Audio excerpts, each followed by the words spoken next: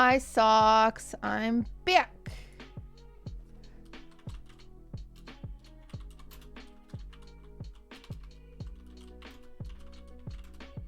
We're gonna see how this goes, boys. We're gonna see how this goes. Trying to find a picture of it.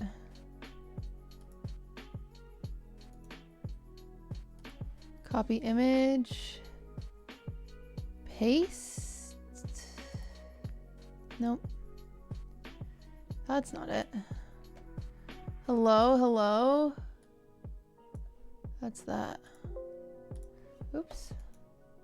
Save image as. Save, and then you drag. Sorry, my skin looks so bad, but. All right. The Legothon. We'll see how it goes. This might just last a minute, you know? So far, I could end right now and we'd be fine. Because I'm matching. Those numbers are matching. I could end right now and be just fine. Hello, welcome back to twitch.tv/QTCinderella.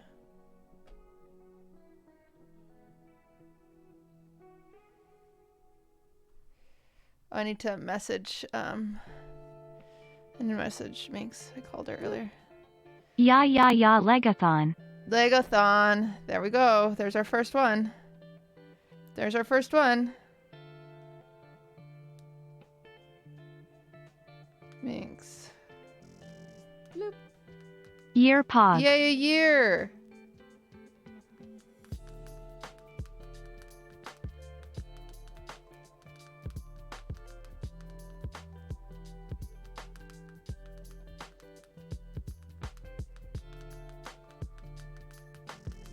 Bloop. All right.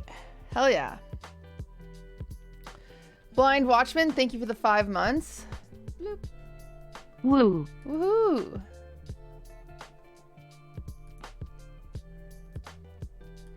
I'll tweet it. I never More tweet my Lego. streams. Live now. With Hey. a...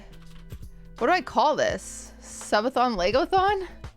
Is that what I call it? Oh boy, this is Pog. going to be a disaster.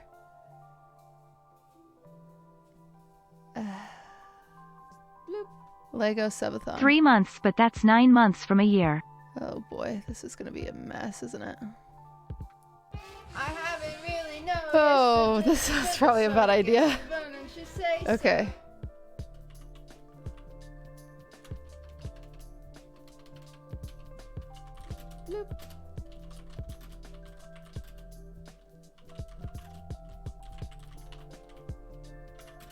Every sub Yay.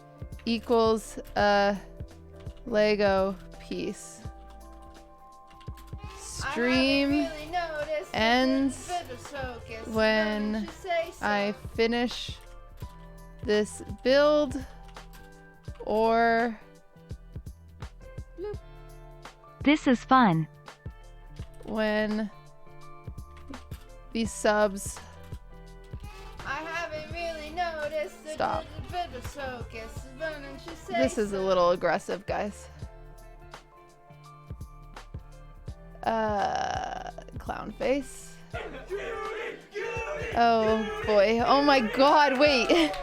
Okay, how about everyone slows down a little bit? How about everyone slows down just a little bit? Guys, we haven't really started yet. POGSLIDE. We could just slow down a little bit. Let me get a little more settled. What do you guys think about that?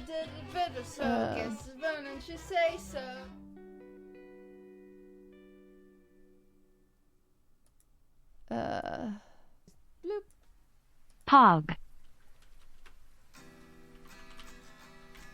.tv/QTCinderella. Hi, do you still love us after what we did on the TV? Never. Mrs. Spider's not scary game isn't even that scary anymore. What? Lego. Please sponsor me. TY.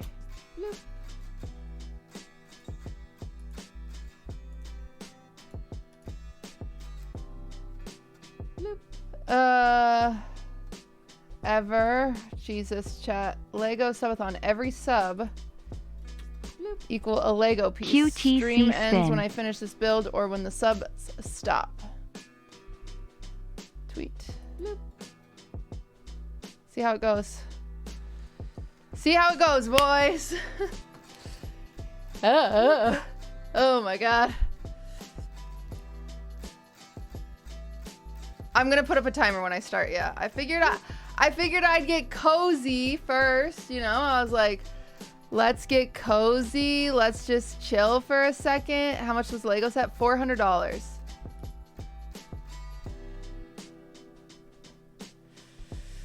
Oh boy. Okay, I have too many people to thank. Sorry, I was distracted. Where are all the people? I owe so many. Bar Rekka, thank you for the 9 months. Skelch, thank you for the 3. Sizzlack, thank you for the 5. Today Gifted. it's my birthday. Feels birthday Oh, man happy clap. birthday. Stefan, thank you for the 4. Clinical Pearl, thank you for the 2. The name's Just, thank you for the 5. 2 cheers for Legos. Hip hip hooray. Frosty hip Geometry, hip. thank you for the 8. Hey Dante, thank you for the 5. Aimless Bunny, thank you for the 20. Oh, that rhymed. That was kind of cute. Pruminera, thank you for the 7. Shenanigans, thank you for the 5. Drooling Drummer, thank you for the 4. Adam, thank you for gifting a sub. Complete, thank you for your brand new sub. The Totter Boy, thank you for your brand new sub. Victor, thank you for the 9 months. Frezzy, thank you for the Prime. Leon ZM, thank you for the Prime. King Pato, thank you for the 9. Baduli, thank you for the 5. That Timoji, thank you for the 2. Ray Swizzle, thank you for the sub. Beto Bunkle, thank you for the gift. And Smitey, thank you for the Prime. Okay. Jeez Louise, Louise. Uh-oh. What's your guess on how many subs you'll get? Like, listen, I don't know. QTC spin, QTC There spin, is QTC spin, 4,800 QTC pieces. spin. My goal is like, maybe like 500, and then everyone will fall asleep, and then I can say that I did it. QTC love, QTC love, And then we'll have QTC 500 love. pieces built. Dab, dab, dab. Bloop. Easy peasy. Zero Biotic, thank you for the 19. Acre, thank you for the 2. And Colon, thank you for the 2. You know? Bloop. Where's the water bottle? Should be fine, right? Seraphim, thank you for the 22 months. Will you finish it even if you don't complete it tonight? Yeah, I'll probably finish it another time. I don't know when, but we'll see. Because, like, most subathons, 1 sub equals, like, 10 seconds. This is a little more intense because a sub could equal 1 second or a sub could equal, like, 2 minutes, depending if I can find a fucking piece to put on it. So, I don't actually know. Moxie Ree, thank you for the 5 gifted. Brad, thank you for the 3. There is 4,000 pieces. Put a timer up. I'm going to put a timer up as soon as I start. Kind of Wonderful, thank you for the 2 months. Fufu Shuma, thank you for the Prime. I want to start off just by chilling for a second. You got a Disney ad? That's perfect marketing for my channel, TBH.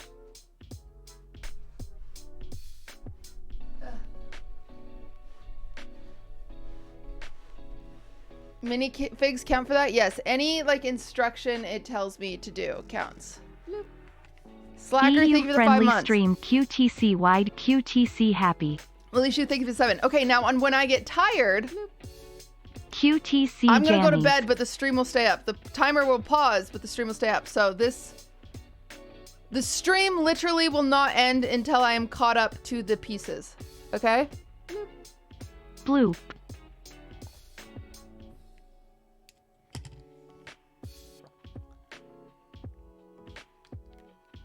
Sparza, thank you for the 22 months.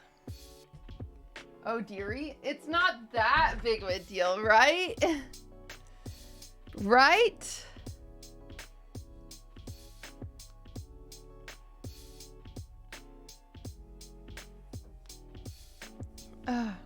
If you catch up, will you wait a bit for more subs? Maybe we have like a... No. No. Do we do like a 10-second timer, or do I just say, bam, done? Is this your first subathon? Yeah, but it like doesn't count, you know, as a real one, does it? I don't think it counts. I think this is I think I'm very creative here.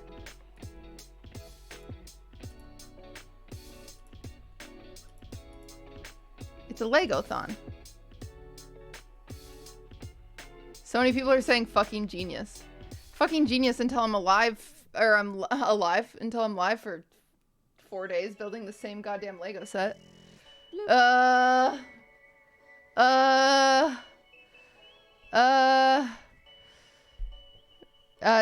Sit McGuckin, thank you for the prime. It's Wetzel. So normally when we do Legos, we do watch YouTube, and so we will probably be watching a lot of Defunct Land.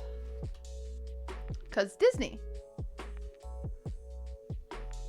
You're talking to people on the same platform that kept 2 different people hostage for weeks. I haven't really noticed True. True.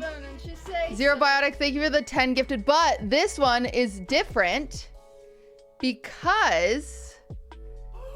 Oh wait, what the heck? Wait, Toph! I missed Toph! Toph, thank you for the 5. Toph, by the way, I don't know if you'd want to, but if you want to come to the Stream Rewards, you're more than welcome. Just DM me. I just don't know if you want to come all the way to LA. Hypers. Gun Metal Him, thank you for the 3 months. Yeah, okay, here's the deal. I think the cool thing about this, instead of a normal subathon, is I have an endpoint. You know what I'm saying? I have an endpoint. Instead of like being live for like, you know, 12 days or whatever, I only have to be live until my thing stops.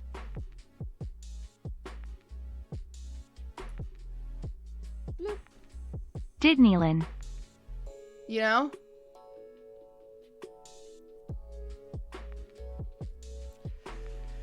Iron Mouse is on 23 days. Yeah, Iron Mouse is also a 20k Andy, okay? I'm a little 1k Andy down here. I started my stream at 10 p.m. I'm not expecting much out of this, but we're gonna see.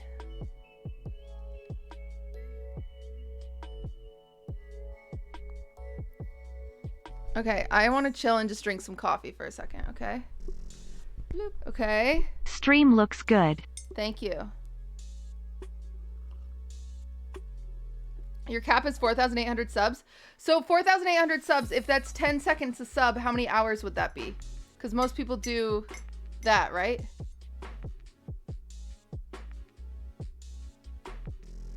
Bloop. Topher, and thank you for the sub.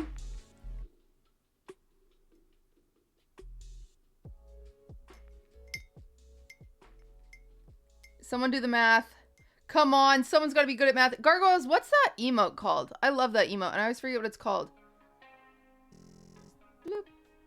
Thanks for the content, QT. 12 hours? Oh. Oh, wait, I scammed myself. Wait, what? Wait, that makes no sense. Don't most people, when they do subathons, 1 sub equals 10 seconds? Wait, I'm a fucking idiot. It's only 13 hours? No? S-Fans is 45? Okay. Pog QT not good at math though. 20 to 60 seconds? Oh god. S-Fans I feel like is really high.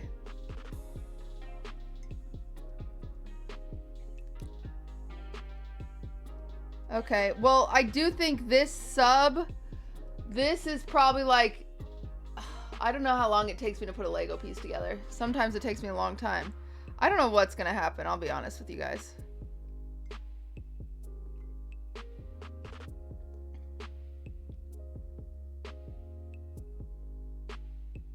His power hour is 90 seconds per sub, I think. What the heck? But I think you can't stop till finished building. It took you 3 hours to build a 1 hour set. It did take me 3 hours to build a 1 hour set, and this is a 18-hour set.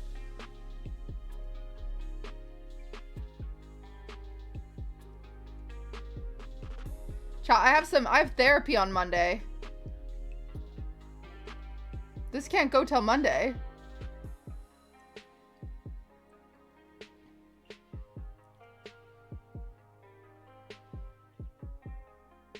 I love therapy. No chat, we're not streaming therapy. Oh god, this is not a good idea. This was an awful idea. You fluffed up? Yeah, I probably should have waited. Anyway, this is the instruction book if you want to see how thick this is that we're just going to get into. This was probably a mistake.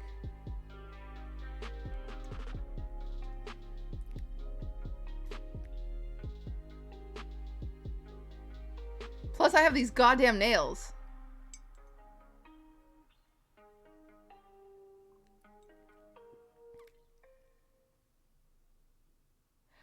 But also, honestly, we're only at 105 subs.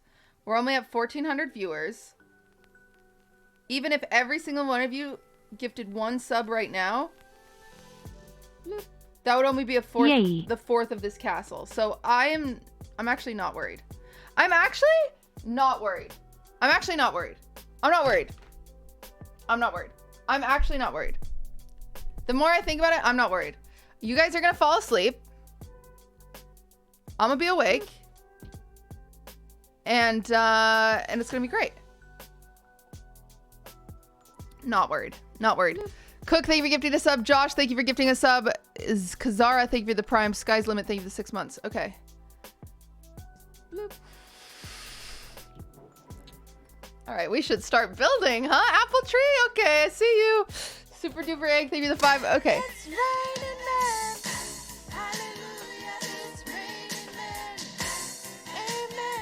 Jello, will you change that from my voice and get Dom to sing it or something?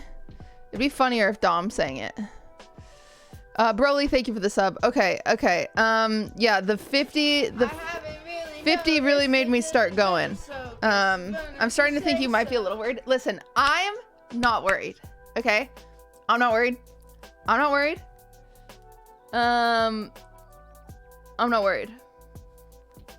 I'm not worried. I'm not worried. Don't say see you in 31 days. Listen, I'm not worried. Even if I was 20 seconds a sub, this would only be a 24-hour stream. I'm not worried. What's it called? Split. What's my thing called? Split thing? Split. Time split? What is it called?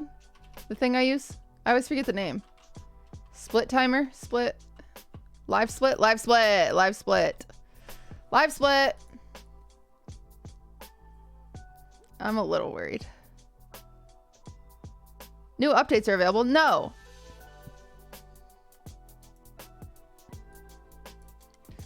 Oh boy. Here, boy. Not worried. I'm not worried, by the way. Not worried. What's crazy about this, though, is when I sleep, it doesn't count towards the subathon. Because I'm not building in my sleep. So realistically, this could last a few days. I should have thought that through. Sapphire Sanctum. But I'm not worried, guys. Second Sucks Juicer, thank you for the 3 months. Wow. I'm not worried. And subs renew. Okay. Yeah, about 100 subs renew every day. It could have been a bad idea. This could have been a bad idea.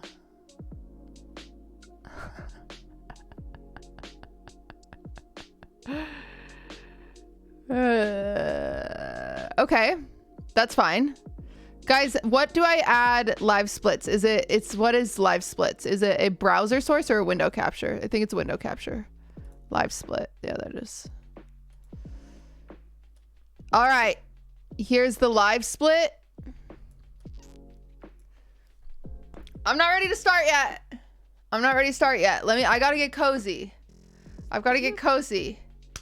Kumquat's down. Listen, we're going to hang out for like the first little bit until I decide we can't hang out anymore. And then I'm going to put on Defunct Land. Just ask the rat for spiritual support. Papeg sit into ratment. Oh my god. I'm not nervous until I see like any of my Oilers talking in chat, and then I'll get a little nervous. But they're all sleeping. Let's go. That's what we're going for.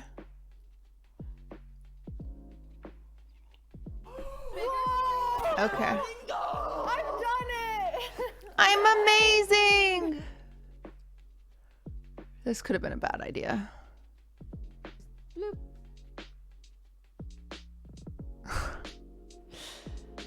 I don't know if I thought this through. It's too late to back out, huh?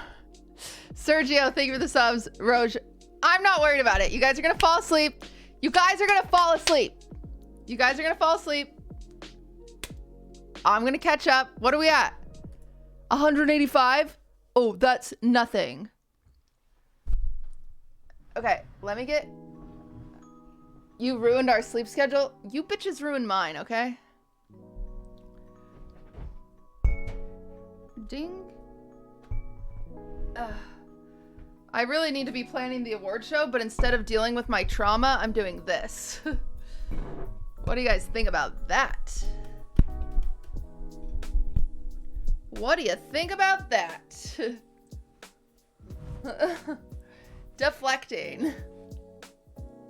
Cutie, you know there's time zones, right? QTC jammies, QTC jammies, QTC jammies. Yeah, but people in other time zones don't watch me. Duh. Oh, this is so bad. Guys, I still want to chill a little bit. I kind of just want to chill and drink my coffee. Can I just chill and drink my coffee? I know I should really start on this, but like I just don't want to. Where's your chair from? In my link in my About Me, I have a link to the chair. People ask me that all the time. I have all my Amazon links. I just put them up. I spent a lot of work on it. We do have a good amount of Australians for some reason. I don't know why so many Australians watch me.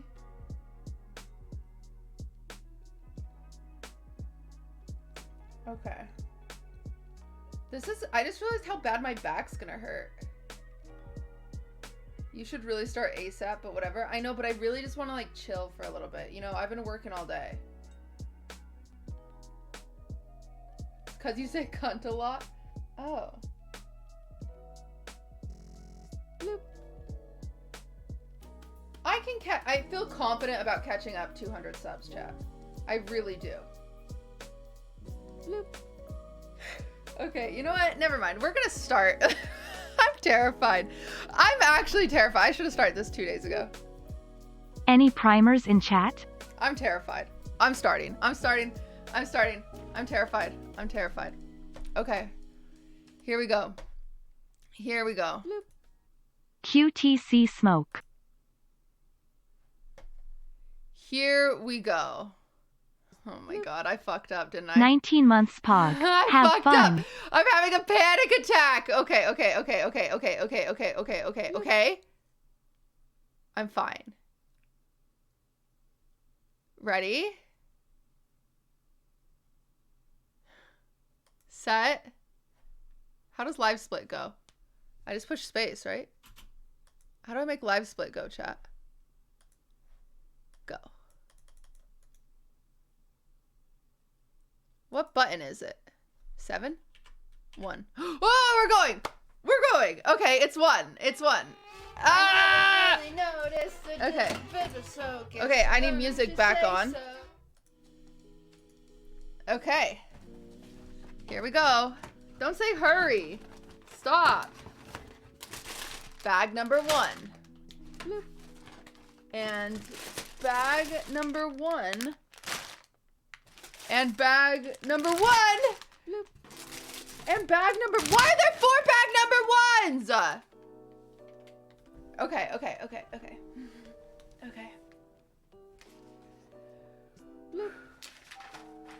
We're fine. This is what they call speed. Yeah. Wow, chat, there's like... Oh my god, this was a mistake. This is such a mistake. Wait, I have a puzzle sorters. Wait, I'm getting it. I know it's coming out of my time. I'm stuck. I'm stuck. I'm stuck. Don't look at my feet. I'm stuck. I'm stuck. Ah!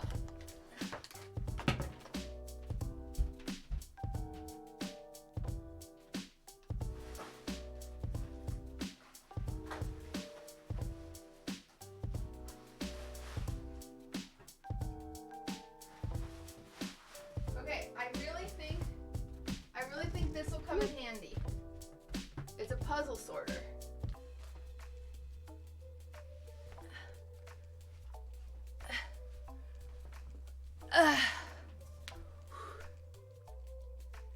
Look, it's all dusty, but I bought it for my 40,000 piece puzzle. Look at that. Wow. Yeah, I'm not an amateur over here. I've just wasted 2 minutes of my time split.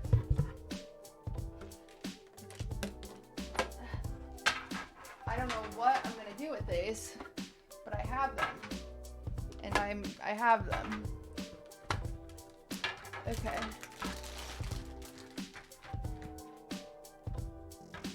Okay, that's a little more subs than I was expecting. Okay, and how do I count them? Do I like count them as I go? Do you count them as you go, chat? There's something in my iChat. This is rude that this is coming out of my time. Okay.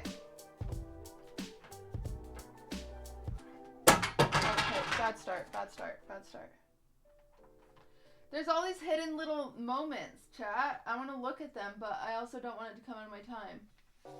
So I guess we just, like, go, I guess. Okay. Okay, chat. Bag. I haven't really noticed a bit of so. Chat, there's something in my eye. Chat, can I restart the timer? There's something in my eye. Thank you, Bihar. Cute No? QT. Okay, really messed up, guys. Kind of messed up. Okay, it says this pack, but it's...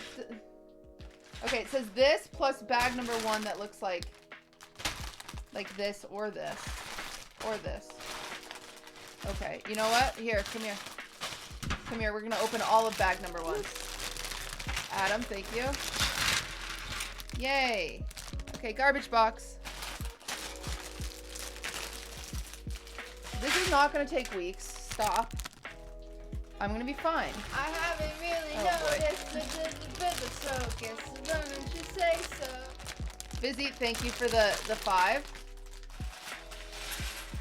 Uh-oh. The biggest goal is not dropping a piece, because when I lose a piece, it really slows me down. I'll be honest with you guys. My nose itches. VOD watchers skip 3 days? No, I'm fine. Listen. So far, I've done none. Should have gotten a larger table. Okay, well, there's a lot of things we could have done better, admittedly. Oh, a little, okay. Oh my god. I've done it! Ah! Amazing! Rudica Donkey, thank you, thank you, thank you. I am appreciative, even though I'm making those noises. I really am appreciative. I'm just a little stressy, labressy. Lado, thank you for converting your sub. Danny, thank you for the sub. I'm sweating. Why am I sweating? Oh god, I almost lost a piece.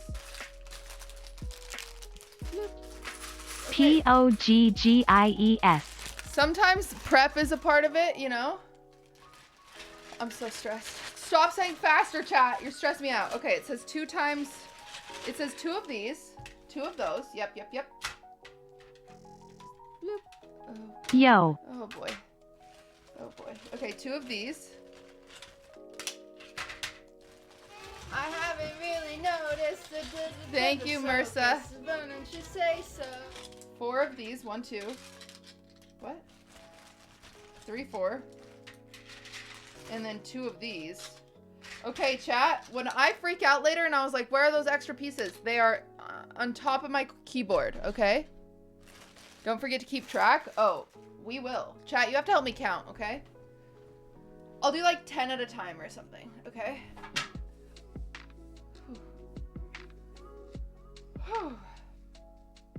Everyone relax just a little bit, okay? I need everyone to relax. Okay. 1 piece.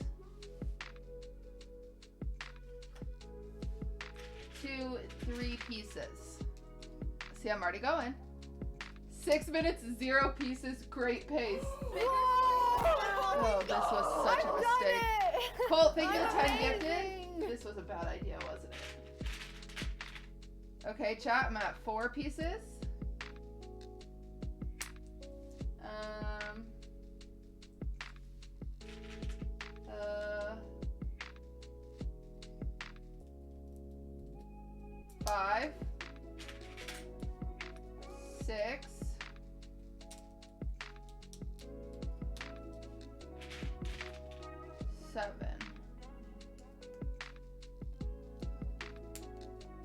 I think like maybe each time I finish like 10 pages or something I count. What if I count ahead 10 pages so I don't forget and then we count all those? Because I'm at 7.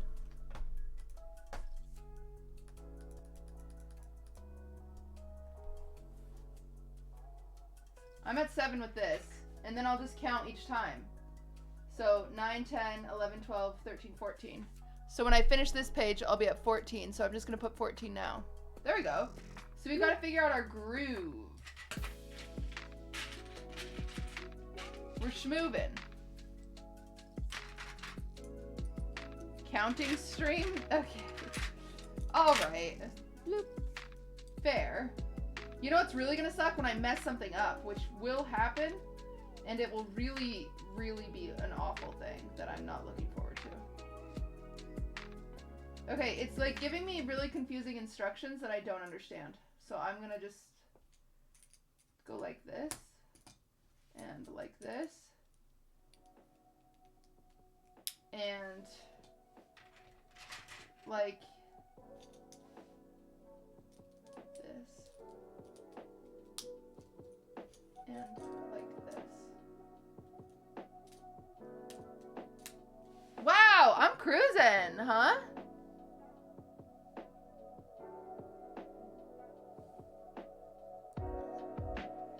Can you can put the instructions on screen in a little box there on the Lego website? Oh, what? Wait, that's so smart. Chat, pause. Can I pause the timer?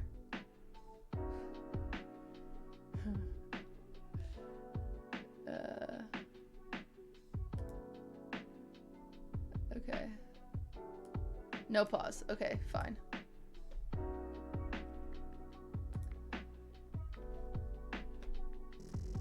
Bloop, bloop. Download PDF. That would actually be so hype. That's such a good idea. Thank you for this lovely idea. Okay, add window capture. We're gonna start cruising soon. I'm not worried about it. This is gonna be such a good, like, background moment. You guys are gonna be playing your games. You're gonna want to check up on me. I'm just gonna be like peepo working. You're gonna be like, oh, just little old cutie doing her little old cutie things. And I'll be like, yeah, smiley face. Why can't I find it though?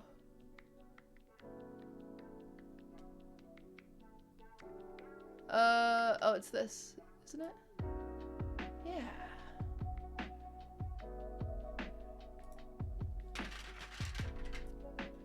Okay.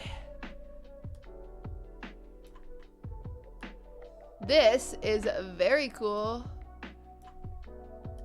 I wish I had a mod that was like in my computer that could be tallying and mousing for me.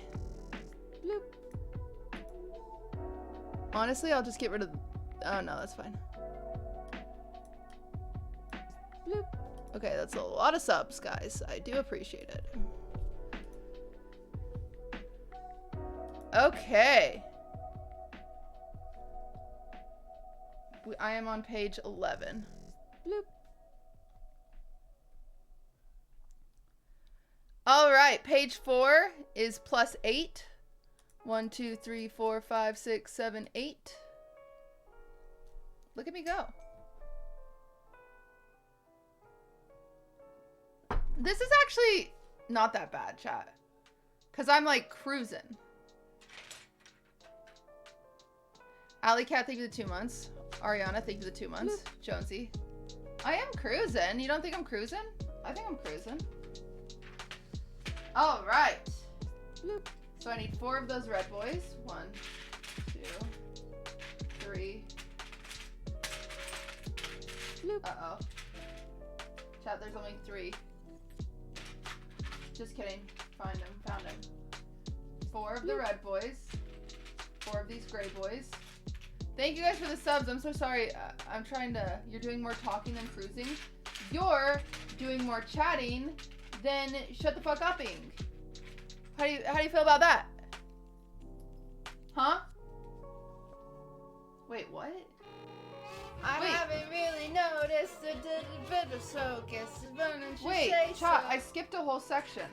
Oh, fuck. Oh my god, I missed. No, I didn't. I just missed these two. Oh, Jesus. Oh. JT Sterling, thank you for the 5 gifted. Plain Bree, thank you for the prime. It's fine. No one panic. Nobody panic. Everything's fine. I don't really have table space. I don't know what to do about that situation. I don't have table space. This is I feel like I'm racing you guys, which is kind of cool. I'm racing chat. I'm super fast.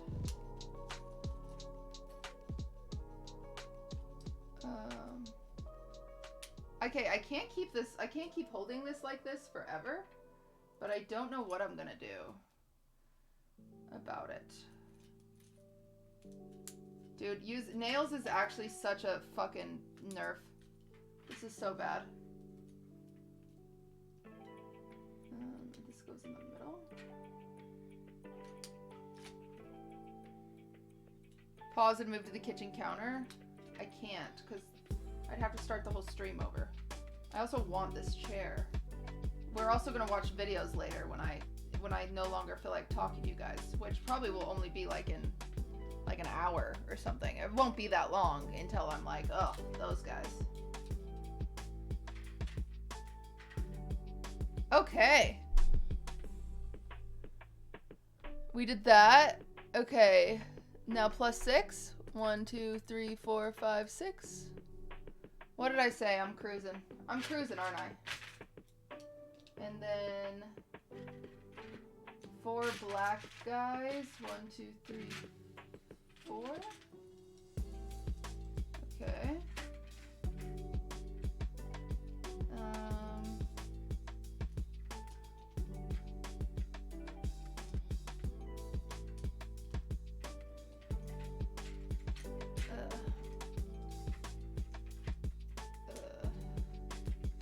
Don't make it weird.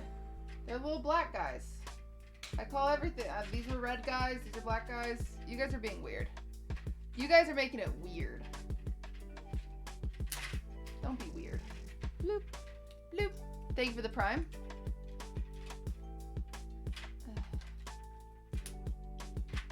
Bloop. Bloop. Okay. Will someone look up the record for this? What's the record for this build? And can I beat it? Not with these nails, I can't. Ow, shit.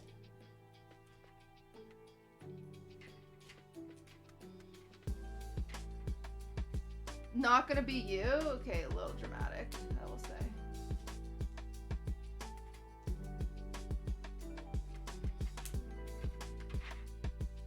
Color doesn't matter. Can you come on? In Lego World, it does. Actually. Bloop. Grouchy Vegan, thank you for the gifted subs.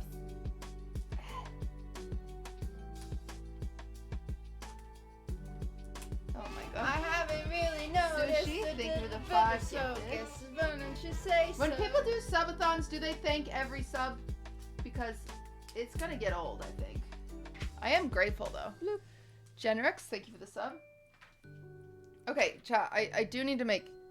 Ow, my back already hurts. My back already hurts and we've started for 16 minutes. Oh boy. Okay, we need to make counter space. For real, for real. This is bad.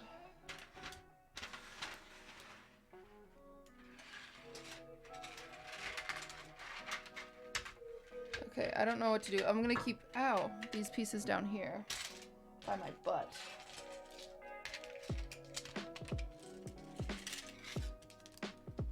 Okay. Bloop. Yay! Look, we got table space, but I can't really see this. Thank you guys for the subs. Thank you, thank you, thank you. All right. I haven't really Skink, thank you for the 5. Okay, this is 1, 2, 3, 4, 5, 6. Bloop. All right, this is actually terrifying. 29 pieces, 16 minutes equals 44 hours. Oh shit.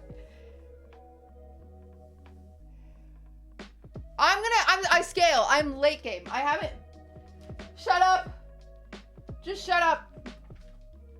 Shut up. I'm scaling. I'm scaling. I'm scaling. I'm scaling. I'm scaling. I'm a gamer. Ah, see, speed. I am speed. I'm speed. I did this wrong. God.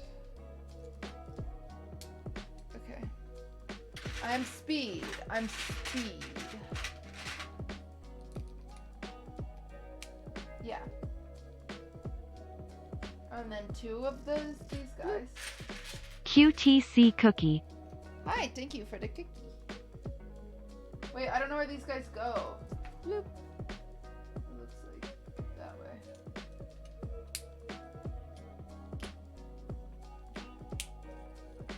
Look, see, I'm getting faster.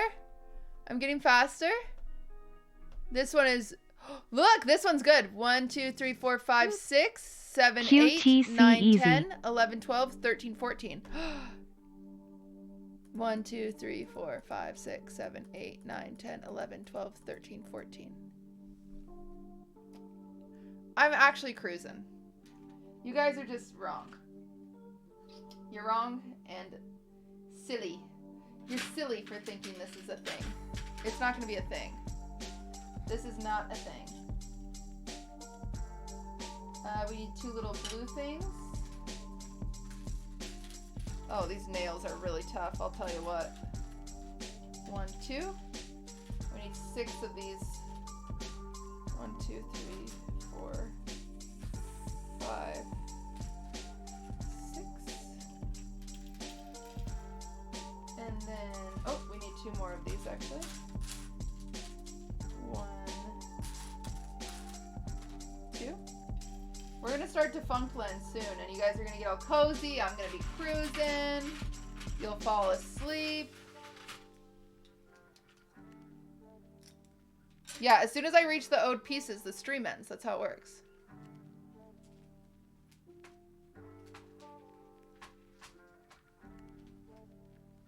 Okay. Alright. I don't get it.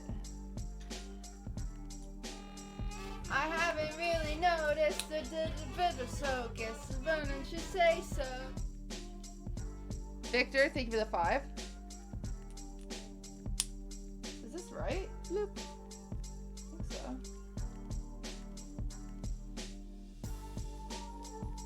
I think this is right. How did you guys make that an emote? What the hell? You guys are weird.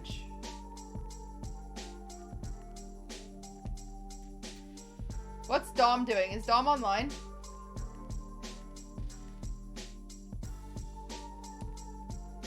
I'm gonna do an impromptu. He is in Louisiana? What the heck? QTC smoke back on my 12 packs a day grind. Somebody ping him.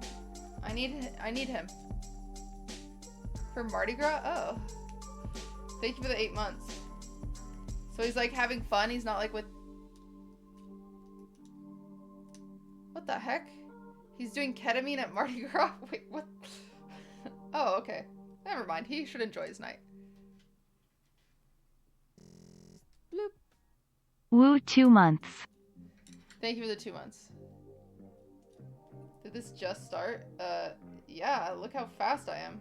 It's only been 10 minutes. Ignore the timer up top. That's just, I gave myself a slow start for the sake of entertainment. What the fuck? Can we do ketamine? No, chat, you can't do ketamine. Okay, I can't figure this out. This is slowing me down for sure. Oh.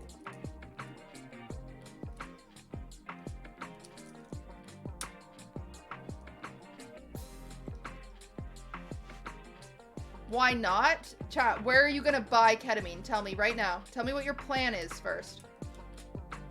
Before you just say you're gonna do it. Where are you gonna buy it? Bloop. The ketamine store?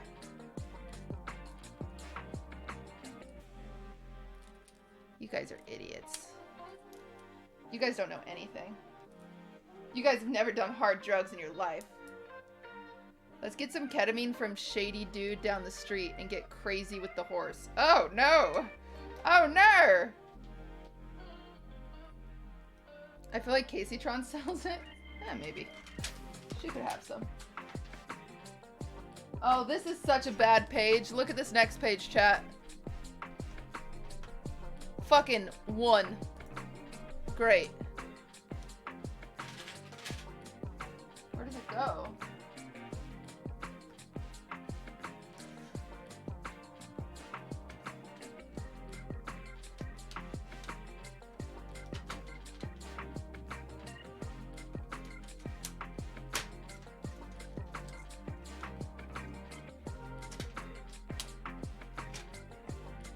Okay.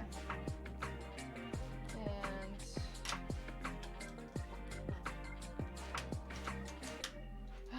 PD. I'm doing it. I'm really good.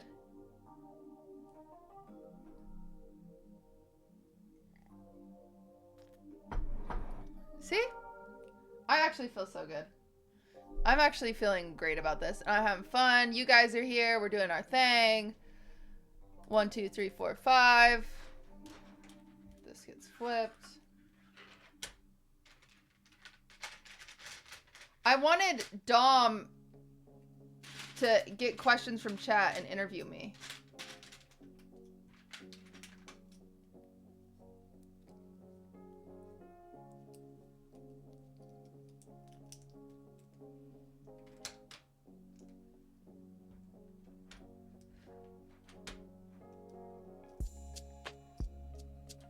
That'd be fun, I know.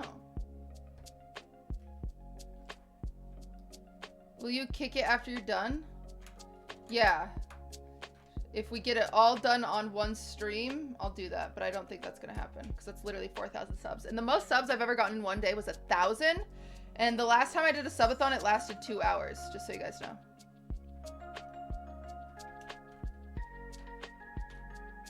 I did a subathon, like, I want to say how many years ago? How many years ago did I do? Was anyone here for that? I did a subathon a few years ago and it lasted 2 hours. It was awesome. Cutie, you've been telling people to save their subs for weeks? Yeah, and then I didn't do the Legothon. So, like, I think they forgot, you know? And then I started it at 10 p.m. on a Saturday night, so they're all outside right now. Oh, not this one.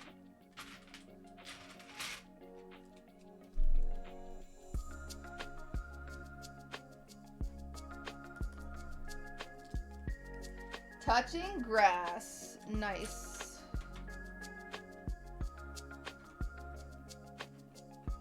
You think we go outside? Well, not you guys. Were you a Lego girl? No, I was way too poor as a kid. I only had like one Lego set and I loved it.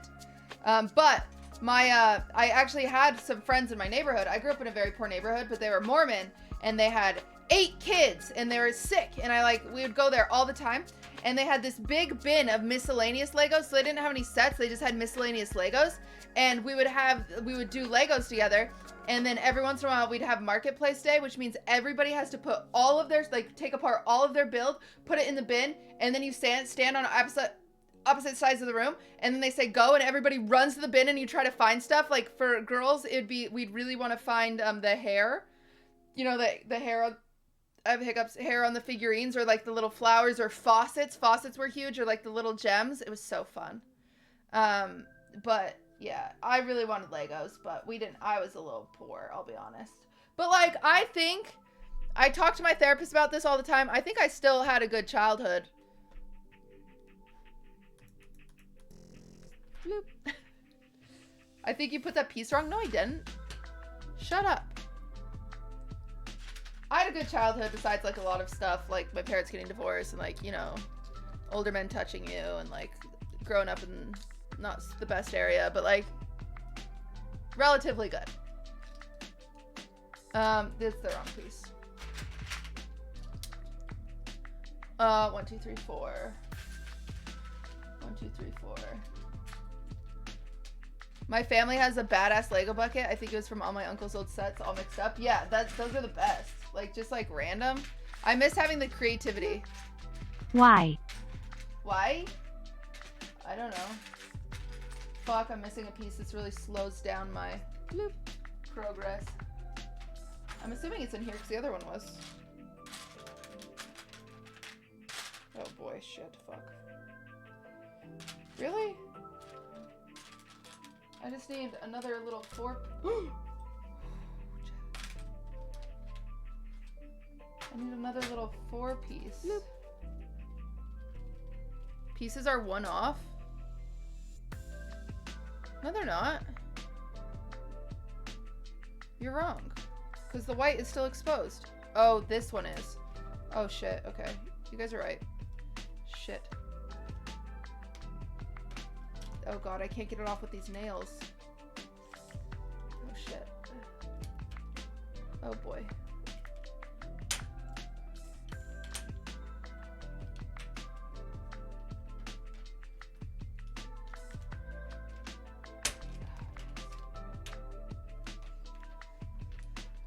Okay. 1, 2, 3. Chat, I can't find it.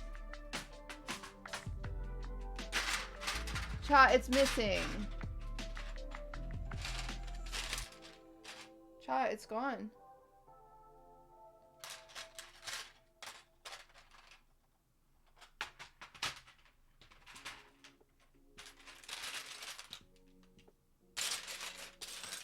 It's definitely not in here. If it... Okay, it's definitely in this one. If it's in one, it's in this.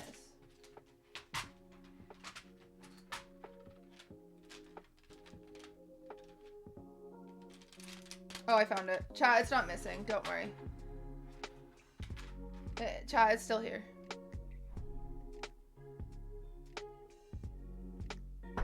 Yeah, I used to try to... I would draw little pictures and I would try to sell them as bookmarks to people. Like, I had like a bit of a hustle as a kid. Trying to make some money. Some funny money. Did I miss something? I feel like this should line up, but it doesn't.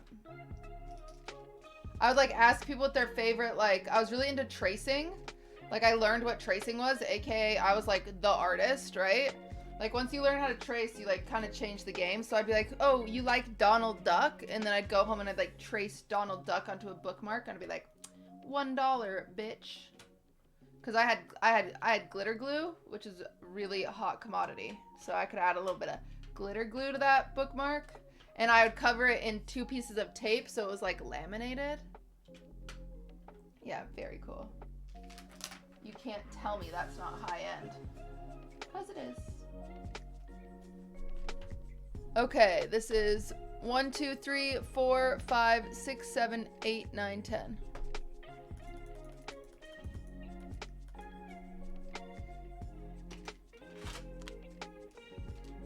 Okay. And it's 2 of these.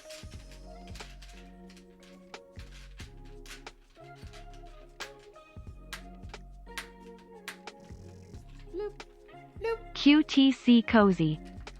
Volleyball, thank you for the 3 months.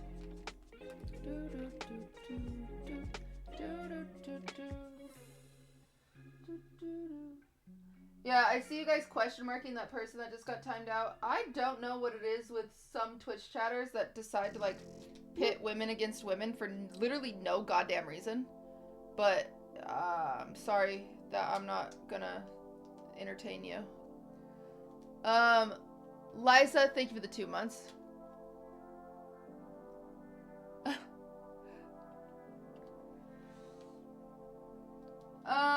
Okay. 6, 3 of these. Nope. Nope. Thank you for the sub.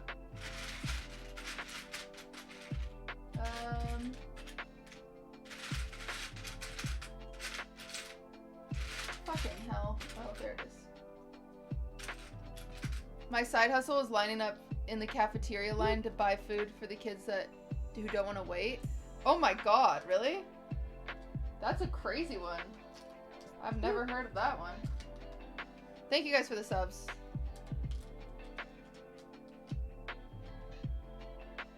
Bernie get fucked? Chat, do you think the award show is going to be good? I'm genuinely very self-conscious about it. I was really confident about it, but I feel like I just keep only getting negative things fed to me, and it makes me feel really sad. And I'm getting a little overwhelmed with the negative things. You think it'll be great? Okay. Will all of you watch it so I can at least have 2,000 viewers, please?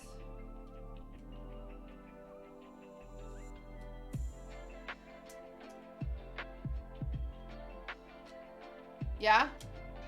Hell yeah. Locked in. 2,000 viewers.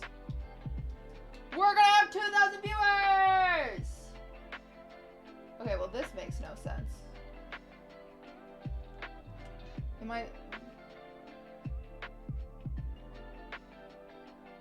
Is this supposed to hang off the edge? Oh. It is.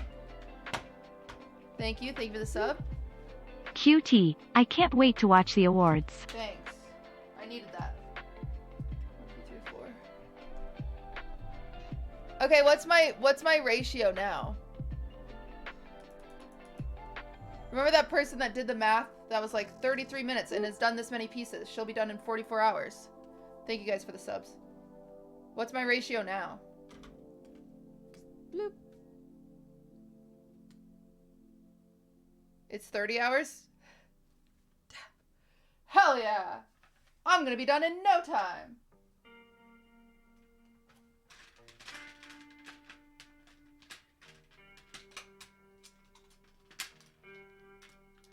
I think people should be paying you to put on more collabs. Honestly, all I want is... I want people more excited. It's really defeating when it's like, when people... I'm not kidding you. When people, like... When I ask people, it's one thing to, like, just be like, no, I'm busy. To, like, not reply at all makes me feel really kind of shitty. Like, I'm putting a lot of work into this. You could at least, like... I don't know. It just makes me feel really bad. And there's, like, quite a few people that, like... just kind of left me on red, and there are people that I didn't expect to leave me on red, and I'm just like, oh, bloop. Chewy, it has been so long. Hello. Fucking Hassan? No, it's not Hassan. It's just other people. It's not a big deal. No reason to guess, but which is crazy because I'm really bad at replying myself, so I shouldn't be talking shit at all, and I'm just being a selfish little temper tantrum right now because I've just put so much work into this. And I'm exhausted, and I just, like, need the RSVPs, and it's just stressful, and yeah, so that's where I'm at.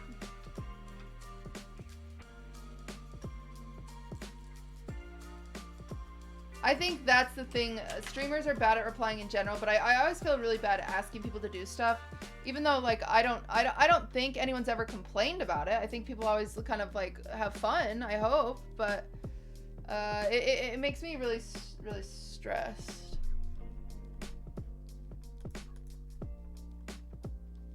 Oh.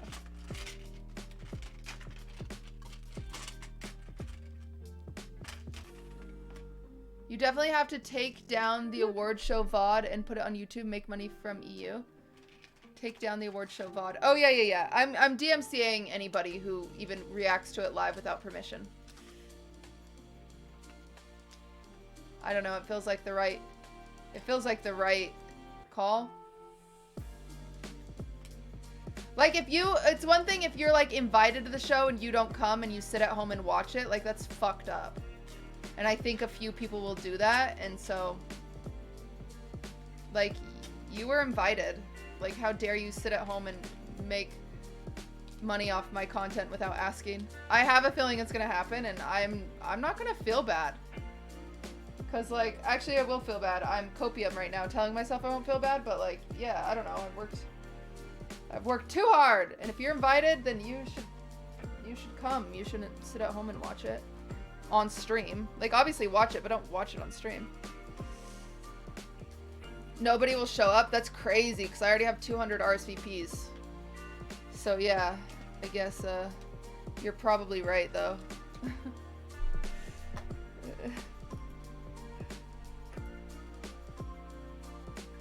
Tyler, XQC, Mizkif won't all come. Tyler won't come, he won't reply to me, but X and Miz are gonna be there.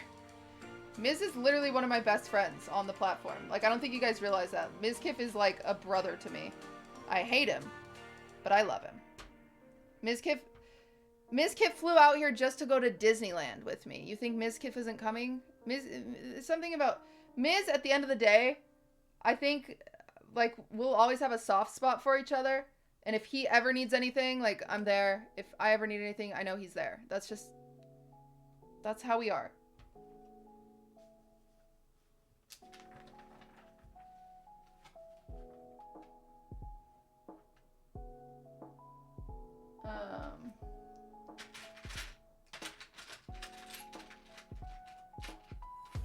He also flew to LA for Oogie Boogie Bash. He flew to LA for Ludwig's Roast. Like, he is always down to clown, and it's actually very sweet.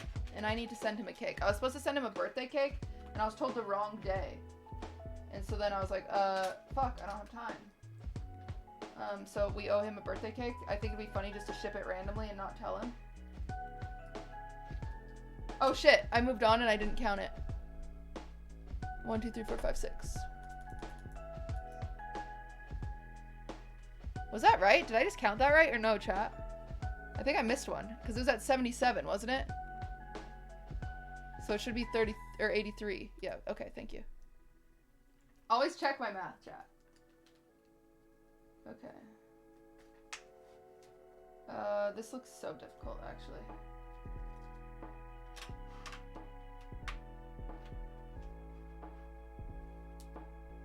There are more not, like, nominated people attending than there are nominated people. Because the nominated people are just harder to get a hold of, honestly. But it should still be good, I think. What I get nervous about... No, I'm not going to say it, actually. You know what my favorite compliment was, though? It's not even a compliment. It was more a complaint when people were complaining where they're like, I don't know any of these people. Ew, I don't know who these people are. Fucking good, bro. Good. Like, so it wasn't just a circle jerk of the same clique on Twitch. Like, thank God. That's literally the point. Listen, we've reached a broad audience. I don't even think broad enough. I wish we were a little more broad, admittedly. But yeah, we reached a pretty big audience, and I think that was pretty impressive. A lot of the nominations really surprised me, and I think that's a good thing. But when people are like, oh, who even are these people? Who even are these nominees? It's like, it's so funny because, you know what's really funny? I'm just going to call it LSF. I don't care. The award show, when it gets announced, LSF complains. They're like, oh, this is just going to be a circle jerk of the same friends. Ew. And then when the voting comes out and it's not that, they're like, oh my God, I don't know any of these people. Ew. Bro. Bro.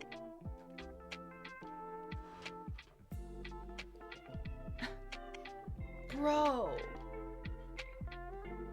No Aiden Rosso? I think the issue is a lot of people, because Aiden had like some controversies this year, so I think that's kind of what a lot of people didn't vote for him.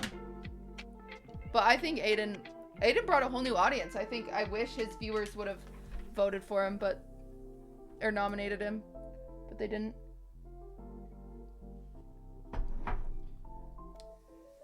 Don't give LSF any attention. It just sucks because they can be such a good community. Like, that sounds crazy, but they can be. They can be such a good community, but at the same time, it's like the mods there are genuinely trying their best. And I think there's been improvement, but goddamn. Goddamn. God damn it. This is weird pieces.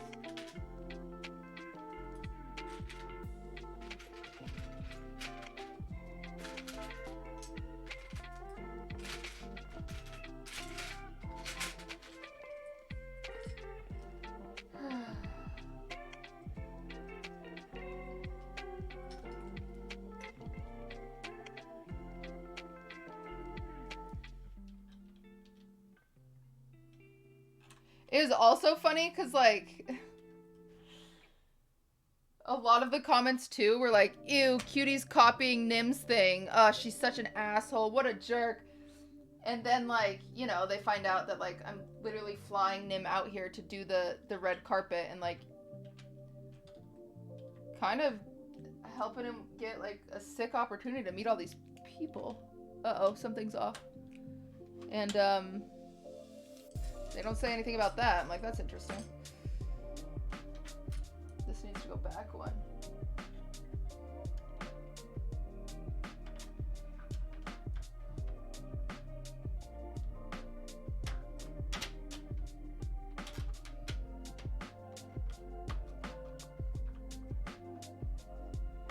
I also did love the concepts. I did love the concept that everyone was like, Cutie's copying Nim when it's a totally different show. And also, like, award shows, like, I'm literally copying the freaking Oscars. Like, I'm not... hello? The Oscars can be mad at me.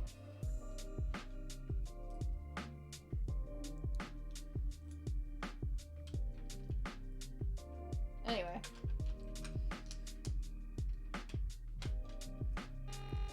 I haven't really noticed a bit of focus. Shiny Evie, thank you for the 5 gifted. I shouldn't be talking this shit. Wasn't Nim's based off clips? Exactly. Nim's is very different. Nim's is based off of clips, off of moments. Mine is based off of the streamers. It's so different. But you can't convince haters, you know? I never will. I literally deleted LSF, like, off my phone, or all of Reddit off my phone, and it's made me a happier person, because I never know what shit is going on, and what this, and what that, and it's like, whatever.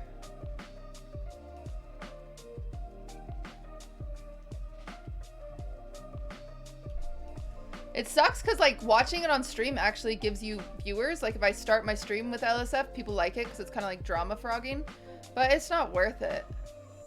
Like, my view count has been down since I've stopped checking LSF, but, like, I can't do it. I can't do it.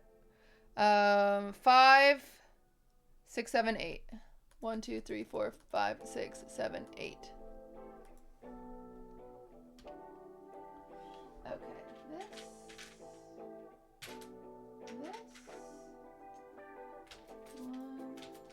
Genuinely though, I do think the mods are doing better at, like, stopping just, like, blatant drama posts from being posted. The issue is the chatters always turn it into drama. Like, the mods of the LSF will delete, like, things that are, oh shit, blatantly, like, taken out of context, or, like, the titles, like, just to drama farm. But it's the comments just, like, oh. If they just turn the comments off, I actually think LSF would be a good place. Imagine if they did that. Imagine they just turned the comments off. Why not? The clips are funny, usually. They really should. I can't get my nail in here.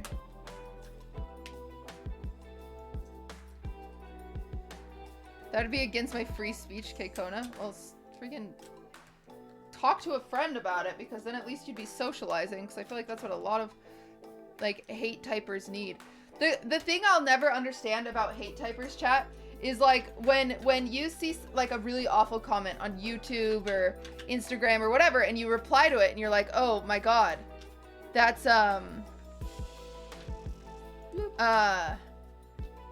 like, you reply to it and you're like, wow, that was really mean. They always reply with, I didn't think you'd see it. And it's like, oh, so you just thought you would just, like, say something awful about someone to the universe and, like, you could get away with it consciously because you didn't think it'd be seen?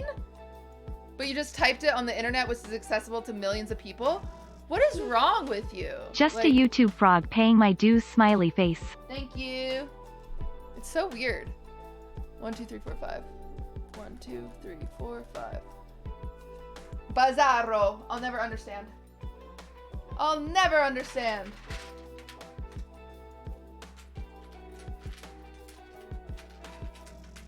Bloop, bloop. Lol.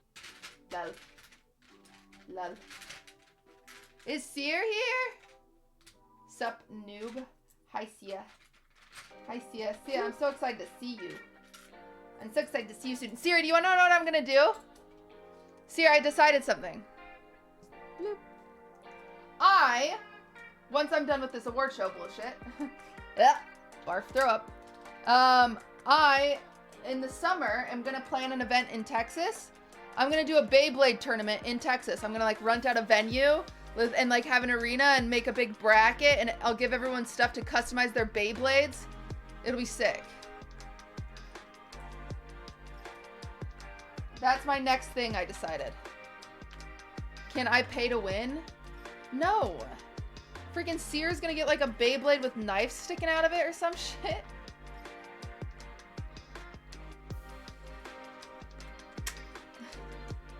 Seer's already on eBay looking for like the most mega Beyblades. What if they have their own Beyblades? No, I'll have a bunch of supplies there that they can like pick and customize with, you know? Is shit camp a one-time thing or year-round? It's a 2-year thing. Milena does shit con and I do shit camp. So shit camp is at the end of the summer and shit con is at the beginning of the summer. I talked to Milena. She does plan on doing shit con, but I don't think it's like her #1 priority right now. She's got a lot going on at the moment, but I'm sure there will be something.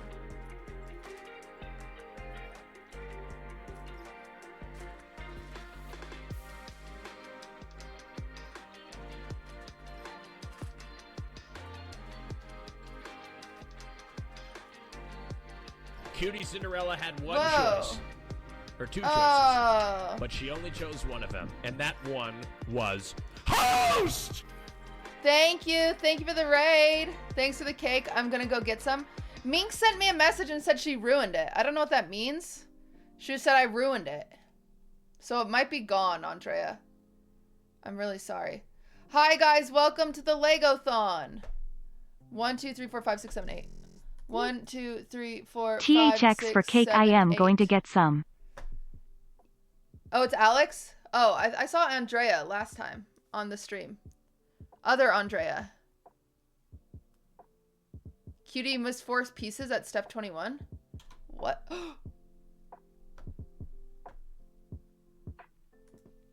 What?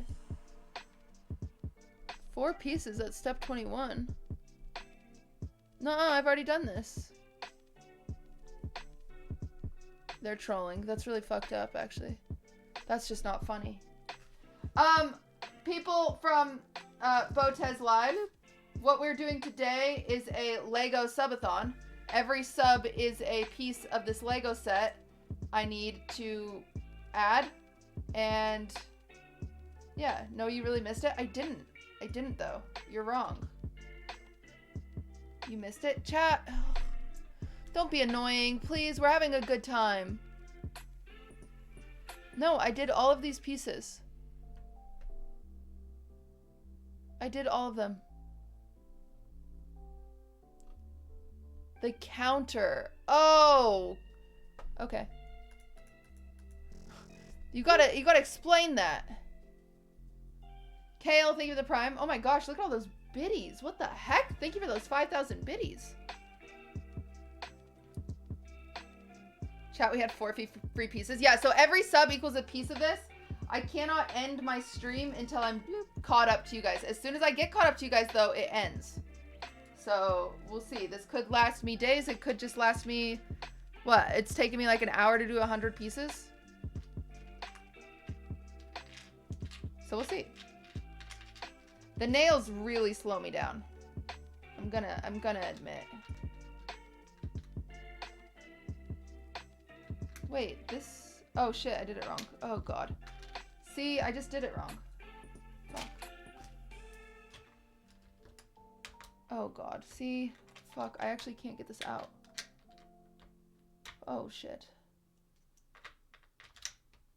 Oh, that's so bad. Oh, boy. Alright. I'm gonna get caught up soon. I don't think I'm not gonna get caught up, chat. I think I'm kind of cruising, and you guys underestimate me. And I'm gonna get caught up in no time, And y'all are gonna run out of money, and I'm gonna say, haha. Love this stream. Thanks, Julian. I'm gonna say, haha, good night. And that's how stream will end.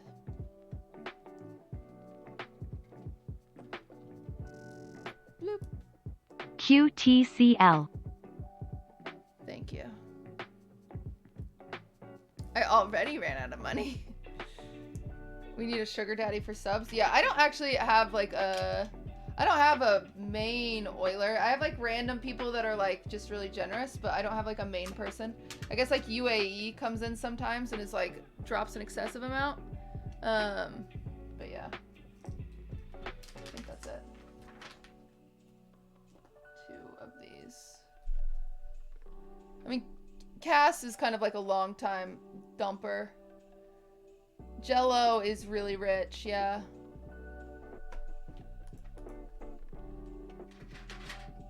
There's a few. Dumper. He does. Cass has dumped way too many subs on this. Cutie Jello pops in randomly, true. Wait, where does this go? Wait, does this go here? Yeah. Wait, doesn't fit. Wait, what?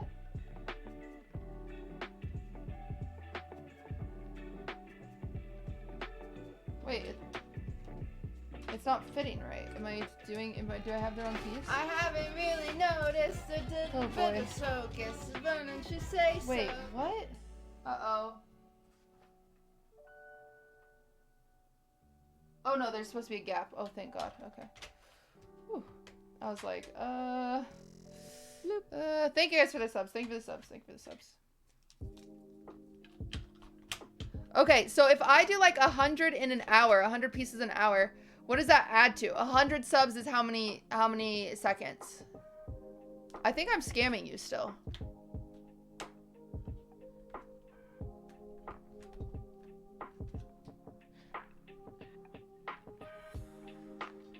It's a little scam? Hell yeah. Essentially, what I mean by scamming you is like a normal subathon is like 36 seconds of 100 per hour. Oh, that's actually not good. Okay, I'm not scamming you. I'm actually, you guys are doing great. You're getting your money's worth.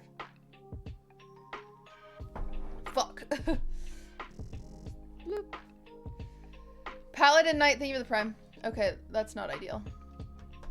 1, 2, 3, 4, 5, 6, 7, 8, 9, 10, 11, 12. 1, 2, 3, 4, 5, 6, 7, 8, 9, 10, 11, 12. Bloop. Play Elden Ring? No. Thank you guys for continuing your subs. 1, 2, 3, 4. 1, 2. 1, 2. 1, 2. 1, 2. Bloop. I'm still confident in myself, chat. Thank you for the subs. Thank you for the subs.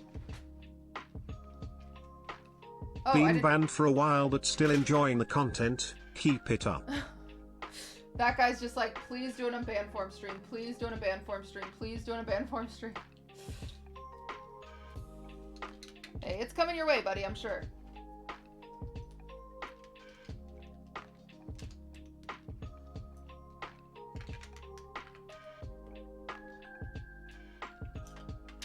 The nice thing about this is like the biggest thing I'm anxious about right now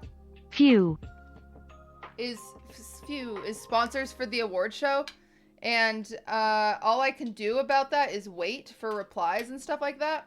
So this stream is good for me because it's keeping me very much so distracted from all that stress and anxiety. DS Max says check Discord. Uh-oh. Why does that stress me out? What, DS Mac? You have me stressed.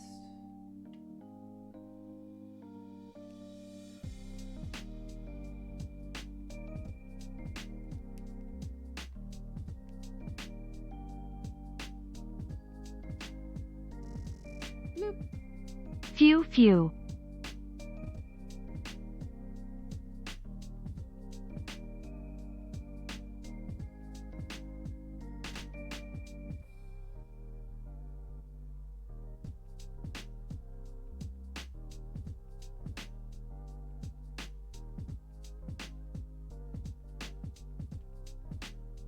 Oh.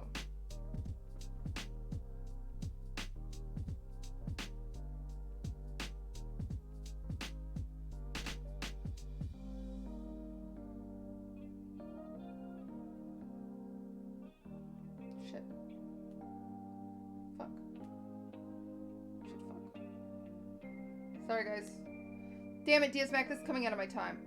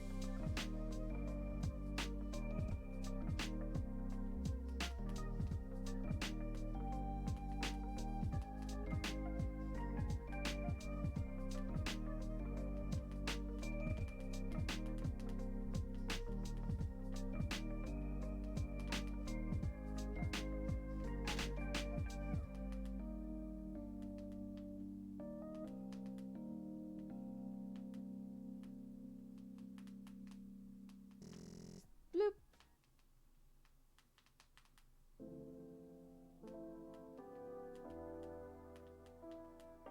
Sorry guys, DSMAC has hemorrhoids and was asking what I would recommend.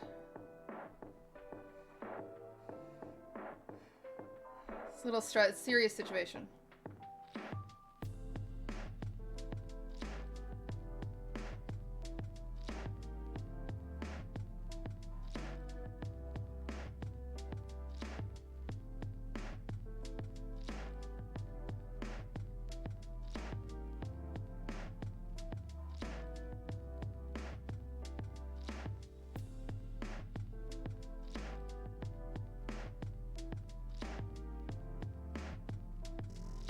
Bloop.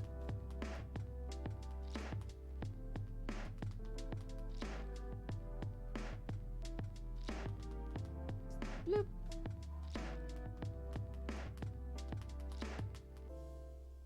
Sorry.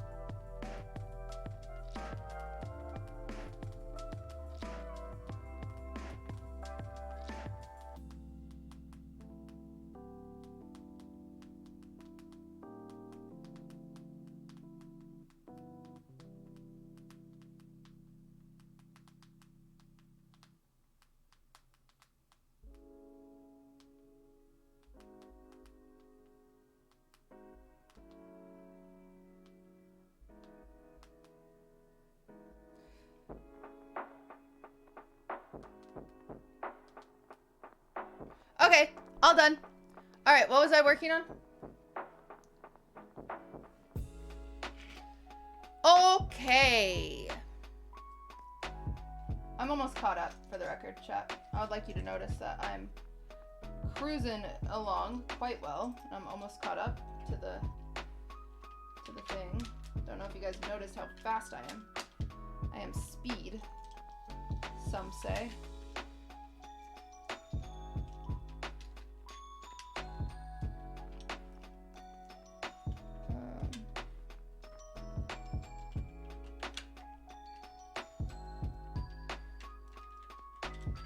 One-third. Yeah, pretty good. Pretty good. I'm in a groove now though.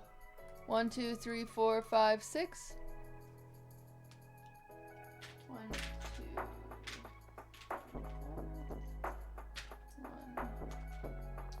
1, 2. Oh, I hate when it gets full because it's harder to tell where you're putting things. I will say that.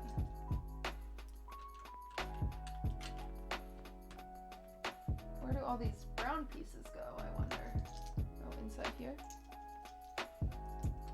See, I'm cruising. I'm so fast. Where can we buy the phone case? Well, wait. I'll have an ad for it in a YouTube video probably this week. So wait, because I might have a code for you. Garbo Air, thank you for gifting us a.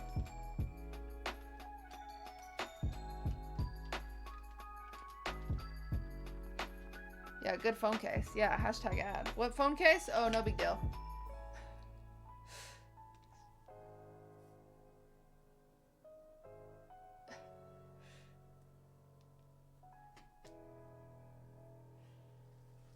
Stop distracting me, chat. 1, 2, 3, 4.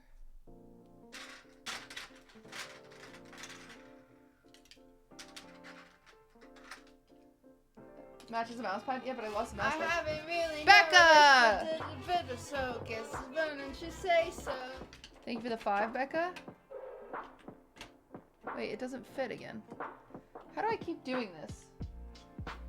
How do these keep not fitting? Oh wait, this one fits.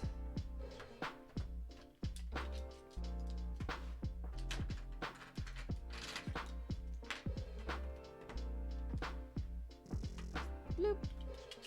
Bloop. Oh, this one fits. Wait, what did I do wrong? My greatest creation? Oh, this is not lined up right. Wow.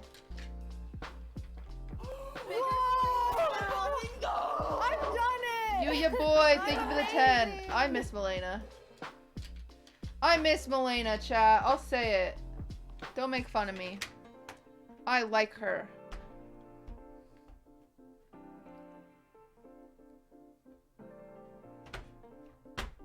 Okay.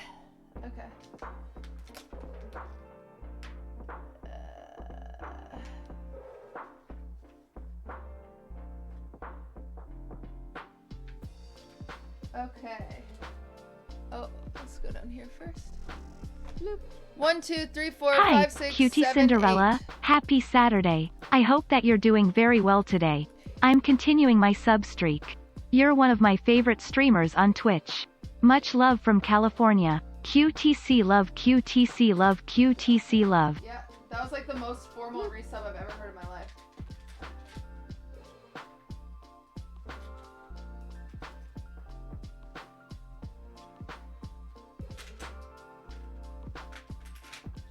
Why did TOS sound like a human at the start? I don't know. It was so strange.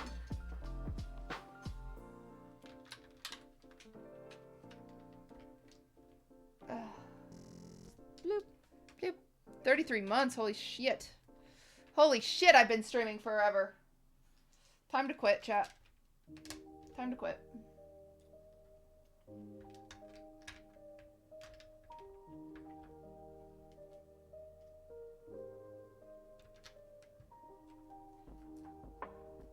Do you know what I'm happy about is finally Ludwig has been like on YouTube long enough that people have finally stopped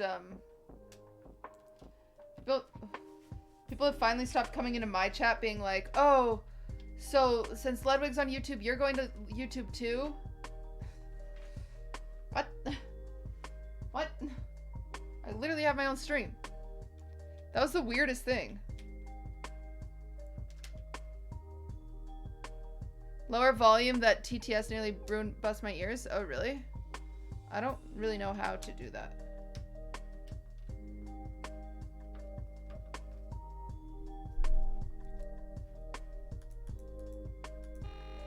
I haven't really noticed a bit of focus. Why don't you say so? Thank you for the 5. Cutie, can you tell us if you're going to YouTube? I am not currently going to YouTube, chat. I've not been offered anything. Now, if I get offered stuff, you know, that might be a different situation, but I've not been offered anything from anyone.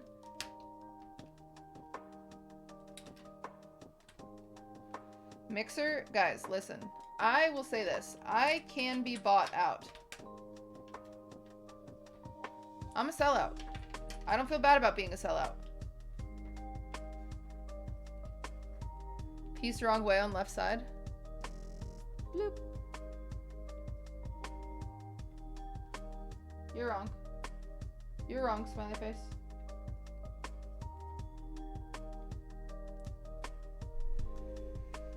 You're more of a Facebook gaming type gal? Oh, really?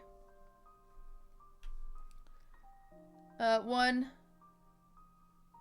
2, 3, 4, 5, 6, 7, 8, 9, 10, 11, 12, 13.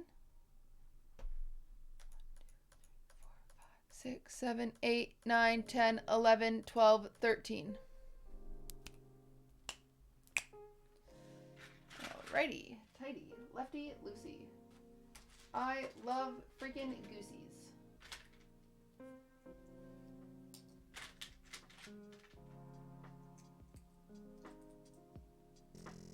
Bloop. Thank you guys for the subs. Bloop, bloop, bloop. That was a good sub noise. All thanks to Amroot. Oh, I didn't change my own page.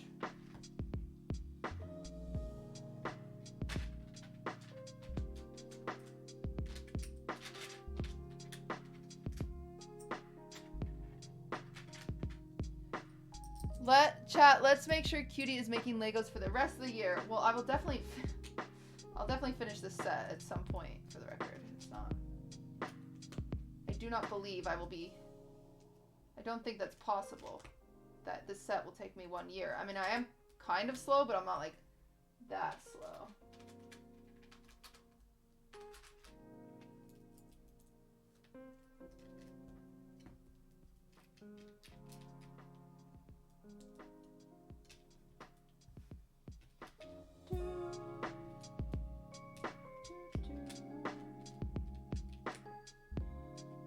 Okay.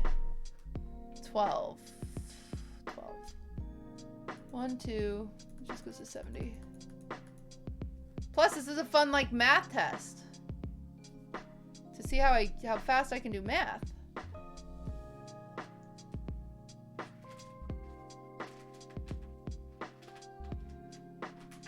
It's not fast.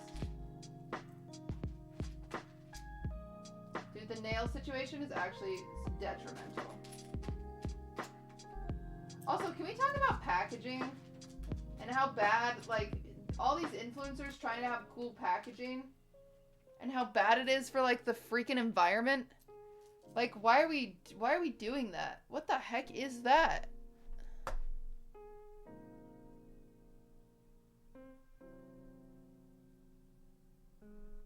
I have never seen that Jake and Bake emote in my life.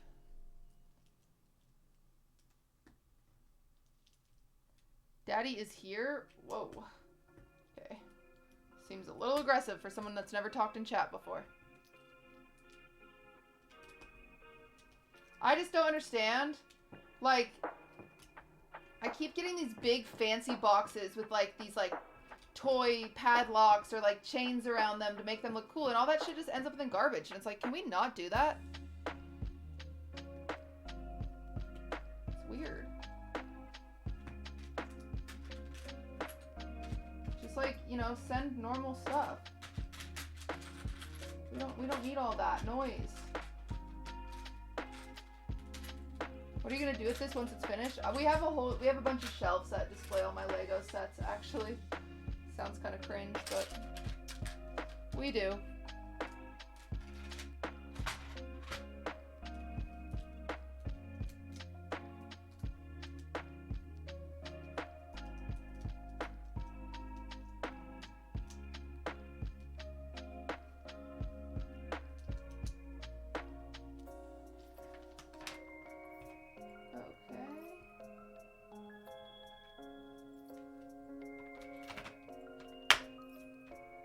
That looks pretty.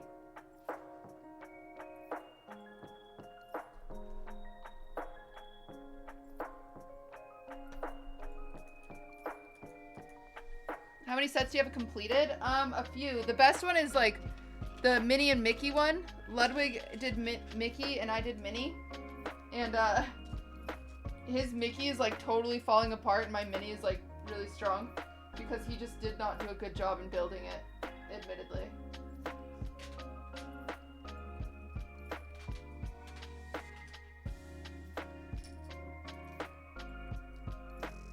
Bloop, bloop.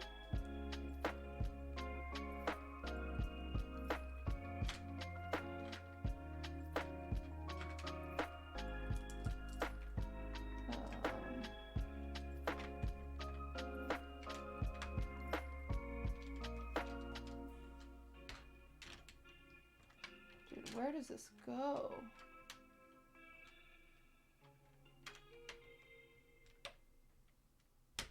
I think it goes there. And then this goes here. This could be wrong. I am fully guessing right now.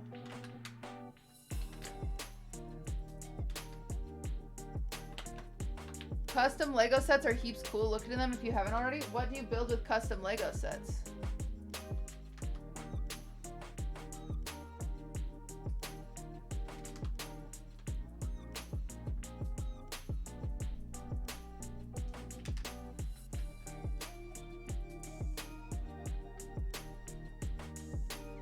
One, two, three, four, 5, 9.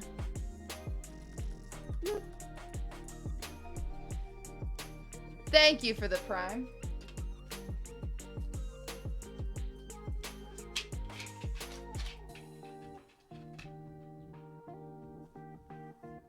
Wait, chat, what? Oh. Oh. Wait, I have an extra one of these. Okay. Stop getting... Cutie, stop getting overwhelmed. Just one step at a time, okay? One step at a time. Dum dum.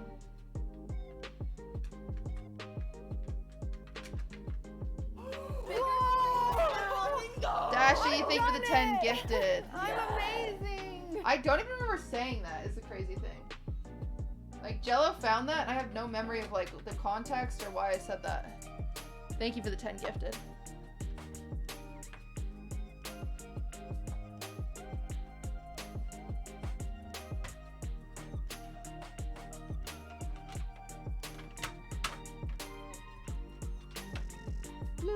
Moose face, thank you for the prime.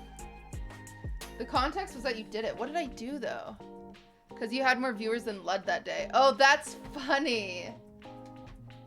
That's very funny. Oh, I had Nick and Milena. That's a big buff. With them, you can get as many viewers as are in the world.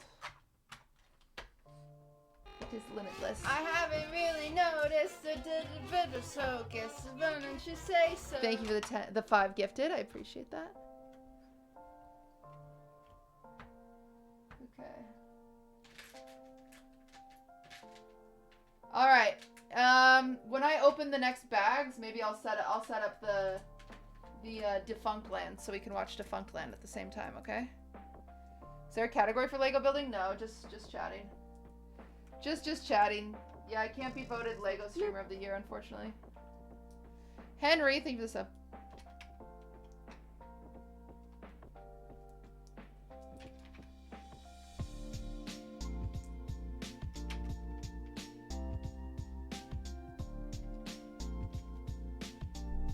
There's a crafting category? Yeah, I don't really consider this crafting.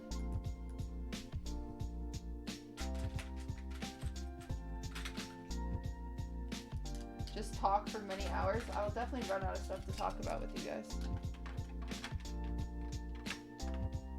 Guys, guess, did I tell you how much the... Yeah, I did. I remember. Some of you weren't here. Earlier, I was talking on stream about...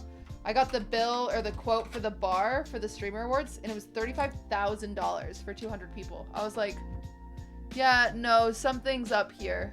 Something needs to be removed. I was like, I'll fucking bring my own booze. Like, I'll go to Costco. Like, just charge me for the bartenders. Yeah, so we have a call scheduled to go over that. BYOB! Yeah, Tell all the streamers to bring their own drinks. That'd be funny.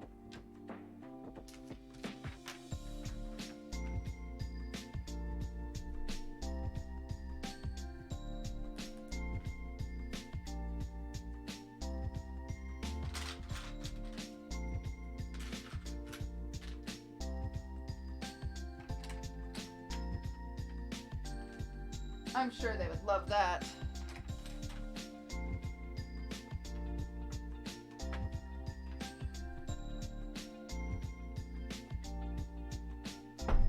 Yeah, show up. Excuse me, bartender man. Have you ever heard of wine in a bag? Hi, QT. Because we prefer that. What is this? 9, 10, 11, 12? Yeah, 12.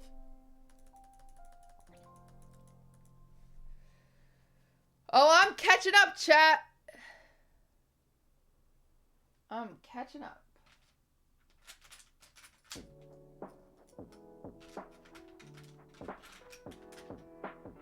Is this uncapped? It is. The cap is when this Lego set is finished, so I guess the cap is like 4,000, which will be 2 days, we've decided. The cap is 2 days. Get it sponsored by the Rock's Tequila. Rock, can you sponsor me, please? Oh my god! Chat, what was that vodka company? Remember forever ago? There was a vodka company that... I should DM them.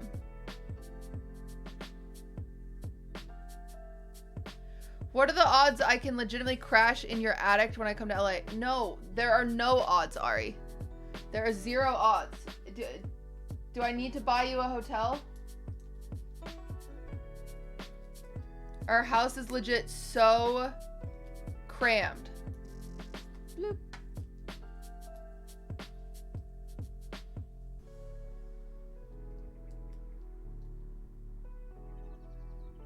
Because we have Maya here, we have Taylor here.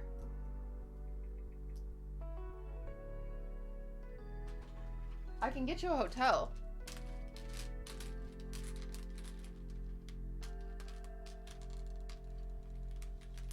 Me and Slime are best friends, we'll share a bed. If you said that to him, he would literally ban you. Or block you on whatever platform you would say that to him on.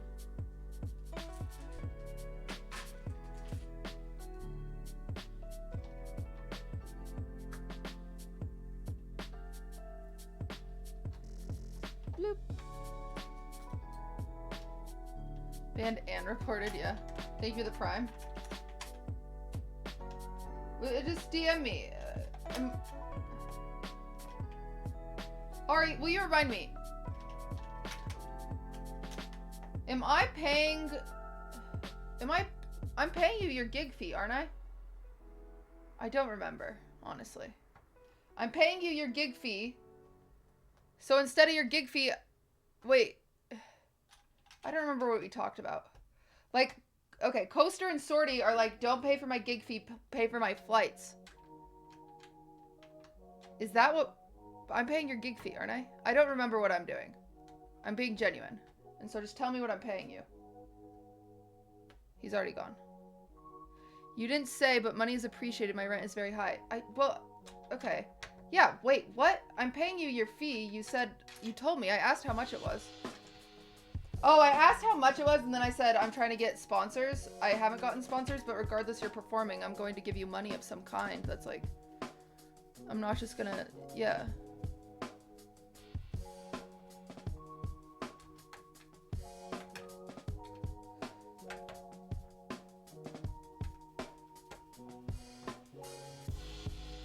We'll figure it out. Give me a day or two. I'll DM you.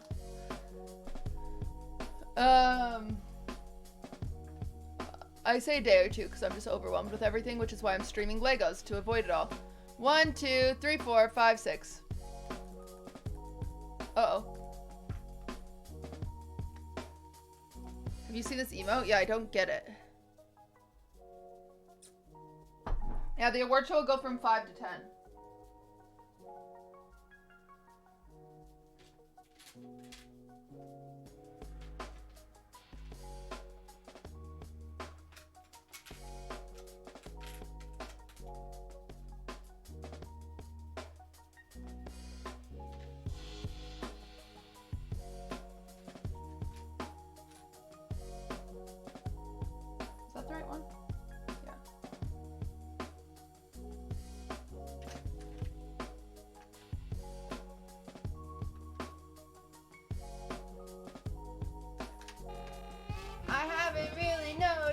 It's HK.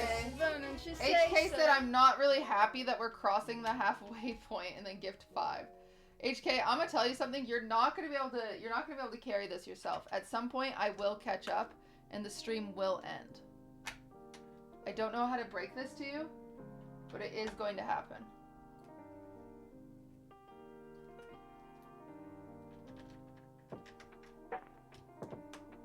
Gotta go snowboarding, have a good time. Ooh, that does sound fun. Snowboarding sounds fun.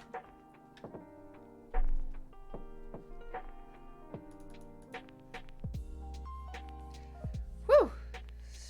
No, Sag.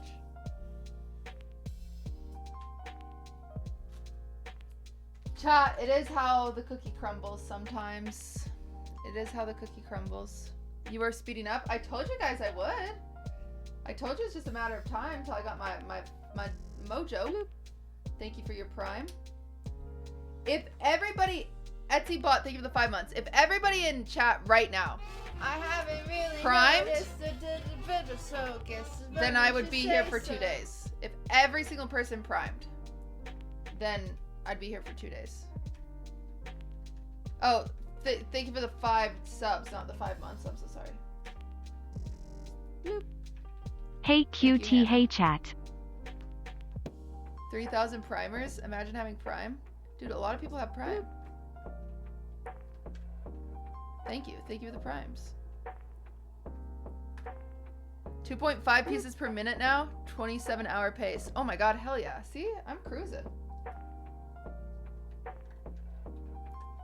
These pieces are really hard because of my fingernails. If I didn't have fingernails, damn, she'd be actually flying.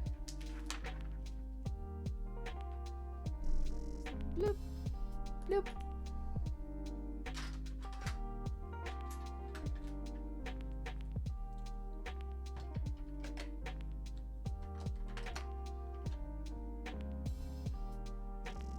Bloop. Reviving. Oh, chat, I'm gonna need a massage, straight up. Straight up, chat.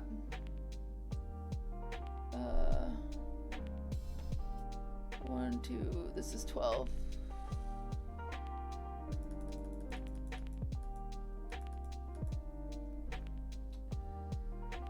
Okay. 1, 2, 3, 4. 1,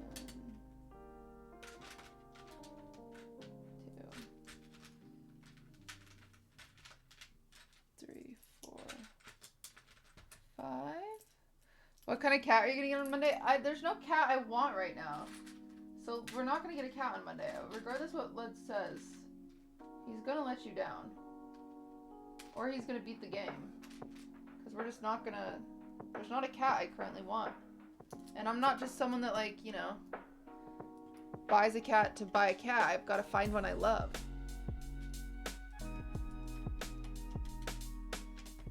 I want to name it Nar. Wait, what? Oh, you want a Siberian? You want your own cat. I thought you were trying to name my cat. I was like, Maddie, I don't have a cat. Well, I have Durs.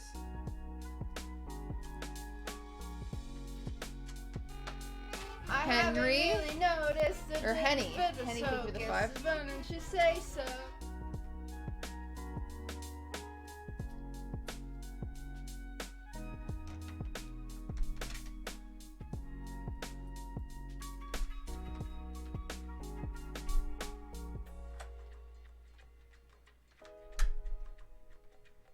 He is miserable though. I went on a walk with him. Me, Swift, Lud. And I was like, are you at least having fun? He was like, no. No. Name it Rathu? Absolutely not. 1, 2, 3, 4, 5, 6, 7.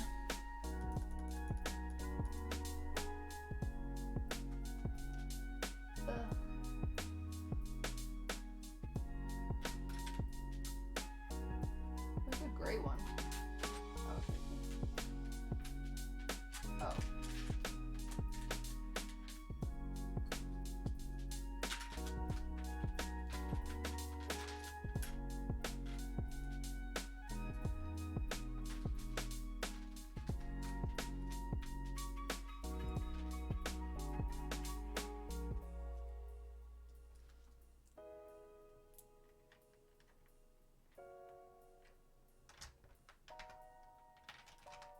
Zoil spent 7 hours on one boss. Why are people playing this game? It seems like miserable simulator.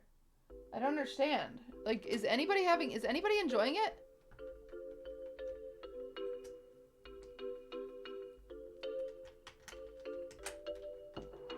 No other games? Okay.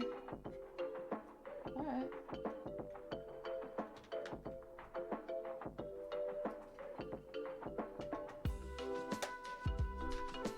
Aatrox spent 7 hours on an optional boss? Why?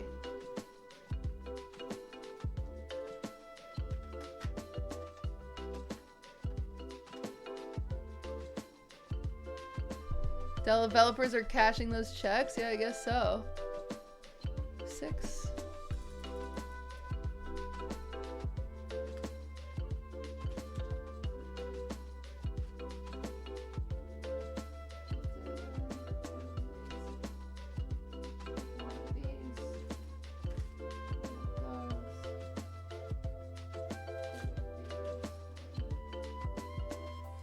Hanging off the edge just made me so paranoid. I haven't really noticed the HK, thank you for the 5. Don't you say so?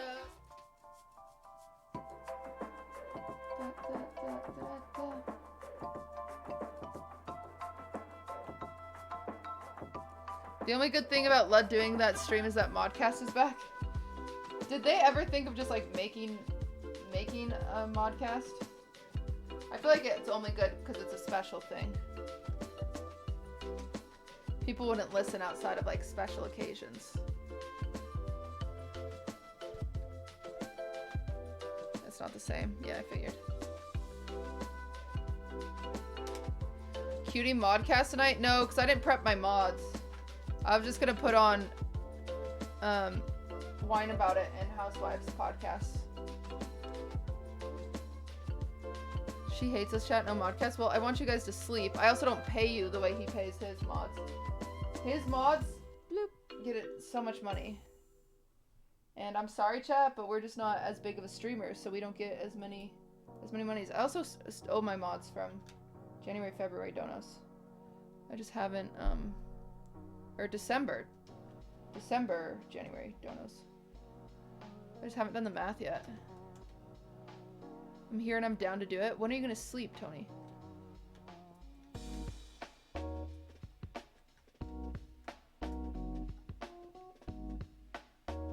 Yeah, don't do it, homie. Everyone's saying don't do it. Exactly. See?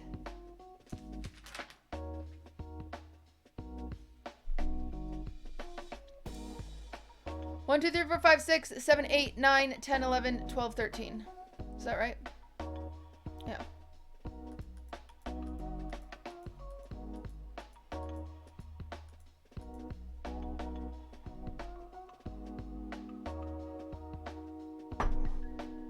Ah.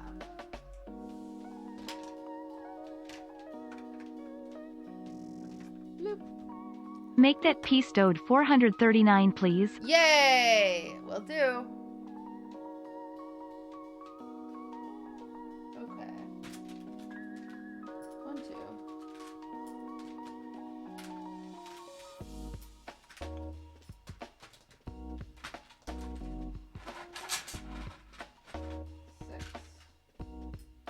I will say these things make it so much easier. I'm happy I got these for the puzzle I never did. But I'm so happy I got them.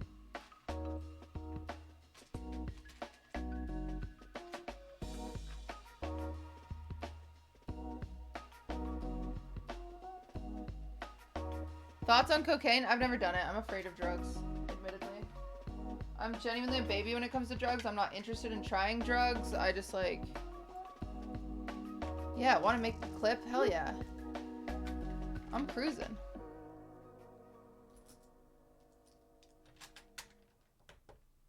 I actually love that stat. Did you finish the puzzle? I never started the puzzle. It's in my closet after a whole hell of a lot of trouble getting it.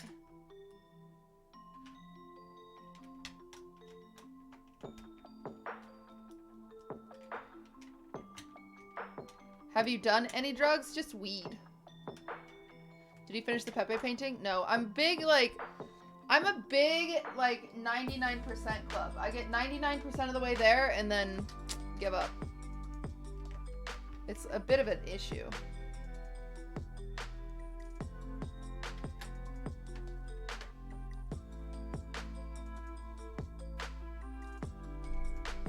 Is what you're wearing a shirt or your sweatshirt? It's a sweatshirt. 5, 9, 11. Oh, not like that.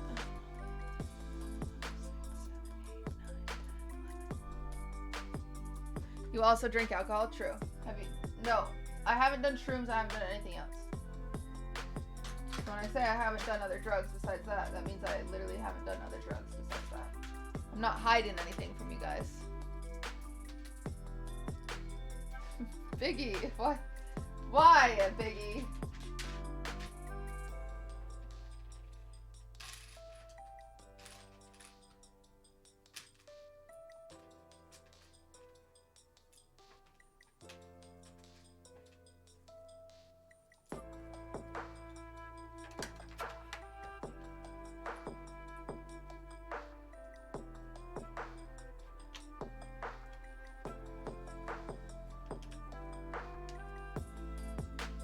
We've caught her hiding something. I'm not hiding anything. Caffeine is a drug? Okay.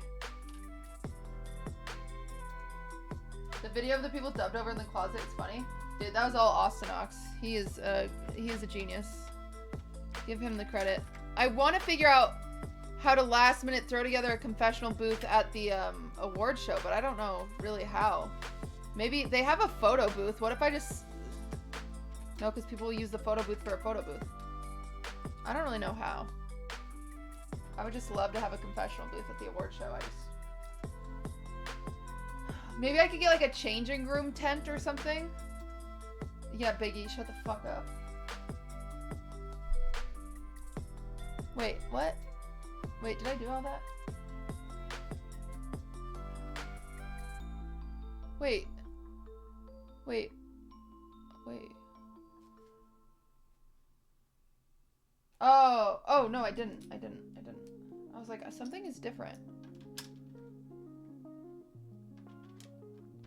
Changing room cam? No, like a little changing room tent that people could use as, oh shit, oh god. No, not like this. As, the confessional booth. But it's gonna be so hard to get people in it.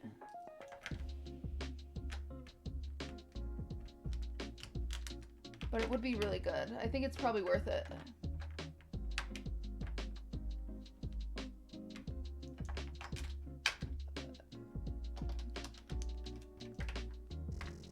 Bloop.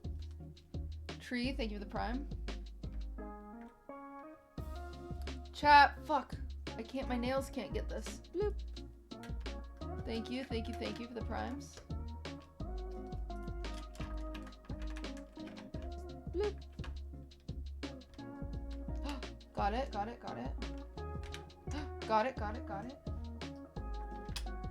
Hell yeah, can't slow me down.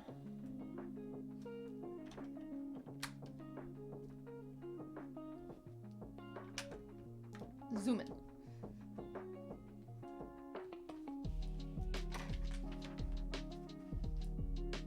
Okay. 1, 2, 3, 4, 8, 10, 11.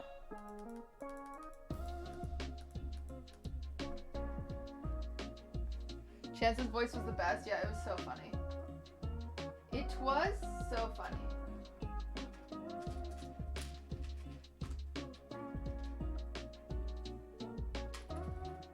We got 1, 2 of these, 2 of these.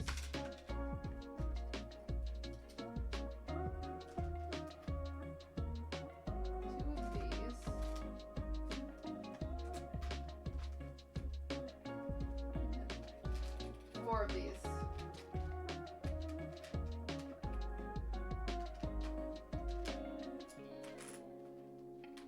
I don't understand how you don't need a back rest after 2 hours. I should. My back hurts, if that answers your question. I have so much of a harder time when this is, like, when it's on this side of the page, because my brain doesn't, like, know how to read it. I don't know if that makes sense. but it just feels so backwards.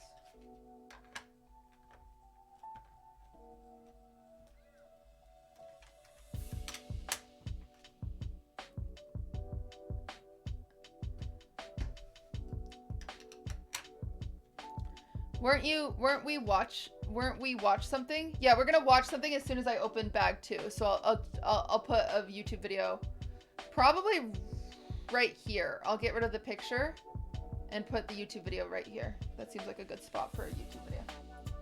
So yeah, I just figured I'd talk to you guys for a little bit till we ran out of stuff to talk about, but I guess we have run out of stuff to talk about. Haven't we? Maybe put it on the other side of you? On the Legos? That's like the whole thing. That's like the whole point of the stream. You want it to cover the Legos? What?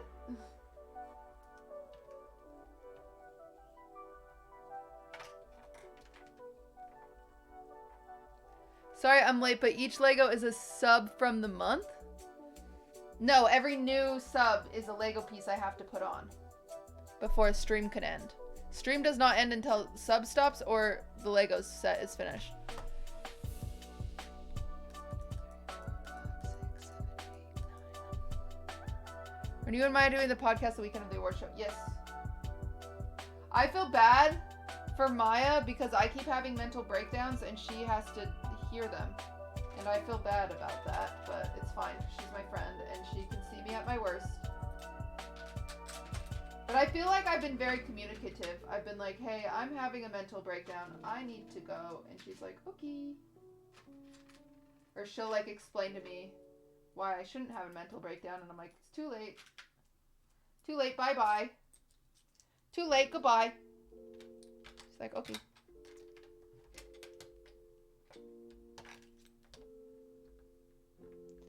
Listen, chat, we're gonna find a sponsor.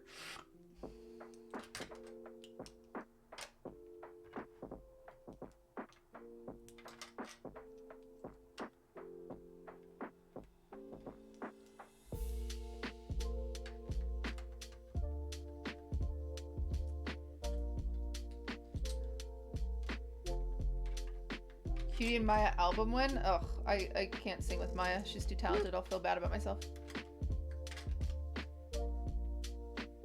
Imagine to being able to express your emotion to friends. Yeah, honestly, I don't think there's another friend in the world that I have that I could, like, with the sponsor situation where it's like, you know, the difference of 250K versus like a sponsor she likes and doesn't like. I don't think there's anyone who could handle it as emotionally as well as both like Maya and myself, because we both are just like, yeah, this is a shitty situation. We're both just like, yeah, we both feel really bad about this. We're both just like, well, all we can do is accept it, right? Was the award show planned last minute in terms of time frame? No, I've been planning it since like October. But things always seem to come up at the end, you know? We have the two-week rush now.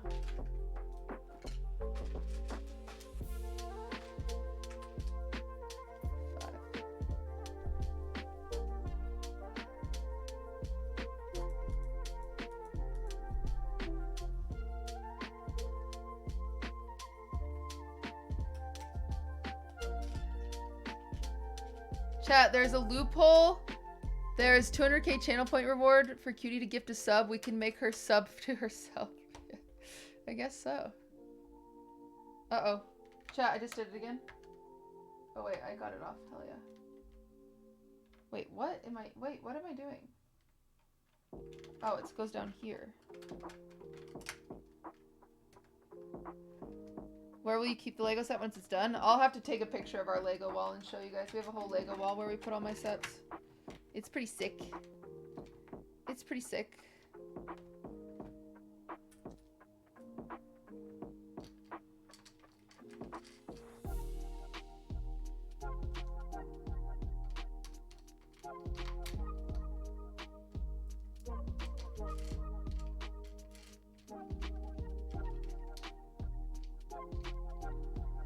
Okay.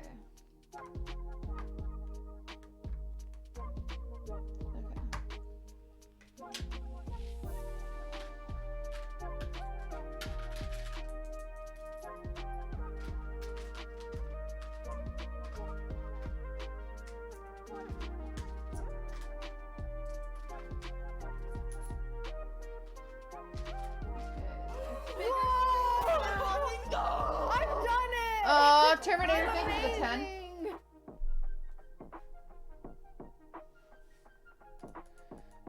5, 6, 7, 8, 9, 10.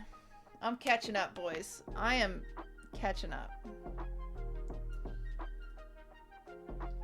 Listen. I'm cruising. You guys can't deny that.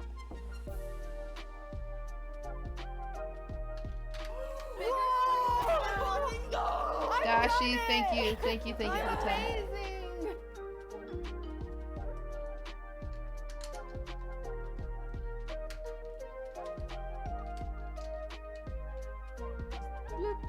Salty Skittleness, thank you. Oh wait. Eyewitness. Wow, Skittleness and Eyewitness just combined in my brain. Thank you guys for using your primes.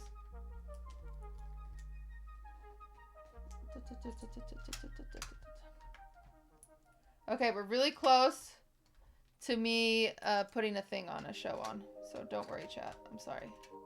I know I've kind of run out of stuff to talk about right now.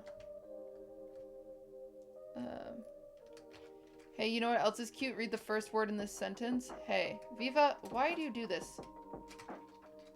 Can we do MTV?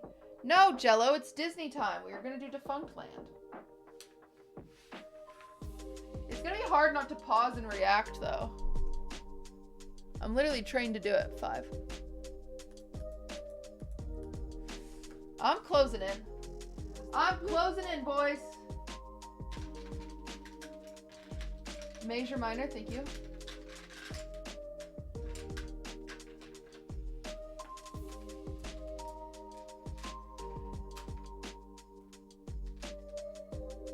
Ow. Woo. Stress. It's very stressful.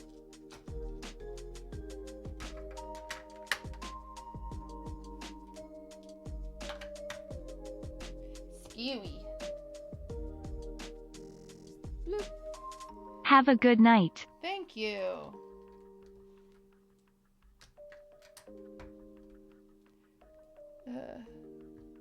Based on my calculations, you still have 25 hours to go. Well, I might not have to, because I might catch up to you guys and then the stream ends. I'm a Lego piece. You are a Lego piece. Congrats. 6, 1, 2, 3, 4, 5, 6.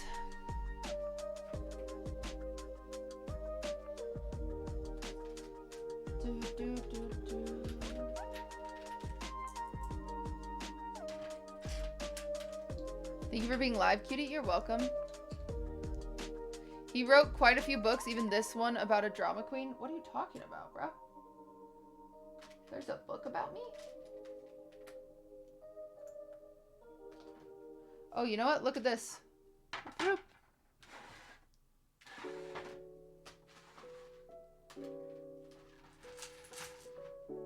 Uh-oh.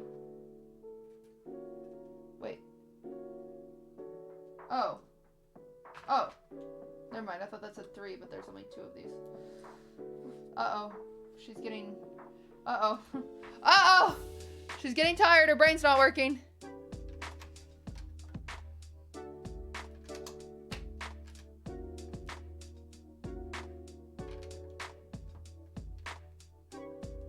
What is that? Is that me? QTC Cozy Cat. Why is my head so small? Oh, it's me texting. Oh, you guys are so dumb. Yeeties, thank you for the 7 months. It's you on the phone. Listen, I'm always busy. I'm a busy girl. Guys, I really am busy.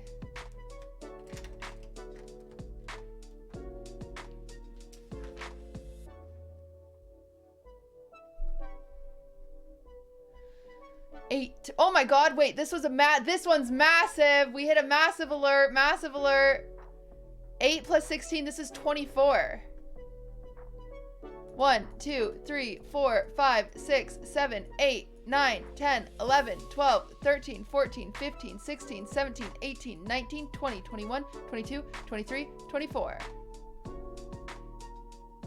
Oh yeah. Oh yeah, boys.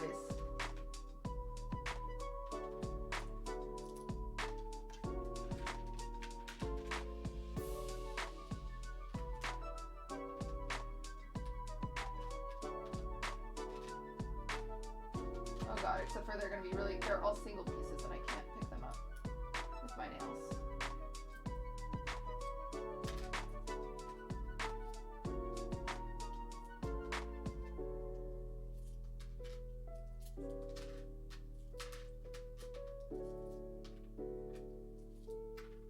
Bloop. Bloop. Thank you. Thank you for the sub. Thank you. Thank you.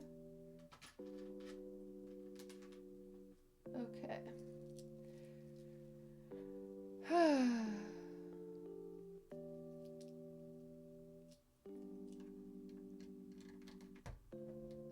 Do I take out of the fake dental payment for this? No! Chat.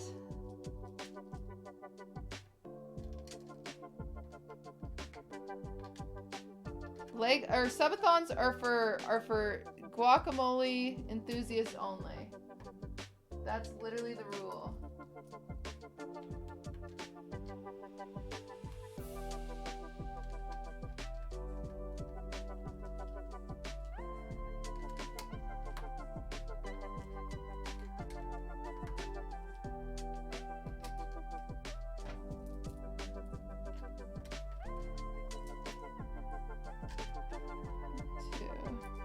Oh my gosh, that's Durs. That's a cool one, Maddie. HD whatever, thank you for the prime. That's my cat.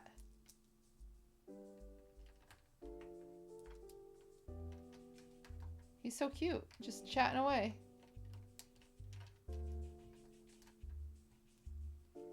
Just chatting away. I haven't really noticed a bit of focus. Why don't you say so? Jean, thank you for the 5 gifted.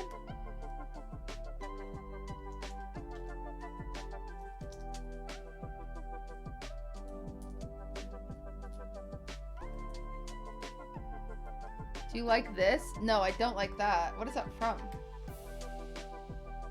Why do you guys keep making these?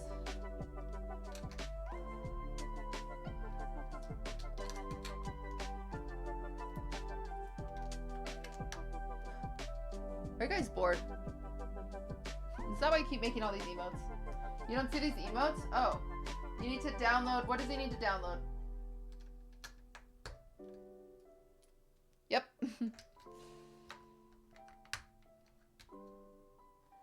Okay, another 10 bomb underneath here.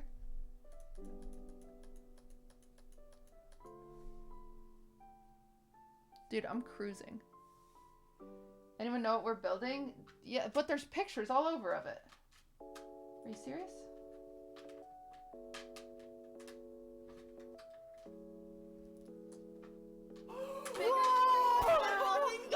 I've done it! I'm amazing!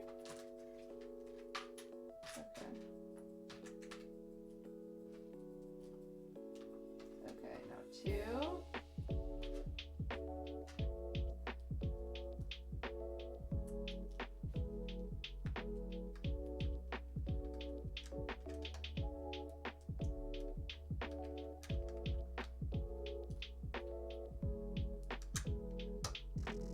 Bloop. Rhea, thank you for the prime.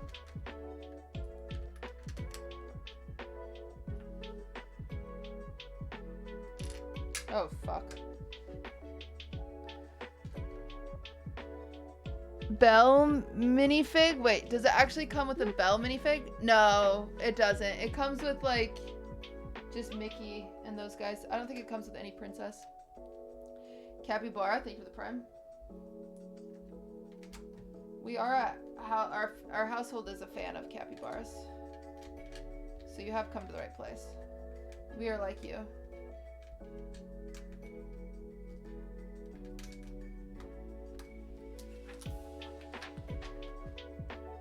Oh, how is there still more? 8. Woo! I might need a pee break after this one too. Gonna need some. Gotta stretch. Get the video up. Any planned Disney streams? Not at the moment. I'm waiting for a piece to our IRL backpack to get here.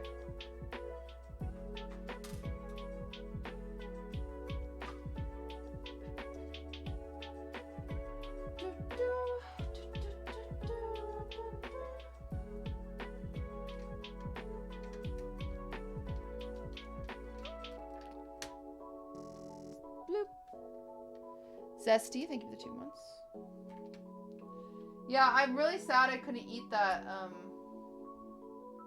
king's cake today. I wanted it so bad, I'm not kidding. I've never exercised that level of willpower, and I feel like I deserve a treat for exercising that level of willpower. But can't have it, so.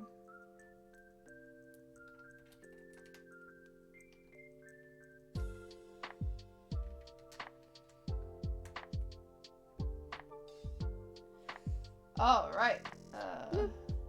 Wahoo! Wahoo! 6.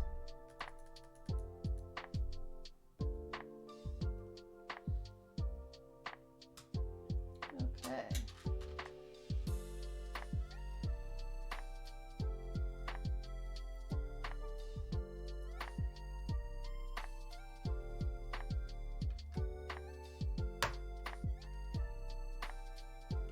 This has got to be close to done. I assume like that's these little pieces left are just extra pieces because they always send you a few extra, you know? I haven't really noticed. Anonymous. So guess why don't you say so? Thank you for the 5. Thank you, thank you.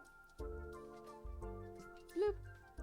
POGGIES Lego. Poggies.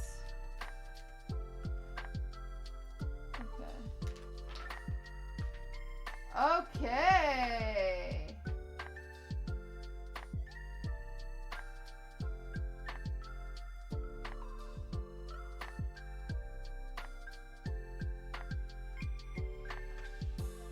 All right.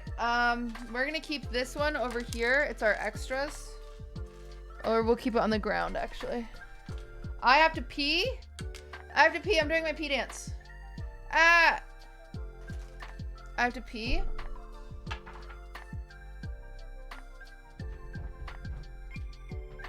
Why is this so hard to move? Oh god. Oh Jesus. Okay, I have to pee and I'll come back.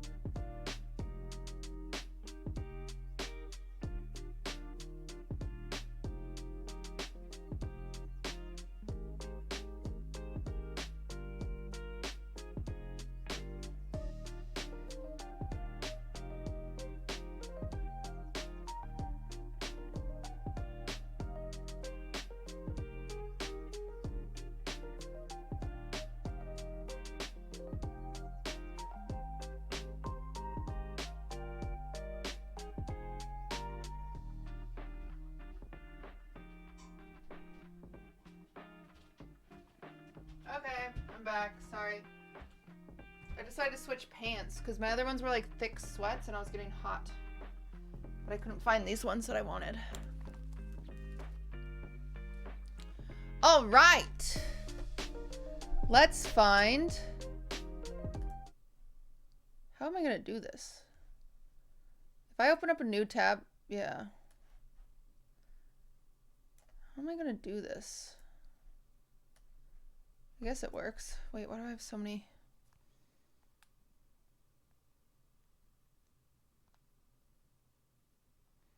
Messages.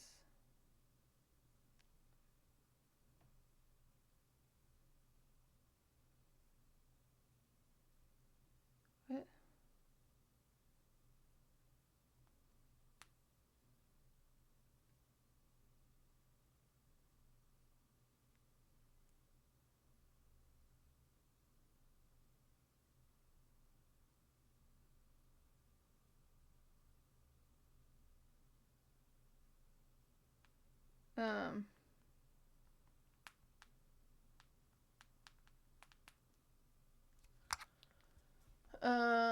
Okay. YouTube.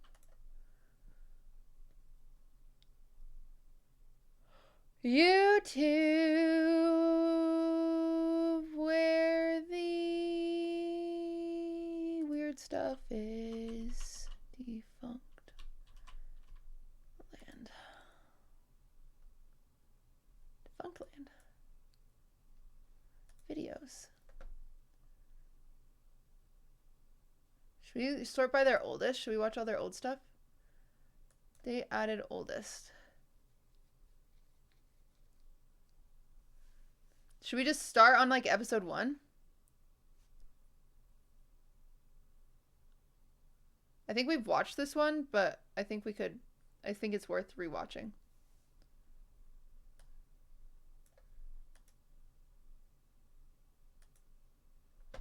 Okay. All right, window capture, add source, window capture, add source, and add source, defunct land, hell yeah, and then we just go alt, and alt, I don't know where the top of the screen is gonna be. Here. Wait, a little more. Hell yeah. That looks good. God, my acne is so bad. Ugh. It's fine. It's fine, chat. It's fine. It's fine. Don't touch it, chat. Is this gonna be scary? Yeah, no, it's not. It's about this one ride that got taken down because it was too scary, which is so funny because I remember going on this ride and it fucked me up. We've watched this before, but...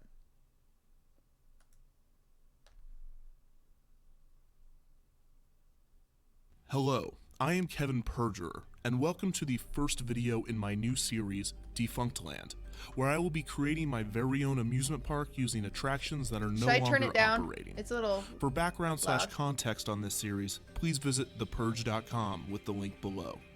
Today we will be attempting to resurrect Disney World's past attraction, Extraterrestrial Alien Encounter. This show, found exclusively in Magic Kingdom's Tomorrowland from 1994 to 2003, is that better? Has a long and fascinating backstory. So let's get right into it. When Michael Eisner became the CEO of Disney in 1984, he wanted to be more personal than the company's past executives. He attempted to do this by beginning his transition with a tour of Disney's parks.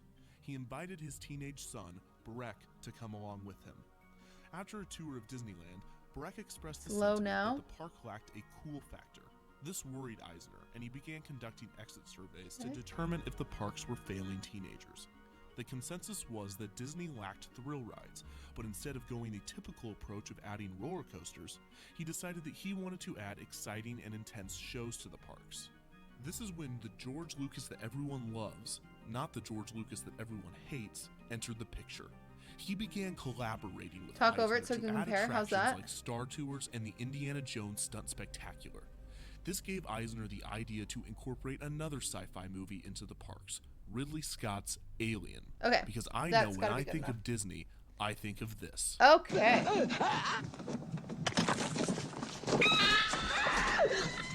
Oh, Jesus.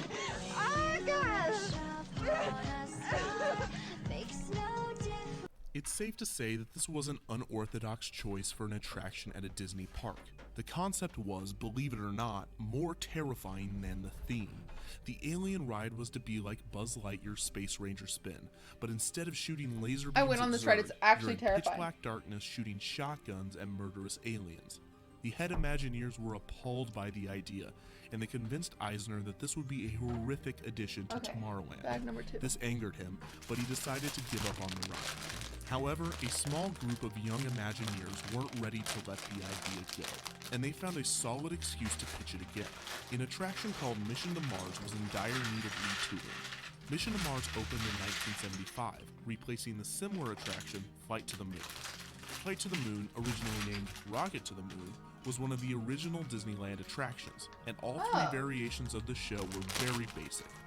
Guests would enter the theater, which had a circular design with screens on the floor and the ceiling, simulating a trip to outer space. By the 1990s, it was viewed by guests as quite boring.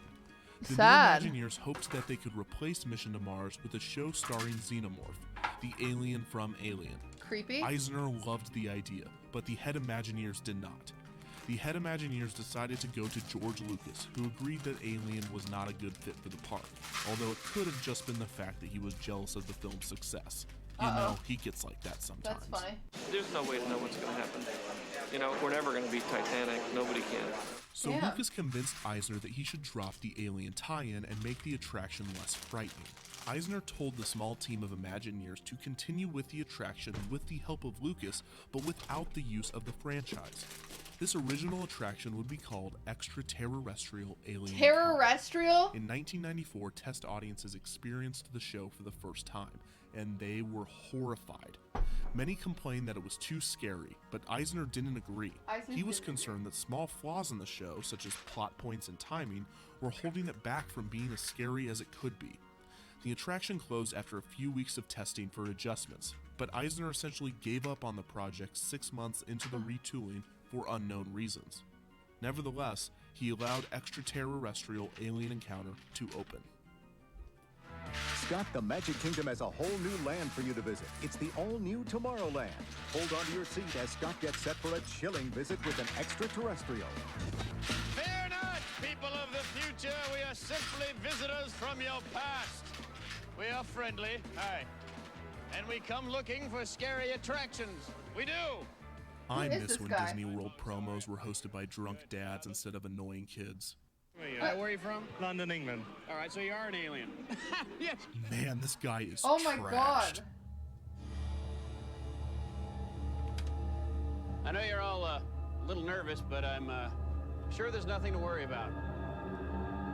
No, it's all right. So just this is part of the chair. Hopefully.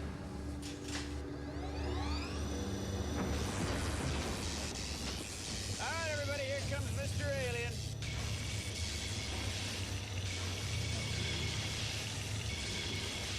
What a weird commercial.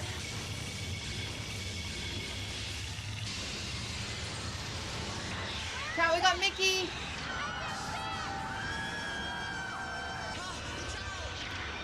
This is not good. I mean, it's, you know, it's great, but it's not good. There's something loose in here.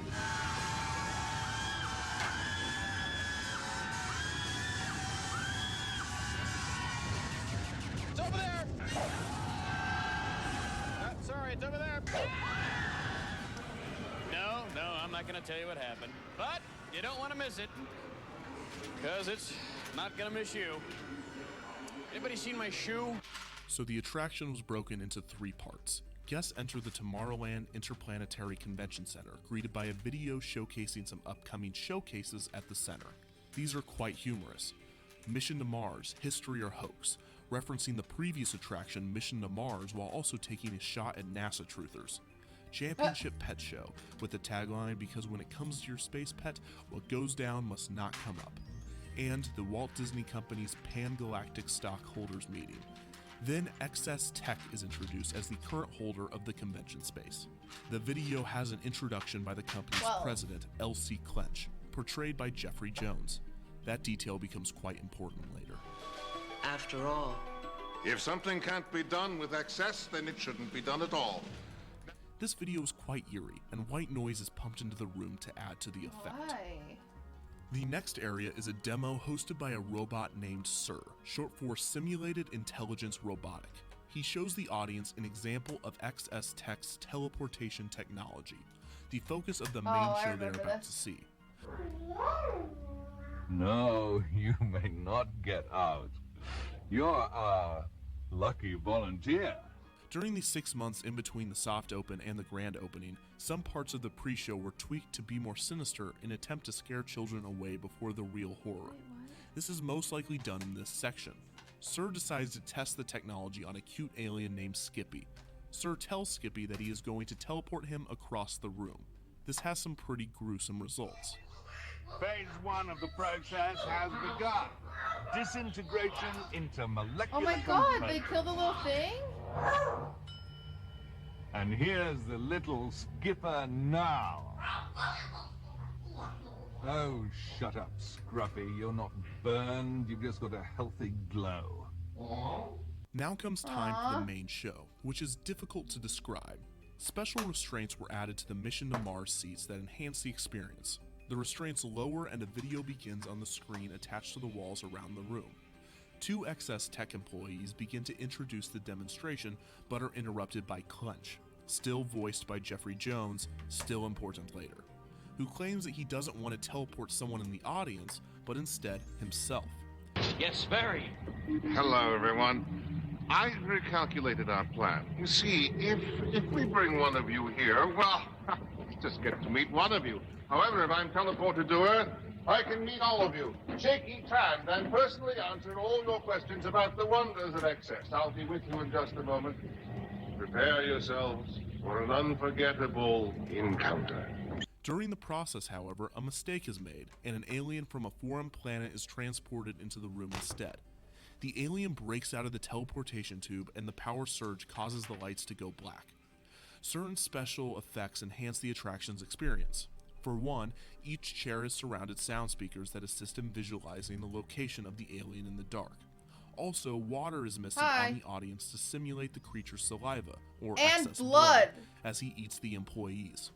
The final main show has some more changes that weren't in the original version. As a kid, I thought that was real blood. For instance, many audiences didn't realize that the alien had the ability to fly, so dialogue was added to make it more clear. Spinlock, since when does Clench have wings? Wink. Also, Eisner noticed that the audience was screaming over integral plot details, so the ride's pace was changed and this line was added. People of Earth, quiet! Listen to me, please! Don't scream! If you remain perfectly quiet, it probably won't eat you. The experience ends with the alien being captured, appearing in the tube one final time before the shields barricaded in. The house lights come on and guests exit the area. And that was Extraterrestrial Alien Encounter. Dude, it doesn't seem like it's there now? scary watching that, but it was replaced terrifying. by Stitch's Great Escape, essentially a kid-friendly version of Alien Encounter. Instead of the alien licking you and eating people, Stitch burps in your face. Many fans of Alien Encounter despise this ride, and it never became truly popular among anyone. In fact, in September 2016, it was announced that the attraction would become seasonal only, as opposed to daily as it had been for 12 years. So why was it closed? Well, no one really knows, but there are some good guesses out there. Most obviously, the experience was absolutely terrifying, and many guests complained that it was inappropriate for the Magic Kingdom. Also, Lilo and Stitch was a huge hit in 2002, so the change makes sense from a marketing standpoint when you consider that Alien Encounter didn't have a movie tie-in, and there had recently been a welcome addition of a cartoon alien to Disney's character lineup. Perhaps the most interesting reason for its closure is Jeffrey Jones. Yes, now that is important. He stars in the footage throughout the attraction as Clench. In 2002, 1 year before Alien Encounter's closure, Jones was arrested for child pornography and luring and photographing. Oh my god! This is a huge no-no for Disney. They don't like to be involved with sex offenders, and I don't blame them. Yeah. This is speculated as one of the reasons Alien Encounter was nixed. Oh my So god. that is the history of extraterrestrial Alien Encounter. I never knew Click that. on the link below if you're interested in learning where the remains of Alien Encounter are today, how I'm going to get them back, and where I will place it in Defunct Land. Otherwise, thank you for watching, and don't forget to comment, share, and subscribe. Wow. Interesting. Cobwebby, has that ever worked? I genuinely am wondering. Like, going into a girl's chat and saying show boobs, has it literally ever worked? Probably, right? Yeah, so I remember going on that ride as a kid and begging my parents to take me out of it. I think they did end up taking me out because I was crying so much. But yeah, that ride was super fucked up. I don't know who thought that was a good idea.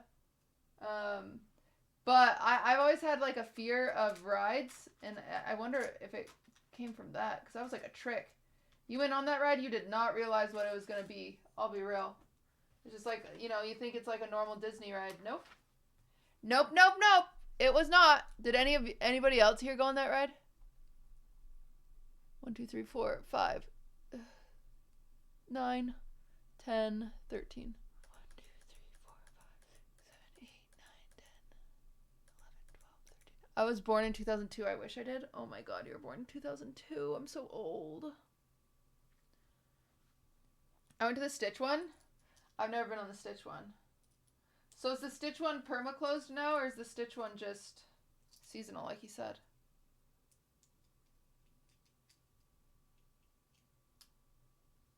I went on the Stitch ride and it smelled nasty? Really? Oh, because the burp? Stitch ride was not fun for me. Yeah, that sounds gross. I would not like that. Was this at Disney World? Yeah.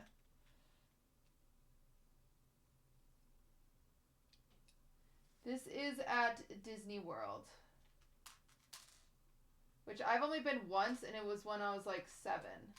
So I don't remember it a ton. But I remember bits and pieces of it like that. The Stitch attraction smell makes me gag every time I think about it. What would they make the burp smell like? Hey, how the seats hold you in? Yeah, I feel like those seats are like, that's so cringe and like claustrophobia. Bloop. Thank you for the Prime. Thank you for the brand new sub. Am I caught up yet? I can't see my subs. Bloop. What are the subs at, chat? I can't see them because I have the YouTube video in front of the camera. I only have 3 monitors, you know. I got instructions, count. 501. Okay, I'm catching up. 100 away. The burp was fishy. Ew. Stitch sneezed on me as a kid, and I haven't liked him ever since. Like, on this ride, or like when you met, like, obviously not when you met him, so it had to have been on this ride. It smelled like a terrible fart and burp, and you could not get rid of the smell until hours later. That's crazy that they would do that. Dirtbox Muffin, thank you for the Prime. I feel like they did that a lot with, like, It's a Bug's Life. They had, or the Bug's Life ride. Jesus, I can't get this piece in. They had, like, the stink bug thing, too. I think they were, like, really into, like, bringing smells into the situation in, like, the early 2000s. They're like, oh, it'd be so cool if the guests can smell it. And guests are like, no, we don't want, like, bad-smelling things. Bro, the Bugs Life show scared me as a child. Yeah, it scared me too. My dad also had to carry me out of that one crying. And I feel bad when I think about it, because I'm like, oh, he probably wanted to, like, go on it. And I ruined it, because I cried. But I was scared. They were throwing shit at you. It's in a dark room. I was like, don't throw stuff at me. And then the spiders come. I hate spiders. That's messed up. That's messed up, chat. You can't have spiders. Oh, shit. I'm supposed to do this twice? Oh. How do I count this? I guess I just do this. And then do it again. 1, 2, 3, 4, 5, 6. Sag the Strek ride closed in Universal. It did? I had a family that was afraid of the grasshoppers from Bug's Life. Genuinely terrified. Well, Yeah, they were scary. That one guy is scary. Like when he threatens to like crush you or whatever. That's messed up. I don't want to be crushed.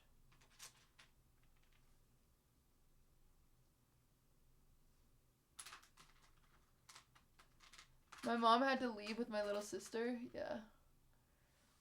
It was not the Shrek Scratch and Sniff book I found at a store. It was so bad. Oh my god, that's so funny that they had that.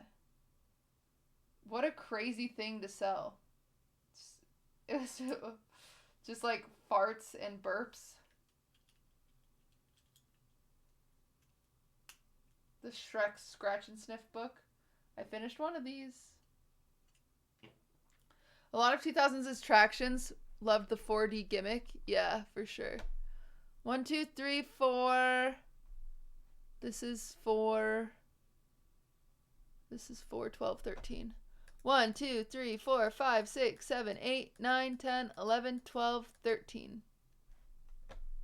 I wonder how many kids threw up in the Stitch ride from the smell. I'm just going to count all of this, actually. 1, 2, 3, 4, 5, 6. 1, 2, 3, 4, 5, 6. Yeah, I haven't gone on that one. I want to go back to Disney World. Bloop. Oh, wait. I have to go back here, too. I have to go back to this page. Which is 1, 2, 3, 4, 5, 6, 7, 8, 9, 10, 11. 1, 2, 3, 4, 5, 6, 7, 8, 9, 10, 11. Ooh, I'm closing in, chat.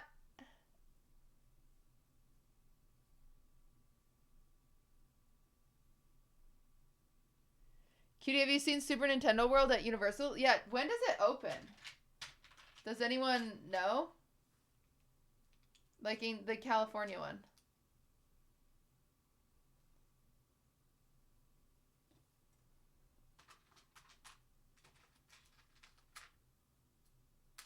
It's open, I think? Oh, really?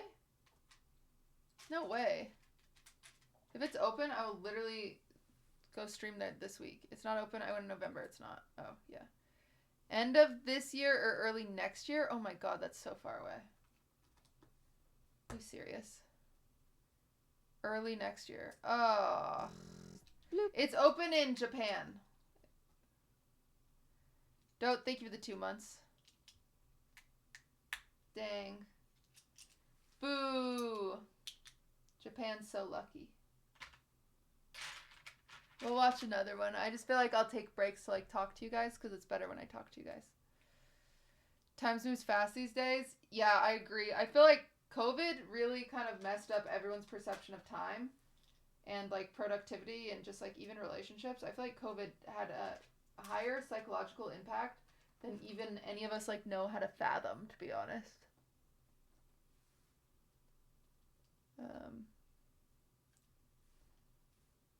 TBH. Still think it's 2020? Yeah, me too. I was so excited for 2020 to be like the 20s, you know, and we could like wear like pretend it was like the Gatsby's and, you know, be all 2020-licious, but no. No, LOL. Just no.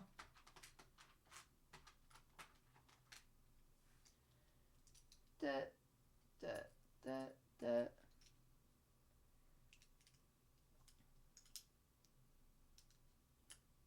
"2017 was 2 years ago. LOL. No, it's 5. I'm 2021, but my COVID brain is fucking 18. Ugh, that is really hard.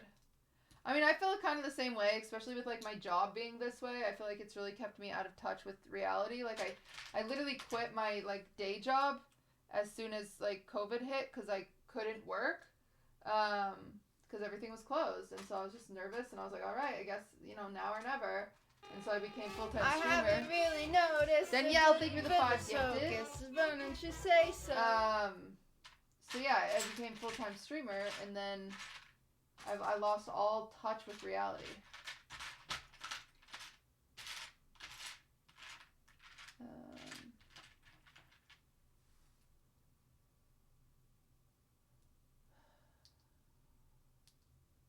was your day job? I was an interior designer.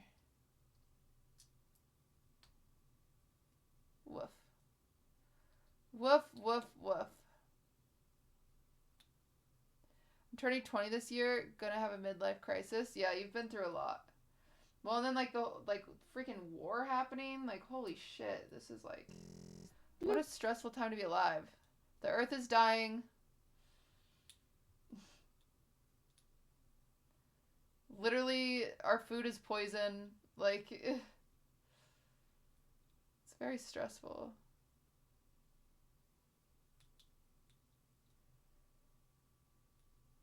Bo Burnham said 7 years to go. Yeah. Bloop. The animals are leaving. Thank you for the prime. Past years feel absolutely fake. I agree with you. I honestly feel like, I think it's just like, that's kind of how trauma is, and I feel like this is, like, COVID has been a bit of trauma, just like the fear and anxiety, and it's been perpetual. And I feel like, so my mom died 5 years ago, and then COVID started fucking, what, 2 years ago? And I just feel like I never recovered from that. I haven't really noticed. Heavy thing to the fact. So guess why don't you say so? Like, I never recovered from the first trauma to, like, jump into a new trauma. It's just like, okay, I can't breathe, smiley face. It's crazy. Life is crazy. My Disney college program at Disney World got cut short because of COVID. Oh, that's really sad. I'm sorry. That's a really cool experience. That's a bummer. I know a girl, because you have a chance. I don't know much about the college program. I don't believe it existed. Well, it's in Florida, and I was in California. But I don't think it, existed 10 years ago. I might not know for sure. But can you transition from the college program? I know you can transition from the college program to, like, working there. But can you... I know someone that transitioned from college program to character. Is that rare or no? I mean, it wasn't a face character. It was a suit character. I actually don't know much about... They do have it in California? Oh, I didn't know that.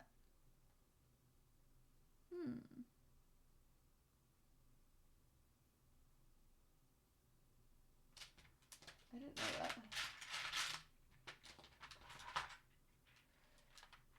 Nobody knows. I've been curious how that works, because I didn't go through that route, and so I just want to know what they do. I don't think it's rare. A lot of people use DCP as a stepping stone to get part-time or full-time job. Yeah, I know you can get a job. I just thought characters were a little rare, because it's like, its own thing. That's cool. It's all pyramid scheme. Listen, Disney just needs to run the world and we'd all be happier. Hi, I had your cake that you sent to Minx. It was fire. Thank you. You are so welcome. All I know is Minx sent me a message that said that she destroyed it or something. And I was like, oh, okay. Bye, cake. You still need to audition? I mean, that makes sense.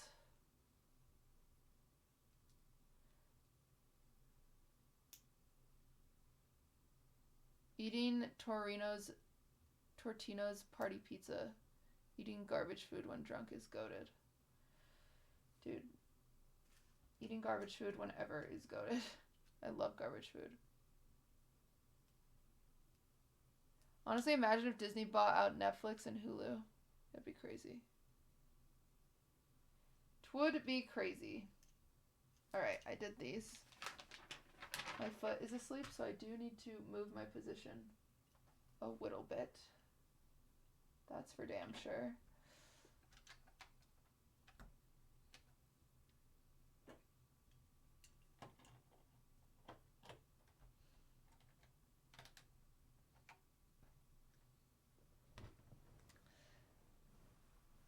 Ow! Fuck. Ugh. Netflix is in debt? Netflix is literally so in debt, they literally just have to wait it out. Wait, really?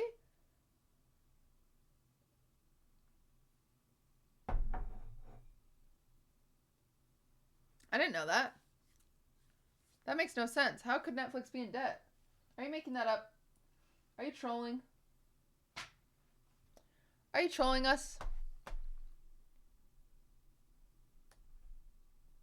Guys, I'm gonna catch up in no time. And this will be my second subathon that lasts freaking 3 hours.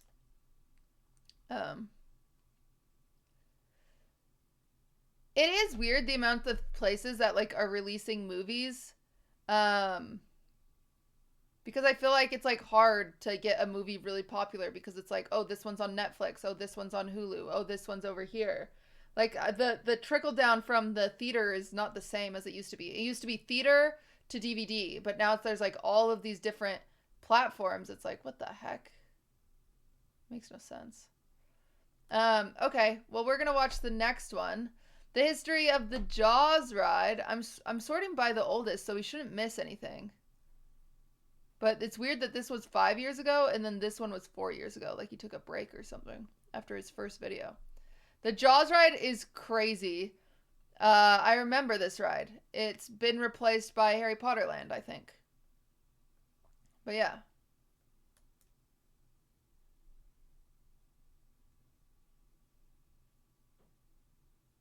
Salutations. My name is Kevin Perger, Hi. and welcome to another edition in Defunct Land. For background/context on this series, please visit thepurge.com with the link below. Today we will be attempting to resurrect our first non-Disney attraction, Jaws the Ride, that operated in Universal Studios Florida from 1990 to 2012. This is also our first viewer-suggested addition to the park, so thank you to Cinematic Psycho Productions for the comment. To all of you Disney fanatics that don't care about Universal Studios, stick with me, because there will be plenty of Disney history weaved throughout this story. Hell yeah. So let's get into it. In the mid-1960s, Universal, who at the time was owned by multimedia company MCA, completely refurbished the Universal Studios tour, creating the beginning of Universal Studios Hollywood as we know it today. This put them in direct competition with other LA-based amusement park, Disneyland. As Universal Studios Hollywood continued to add additions to their park, including a Jaws encounter during the studio tour, MCA kept a close eye on Disney. They still have that. We've seen that. When word got around that Disney was planning on operating a new theme park in Florida, MCA followed closely behind, with a new studio tour in Orlando in an attempt to attract some of the tourists that would be traveling to Walt Disney World. This began the ongoing feud between Universal Studios and Disney.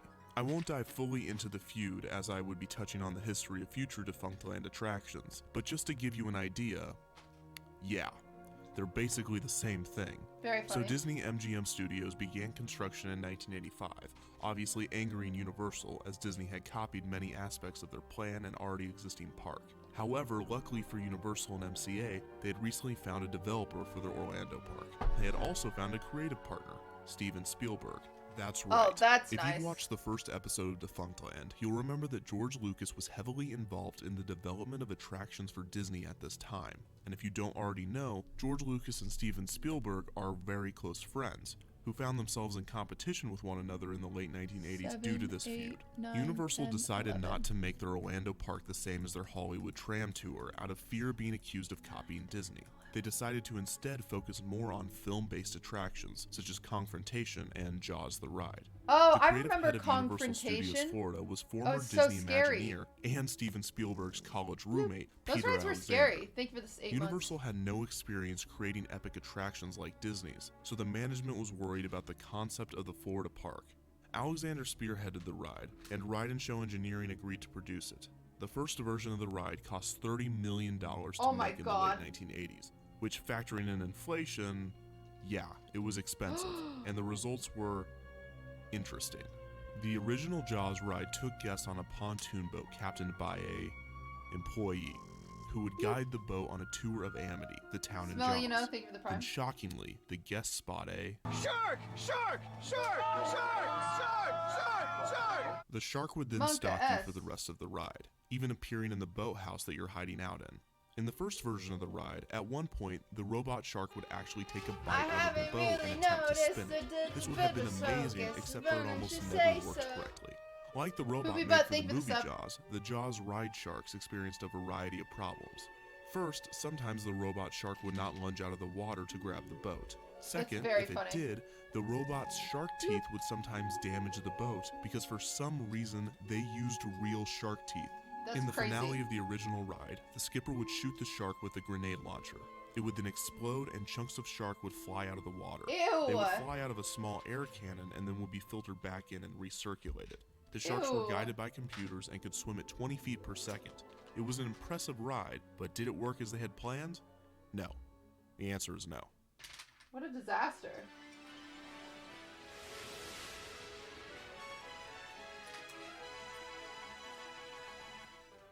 As we stroll through the streets of Amity, this little New England village seems like any seaside resort in summer.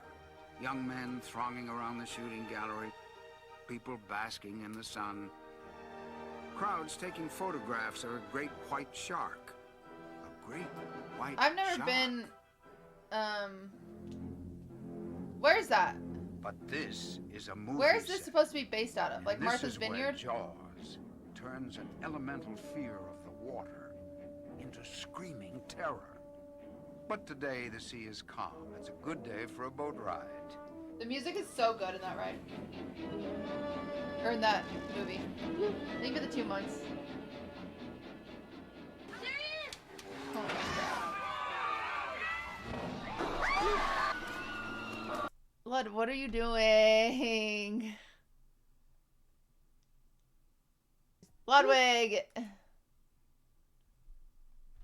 Lud, I was almost caught up.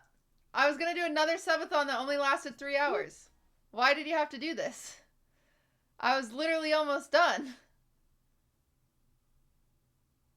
Bloop. Oh boy. Wow. I can't believe all you fake fucks hold on to your primes. Just because Bloodbugs y'all incoming. moved over to KEKW. YouTube. You moved over to YouTube and you don't check in with your prime every once in a while? That's fucked up. You guys are fucked up. If you still want to support Ludwig, I buy his shampoo, so you might as well use your prime on me once a month. This is so many. I know it's not a raid because he is still alive. He definitely has not beat the game. He is a king of farming primes. There's no one else who does it like him. It's actually insane. Bloop. He muted me? Wait, what? That was not nice. Oh my god. Bloop. Oh. All the unused primes. Bloop. Oh boy. Boy. Okay.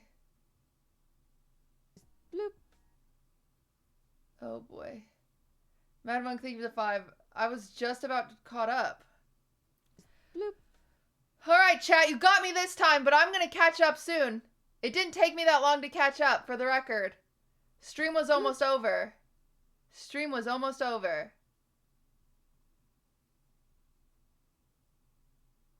Bloop. Let's go. Good luck keeping track of this. All the subs are auto kept track of. Bloop. Oh my god, Captain Daisy's is rich. Holy shit.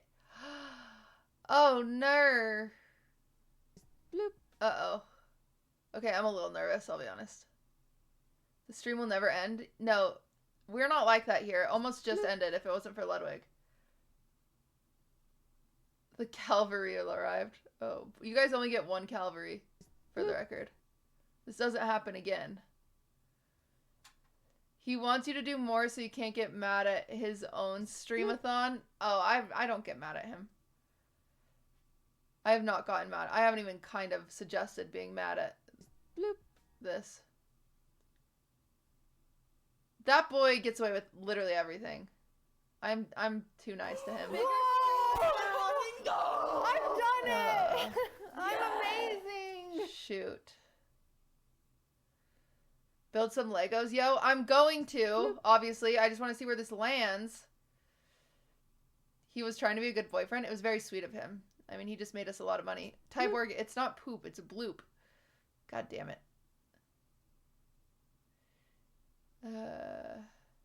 Bloop. Oh boy. Oh boy. Oh boy. Bloop.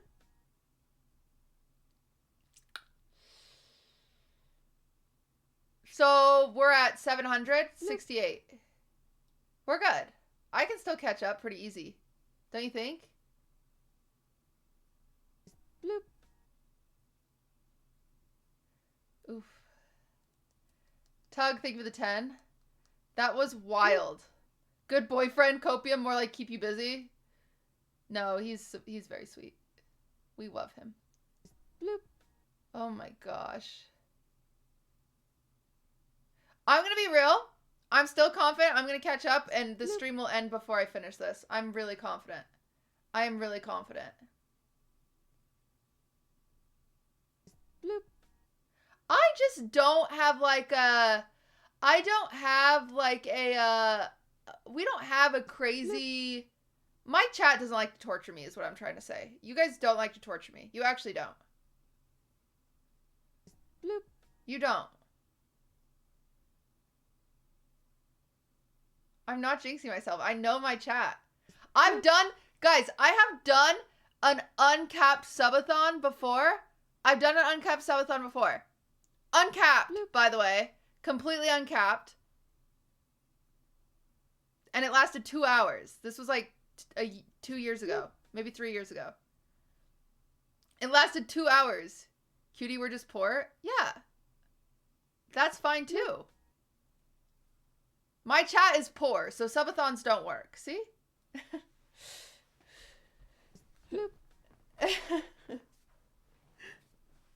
Yay, chat's poor. What the heck? There's a screw on my chair. Where did this come from? Thank you for using your primes, everybody. I really do appreciate it. Cool.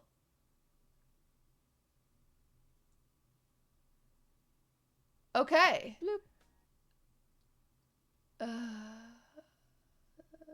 The bloops are gonna go for a while. That was a lot of primes.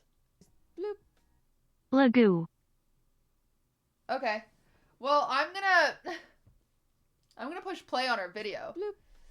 Because I need to get going. It looks like that nearly just doubled where I was at. Bloop. So yeah, I'm gonna push play. Bloop. Oh boy. Because I've spent 3 hours to get to where I am now, and that just doubled. Bloop. So we've got at least 3 more hours. At least 3 more hours.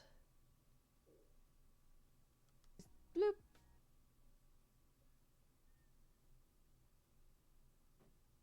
Okay. Bloop. All right. Unless I pick up some speed, which I might, by the way. Bloop. Okay, here we go. Back to our ride. Shark! Disney MGM Studios opened on May 1st, 1989, and a year later, Universal Studios Florida opened on June 7th, 1990. Opening day was a star-studded event. Celebrities such as Sylvester Stallone, Steven Spielberg, and Bill Cosby were in attendance. The opening was a huge success for people that like to watch everything go wrong. I hope this cuts. This is a lot thicker than what we rehearsed with.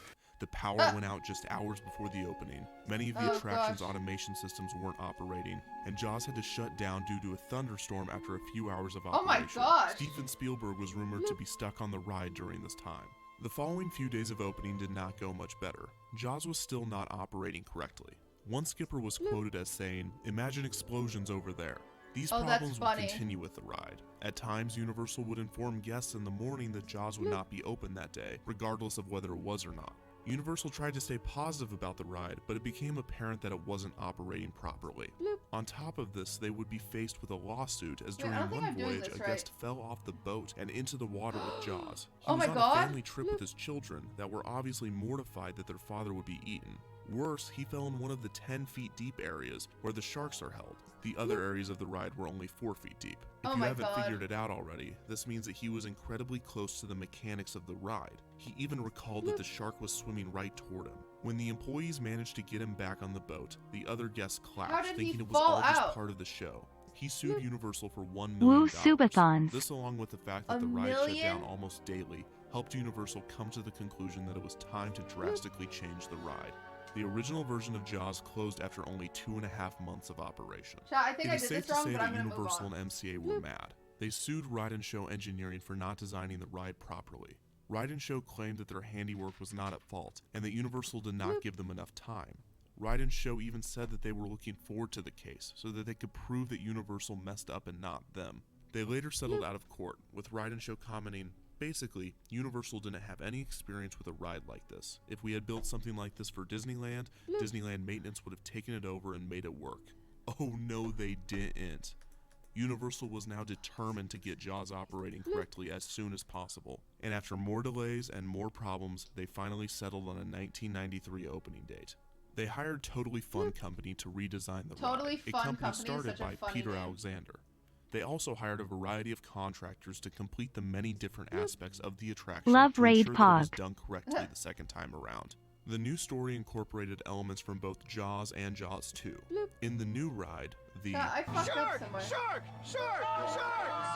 would not bite the boat or be blown to pieces, but there would instead be a gas explosion, and the shark would be killed after it bit a high-voltage wire, such as in the end of Jaws 2. This was Peter Alexander's final suggestion before Lego he left the Stream project to go to the other end of the park POGGIES. and produce shows for Nickelodeon Studios. The fire scene would have to be impressive, and the pyrotechnics testing it purposefully designed it so that the guests could feel the heat without getting burned. They definitely accomplished this, as guests regularly complained that they had been burned by the fire, mostly by those that had already had sunburns from a day at the park.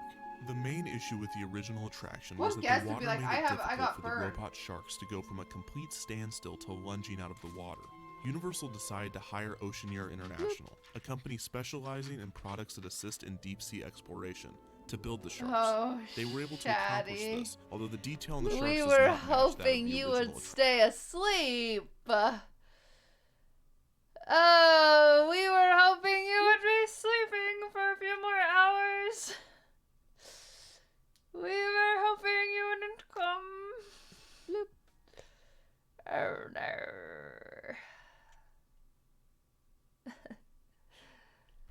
Oh boy.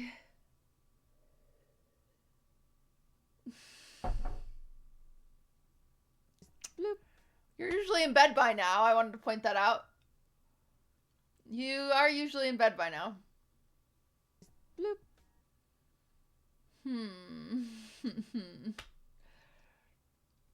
Okay, well. Bloop. Okay, we're still going. I'm still gonna get caught up! Shut up! Guys? Bloop. I'm gonna get caught up. I'm gonna get caught up. I'm gonna get caught up. I'm gonna get caught up. I got close before. I'm already halfway there. I'm cruising. Everyone shut up. Watch Jaws. Attraction. But who cares about Shut up! details if you can't see them because the ride is always I'm coming. closed? I'm getting caught up. An interesting aspect of the remodeling was the testing phase, because in order to view changes made to the attraction, the technicians would have to take a round trip on the boat as they could not go in reverse. This means that they would take trip after trip through the ride to witness minor changes. With all of these contractors on board and $40 million later, Universal was able to complete the second version of the attraction for a soft opening in 1993, Good job, Universal. using the term technical rehearsals until 1994. Oh my god. We're definitely in hot water now. Good one. No survivors. And you thought this only happened in the movies. That's what I thought. So come Jaws at Universal Studios. One ride and you're hooked. So the final version of the attraction went like this. As He you made waited that in look line, fun. you were taken through the boathouses of Amity, including TV screens playing WJWS 13. It had a lot of different programming with numerous references to the film and other movies as well. Once you were done waiting in line, you board one of Captain Jake's boats with the skipper to tour the island of Amity. You take off with your tour guide explaining the shark attacks of 1974 that were later turned into a hit movie. They also point out the houses of some of the characters of the Jaws movies, until suddenly they get a call of distress from Amity 3. The skipper tries to see what is going on and finds Amity 3 sinking. Then the guests see Shark! Shark! Shark! Shark! Shark! Shark! Shark! The skipper pulls out the grenade launcher, not realizing that it is actually loaded at first, and fires at the monster, missing. The skipper misses a second time before hiding in a boathouse to wait for Chief I'm still gonna catch The up. shark tries Shut to up. break in, and the skipper struggles to escape, but does just in time. Chief Brody tells the skipper that he'll be there in 10 minutes. The skipper replies with the now famous line, "We'll be shark bait in 10 minutes," which doesn't actually make sense since technically they are already shark bait. Yeah, that Anyways, makes no the sense. shark comes back and the skipper misses with the grenade launcher. I'm once building, again, guys. This time accidentally igniting a nearby gas dock. The skipper then explains that they are going to unload the guests onto a 10, fishing 12. dock in an Look at that. attempt to Oh my save god. them. Okay, okay, However, okay. the shark appears okay. Shody and Captain Daisies need to go to bed. It's bedtime. Night, guys. Night, night. Good night. Good night, guys. Nighttime. Ooh, I'm so tired. Ooh. We're so tired. Uh-oh. Go to bed. Go to bed, you two. All right? Go to bed. Okay. It's 9 a.m. in London, and you deserve a nap. It's been a rough morning. You deserve a nap. Good night. Good night. Oh, boy.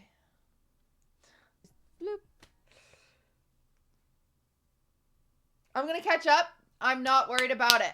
I'm gonna catch up. I'm gonna catch up. The bloop is a bit repetitive. What do you want me to do? I didn't do this. Blame yourselves. I literally didn't do it. I'm worried for you. Oh my god. Shouty.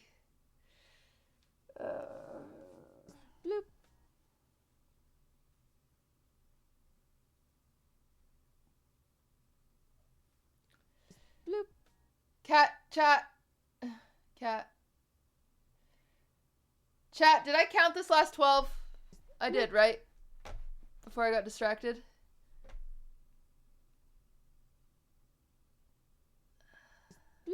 Yeah, I did. Okay.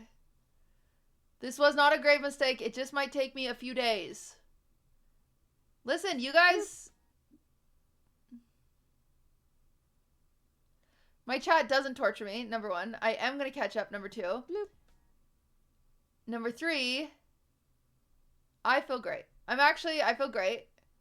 I'm going to catch up. And I'm going to end the stream as soon as I catch up. And you guys are going to be so sad, and I'm going to be like, in your face. Okay?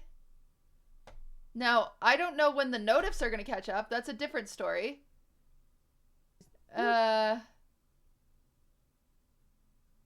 Yeah.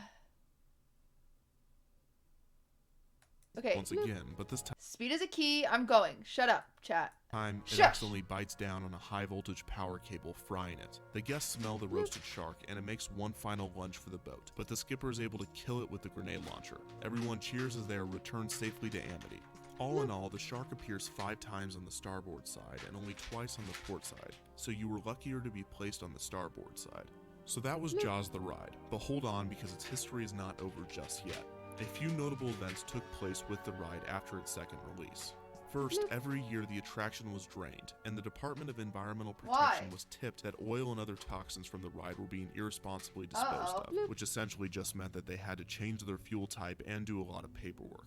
In 2004, hurricanes caused gas prices to increase in Florida to the point that it was too expensive to operate the Jaws ride, thus causing it to be open only infrequently and seasonally from 2005 to 2007. Also, the attraction was refurbished constantly to ensure that the ride operated correctly. So why was it closed? Unlike other defunct land entries, this one is pretty simple. Harry Potter.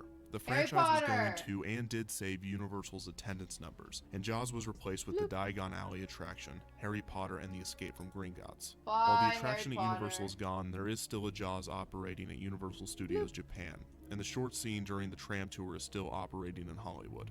So that is the history of Jaws the Ride. There are a few more interesting anecdotes to the attraction that I decided weren't relevant enough to discuss here, but if you would like to read more on Jaws, visit the links below. One is to themeparktourist.com, which is where I got the majority of my research for extraterrestrial and Jaws, and the other is to a Reddit AMA by a skipper who worked on the ride. I recommend checking both of these out. That's cool. As always, to learn more about where the remains of Jaws are today, how I'm going to get them back, and where I will place them in defunct land, please visit thepurge.com with the link below. Stop making fun of the blue. Otherwise, thank you for watching, and don't forget Wait, did to I comment, sneeze? share, and oh, no, subscribe. I said I needed to sneeze. It went away.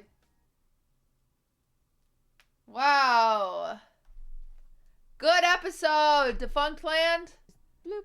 Not as good as my castle, though. That is coming along swimmingly. Besides, this part is kind of hard, and it's been taking me a while. But still... I haven't really noticed a bit of so guess wouldn't you say so? Wow, these are really backed up, aren't they? These are pretty backed up, aren't they? Oh boy. Okay. I broke it. I broke it. I broke it. Do I have to make another one of these too? Fuck, I have to do this twice? This was really hard to build and took me a really long time. Oh boy. Okay, okay. Chat, stop blooping. Get over yourselves. No blooping here. Okay. Bloop. Oh god.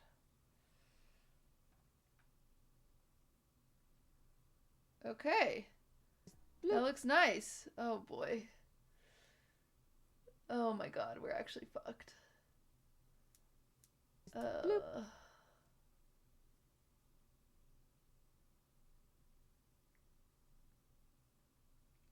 Bloop.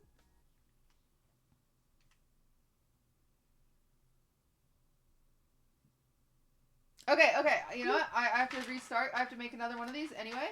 I'm focused. I'm going back. Page 74. It looks like I could have done 2 of these the whole time, but I missed it. Or step 74. Step 74. Okay, I'm going to count all of these. I'm going to count all of these.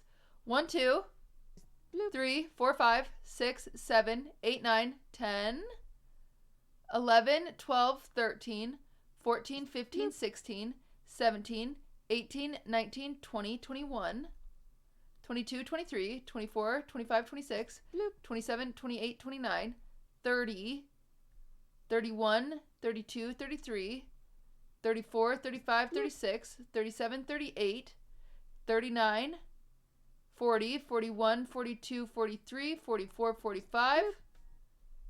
Okay, so this whole set was 45. So it's 45. Oh, see, I'm going to cruise through this. I just built this. 1, 2, 3, 4, 5, 6, 7, 8, 9, 10, 11, 12, 13, 14, 15, 16, 17, 18, 19, 20, 21, 22, 23, 24, 25, 26, 27, 28, 29, 30, 31, 32, 33, 34, 35, 36, 37, 38, 39. Wait, chat, did I just fuck that up? Did I just count to 39 twice? 40. 41, 42, 43, 44, 45. That, I think this is right. Is this right? Loneliness is killing me, and I must confess, I still believe. Why did you lower that down to 50, Jello? Why is that the 50 bomb? Oh no. Bloop. Cause hundreds is cooler? Oh no, I'm so stressed. Bloop. Oh Jesus. Oh no. Bloop. Okay, I'm waiting for the bloops to catch up before I move on, because this is just absurd. We cannot watch anything with all these bloops going on, chat. Look what you did. You ruined the stream. I could be in bed by now. I actually would have been caught up. I literally would be done. I would have been caught up, going to bed. Right now at this point, if it wasn't for what just happened. 100% Ludwig's fault. Shit. That means I'm probably going to have to... Chat, you're going to get an overnight stream. You're going to get a sleep stream, I think. I don't think there's any way... Because I have to be in bed no later than 4. Oh boy. Let's see how fast she can go.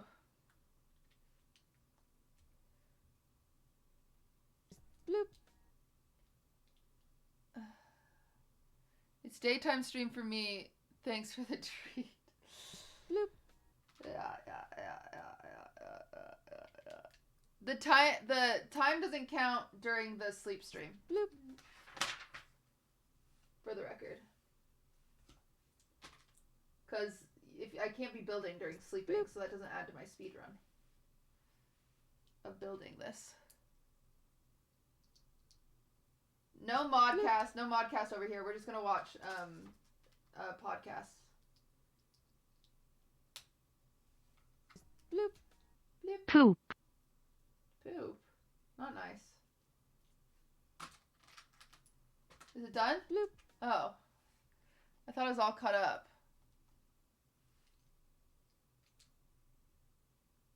Bloop. How is it not cut up? Oh boy. Okay. Bloop. Bloop. Okay.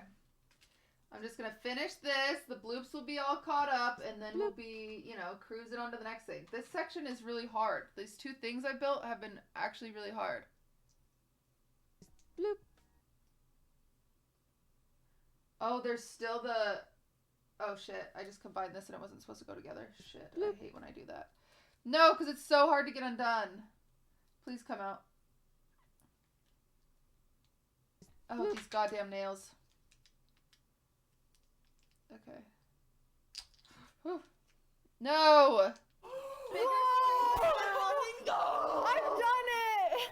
I'm amazing! Oh, I did it. I did do it. I did it. I'm amazing. I did it! I'm amazing! I got that piece off. I got that piece off. Bloop.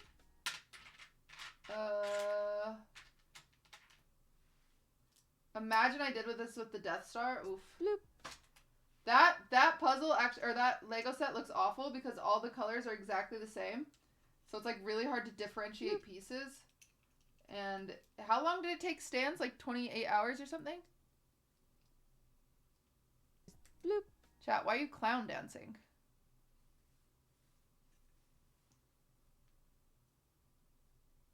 Bloop. Why are you guys being weird?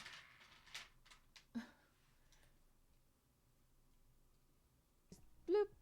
Because I joined. Aww. Don't be mean to DC, chat. That's fucked up.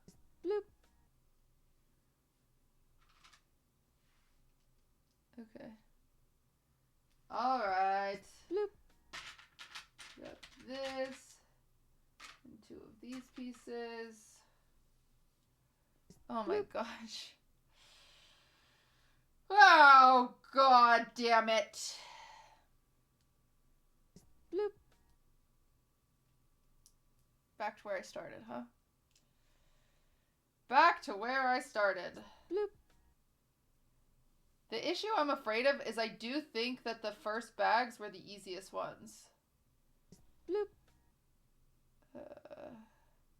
The hard life of a streamer. I thought this would be a fun thing that I would do. Loneliness is killing me, and I must confess, I still believe. So bad. It's just so bad. It's so hard to listen to. Bloop. And I... It's just so hard to listen to, you know? Bloop. It's just really bad.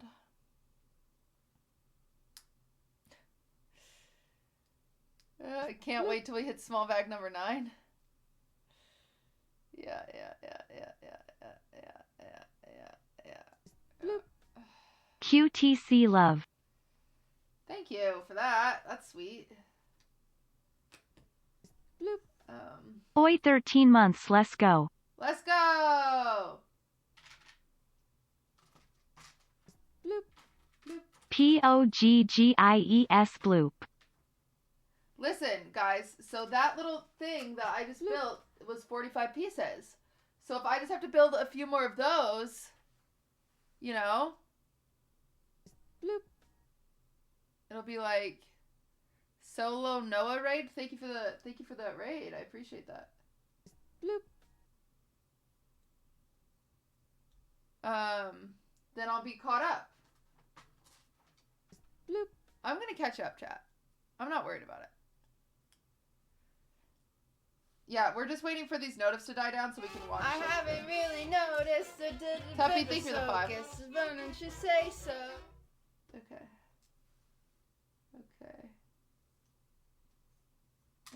1, 2, 3. Bloop. Ugh. So creepy when Brian says it.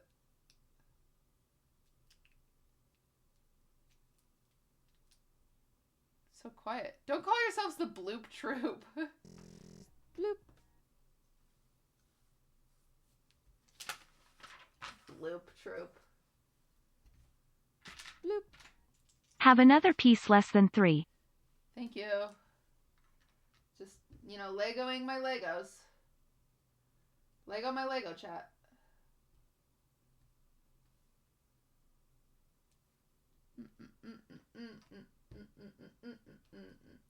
Why don't you say so?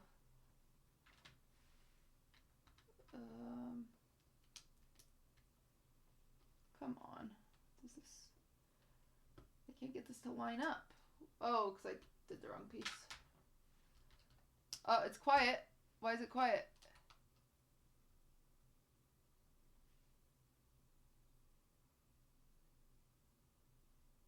Did you guys break it?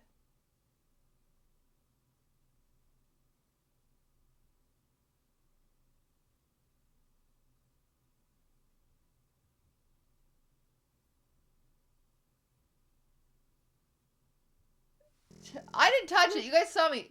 You. Wait, was that at the new sub?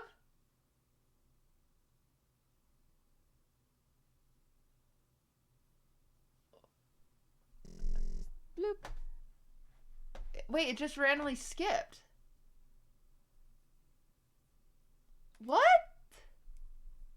I have no clue how it did that, and I don't know how to replay it. What the heck? Jello, did you do that? Jello, if you're in there and you know how to play it, you can play it, but I can't play it from this end. What the heck? What the heck? Oh. Huh. I am so sorry. You guys got scammed.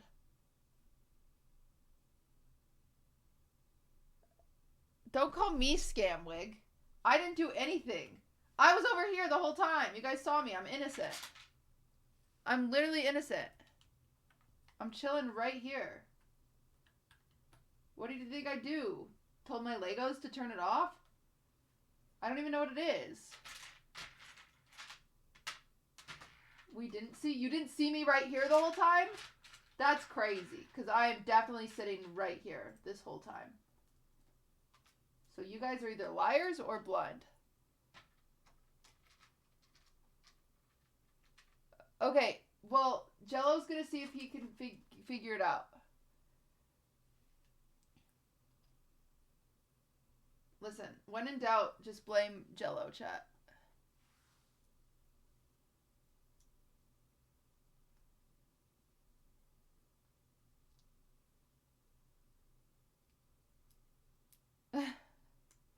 Haha. Or Hassan, I guess.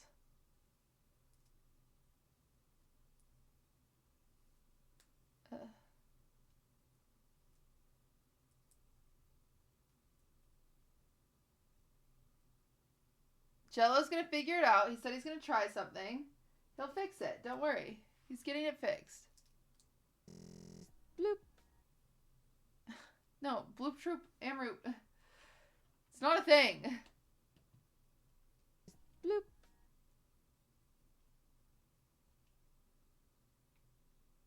Okay. Uh-oh, that just broke. Chat, stop trying to make Bloop Troop happen. It's not gonna happen.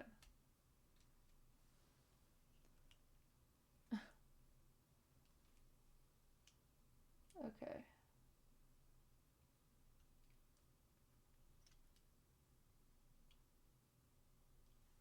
What is this? This lines up with this, and it goes here. I really don't want to build another one of these, but I have a feeling I build 2 more of them.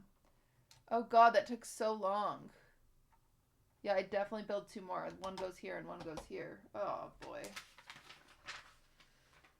Gosh dang it. Yeah, it says 2 of these. Okay, I'm gonna go count all of these, and then we're gonna times it by 2, because I have to build 2 of them. Oh boy. Alright, here we go. Bloop. Anonymous, thank you for gifting to Bloop. Okay. Ready. 1, 2, 3, 4, 5, 6, 7, 8, 9, 10. 11, 12, 13, 14, 15, 16, 17, 18, 19, 20, 21. 22, 23, 24, 25, 26, 27, 28, 29, 30, 33, 36, 37, 38, 39, 40, 41, 42, 43, 44, 45. So this is just plus 90 to make this next section.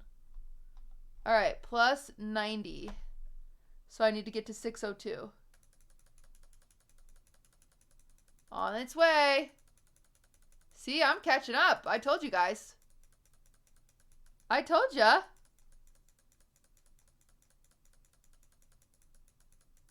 I haven't built those yet, but... Does she have to go back and play the notif? No, I can't play it. It'll just play individual. It'll just play the bloop. It doesn't give me like a 50 to play. It just lets me replay each individual bloop, unfortunately. That's the only thing I can do from my end. But Jello could test. Jello, you could push test on the 50 or the 100. You can select which notif to bloop. Yeah, but it shows them all as individual bloops. It doesn't show shotties as 50 or 100. It just shows individual bloops. But push test on the 100. Bloop. Anonymous! I test the 100. Okay. I've done it! Brad, thank you for the 10. Amazing!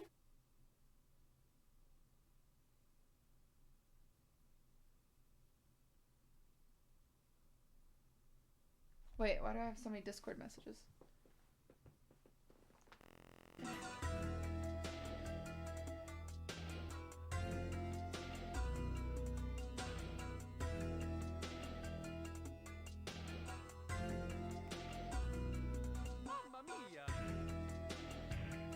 That's kind of hype.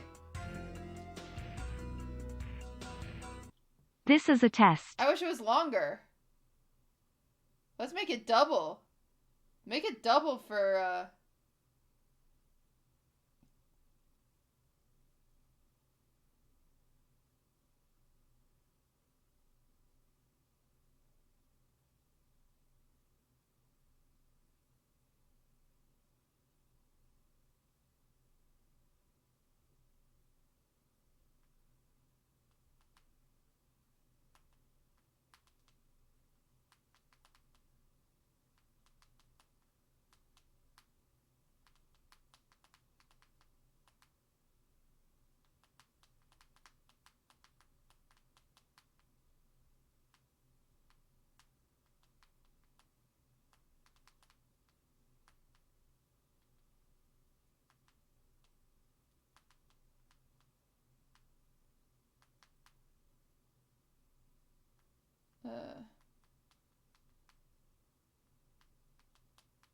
one second.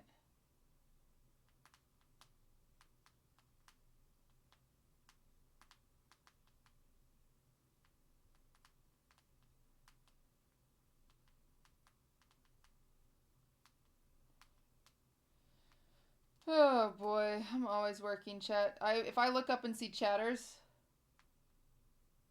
I'm gonna be livid.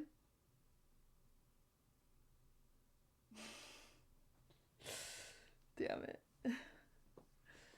I deserve that. Listen, I've got to work!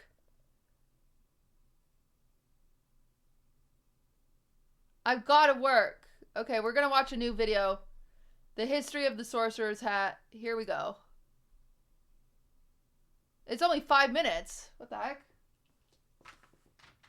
Hola, my name is Kevin Perjurer, and welcome to another installment in Defunct Land.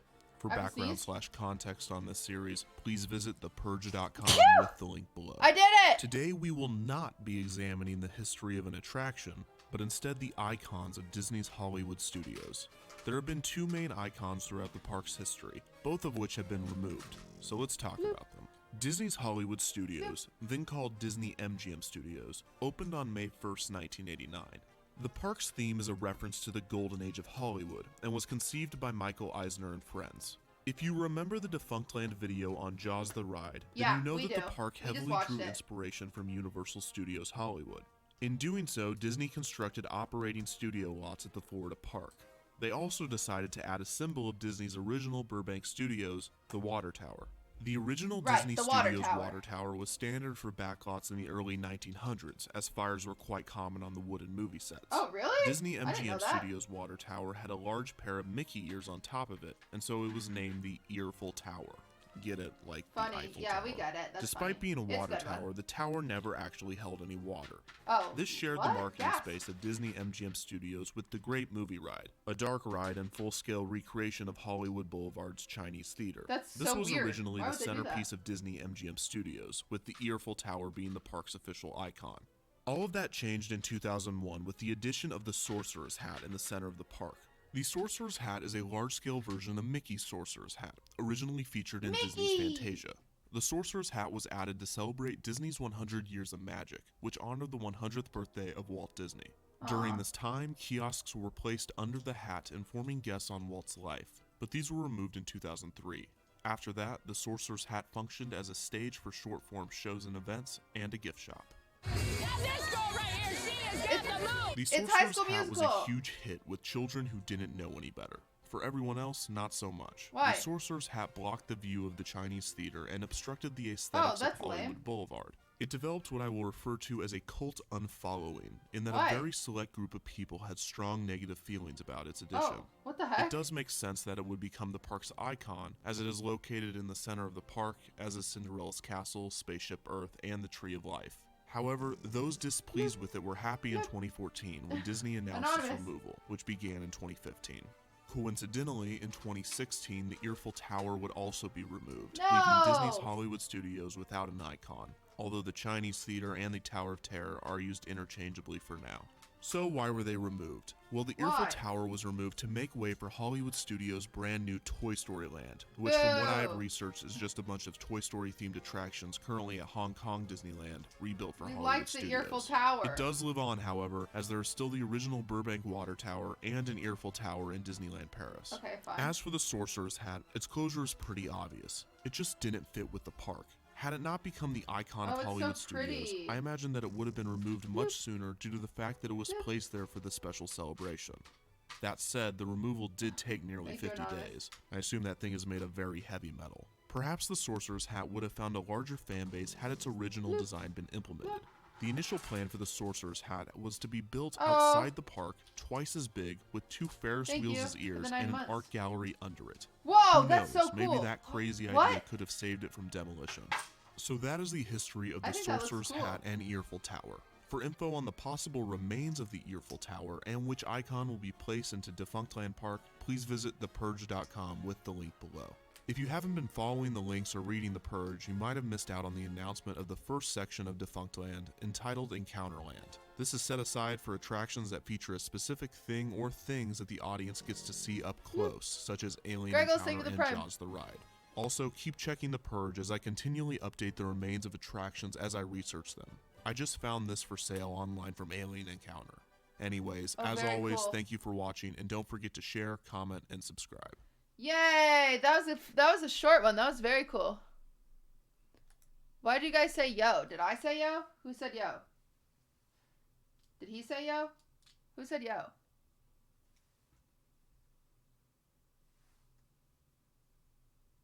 Ms. Kiff rated you? Oh, Sinak? Ms. Kiff's not live.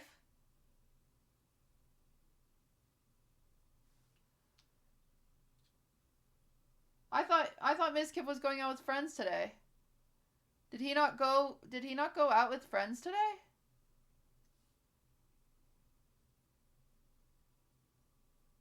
No? Why?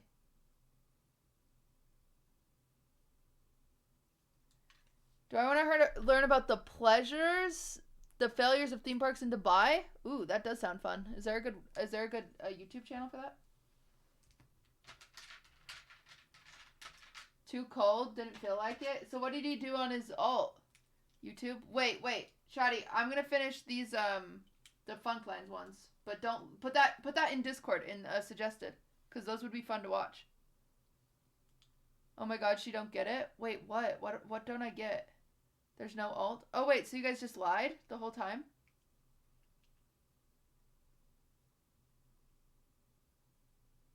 Wait, so there's no raid. Oh.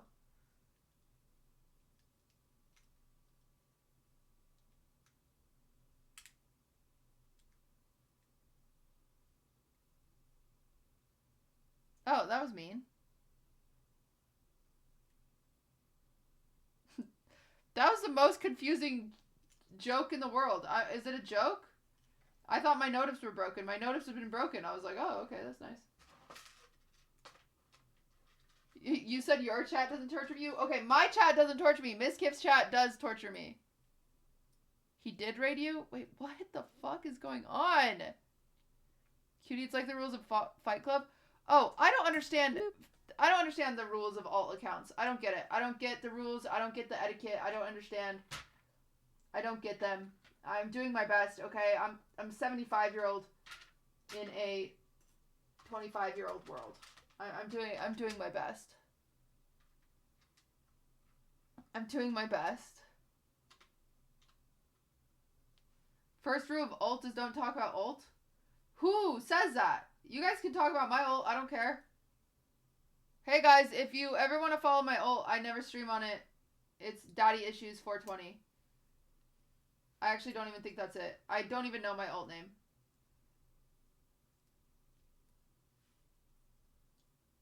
Chat, what's my ult name? That defeats the purpose. Why? Then you just make a new ult. Once you get too many, you make a new ult. I have like 20 ults. Can't get rid of you bitches. Blair bloop. Bloop. Daddy Issues underscore 420. Why is she saying ult? Ult! Okay, everybody. Everybody needs to shut up. I'm doing my best.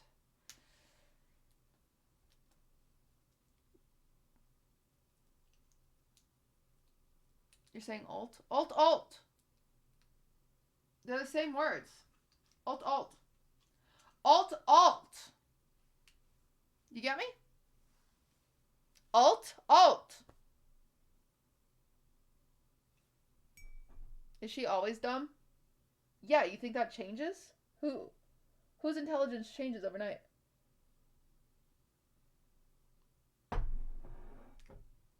You're just saying it louder? Okay, well. You're just saying it's stupider. Pretzel Dark Ride. History of Pretzel Dark Ride. A ride about pretzels? Very cool. Let's watch this. Wow! Pretzels! What up? My name is Kevin Not Perjurer, much. and welcome to another edition in Defunct Land. For background/context on this series, please visit thepurge.com with the link below. Today, we will be attempting to resurrect again, not necessarily a specific attraction, but more of a type of attraction. That type being Pretzel Dark Rides. This was suggested by Mr. 6507, so thank you and everyone else who has been commenting. The Pretzel Amusement Ride Company Wait, what did was that founded say? by, so thank you and The story of the haunted pretzel at Bushkill Park is a great one, but it's probably near impossible to find footage of anything related to it. To be honest, the entire park is one crazy story. Hell yeah, one crazy story. Here we go. Everyone else who has been commenting. The Pretzel Amusement Ride Company was founded by Marvin Remfer and Leon Cassidy. Cassidy was a young musician and entrepreneur. He strayed away from music when he and Remfer acquired the Tumbling Dam Amusement Park. Now, amusement parks back then were obviously a lot different than they are today. When Cassidy and Remfer added a merry-go-round and a water slide to the park, that was considered a modernization. Oh, the park wasn't incredibly successful, cool. and Cassidy felt that it needed an old mill, which is basically a dark ride with boats. If you're not familiar with a dark ride, it is essentially a ride that showcases specially lit scenes as visitors ride through them. The attraction would have been too expensive, so they looked for other options. Remfer and Cassidy began working with an old bumper car and eventually worked out a waterless version of the mill ride, which they patented and premiered in 1928. Very cool. Thus, the two have been credited for inventing the modern dark ride. The first unnamed pretzel ride was built at Tumbling Dam Park. The duo claimed they would give a $5 gold piece to the person that submitted the best name for the attraction, which adjusted for inflation is pretty good actually. The name chosen was the Firefly because the rail that moved the cart sparked a lot.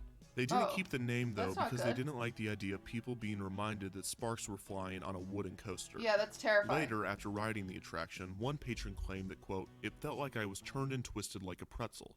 A year later, the two were constructing pretzel dark rides, selling them for about $1,200 each. Wow. Which even today isn't crazy expensive for an wow. amusement park ride.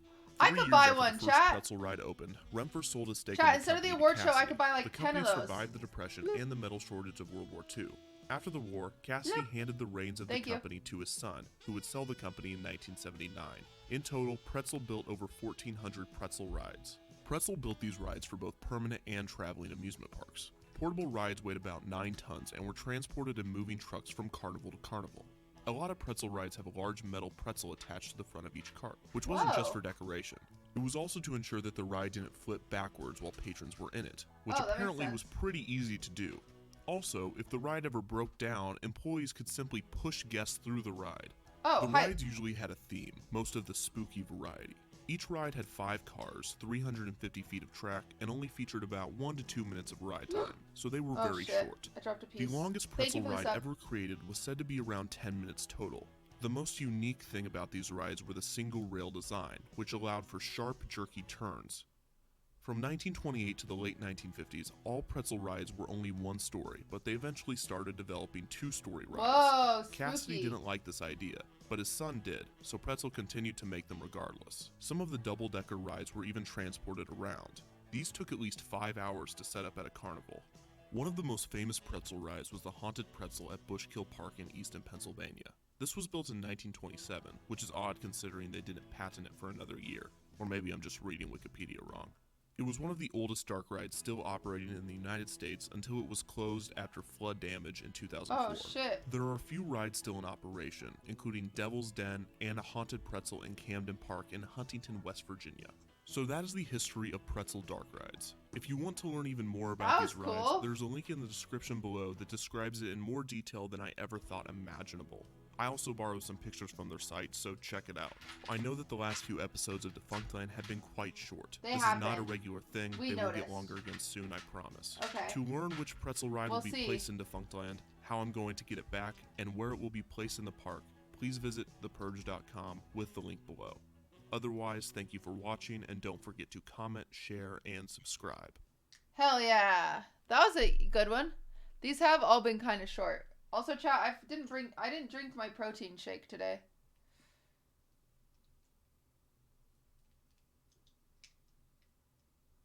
When on the ride do you get your pretzel? Honestly,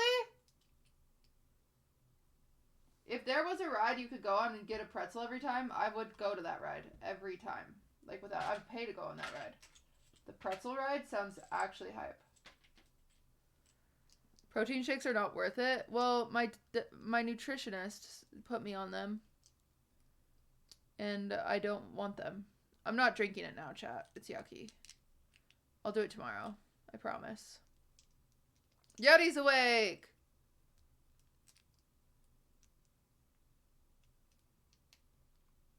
Do you go on the Guardians of the Galaxy ride? Nope. No way, Jose. No way, Jose. Not once, not never. I would hate that ride. I hate protein shakes. They taste so dusty. Dusty is a perfect descriptive word. I am with you there. That means you have to drink it all now. Call it protein quake when you wake up. Wait, what the fuck? No, listen. We will drink one tomorrow.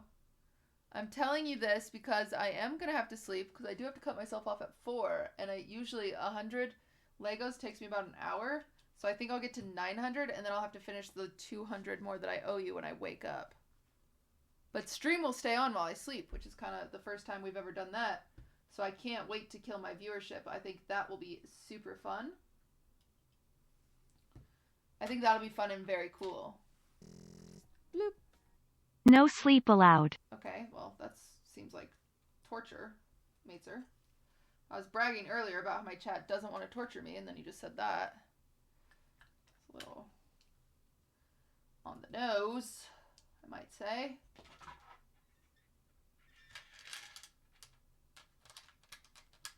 Mods, are you gonna ban that person that says nothing but meow every few minutes? I did. That was funny. Maybe I do that. Here's my one piece added to the tower. While I QTC sleep. love. What if I do that while I sleep instead of any podcast? We just do that.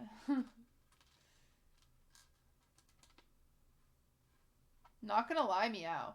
Okay, never mind. Everyone likes him. Don't ban him. It's that he wasn't doing anything wrong, actually. He was a good viewer. Unban him. I feel bad. I banned him for my own annoyance, which is kind of messed up because he wasn't being a bad chatter. Bloop. He didn't say anything rude, actually. He was just a viewer, which we need the views. We shouldn't ban people like that. Bloop. Thank you. Please sleep. I will sleep. I will sleep when we get there. Bloop. Love whine about it and all your steams. My steams are... Thank you. Cutie hates cats. I don't hate cats. I just... Okay. Free the cat. Okay. Alright. Let me get the next bag open and these placed and we'll start our next episode.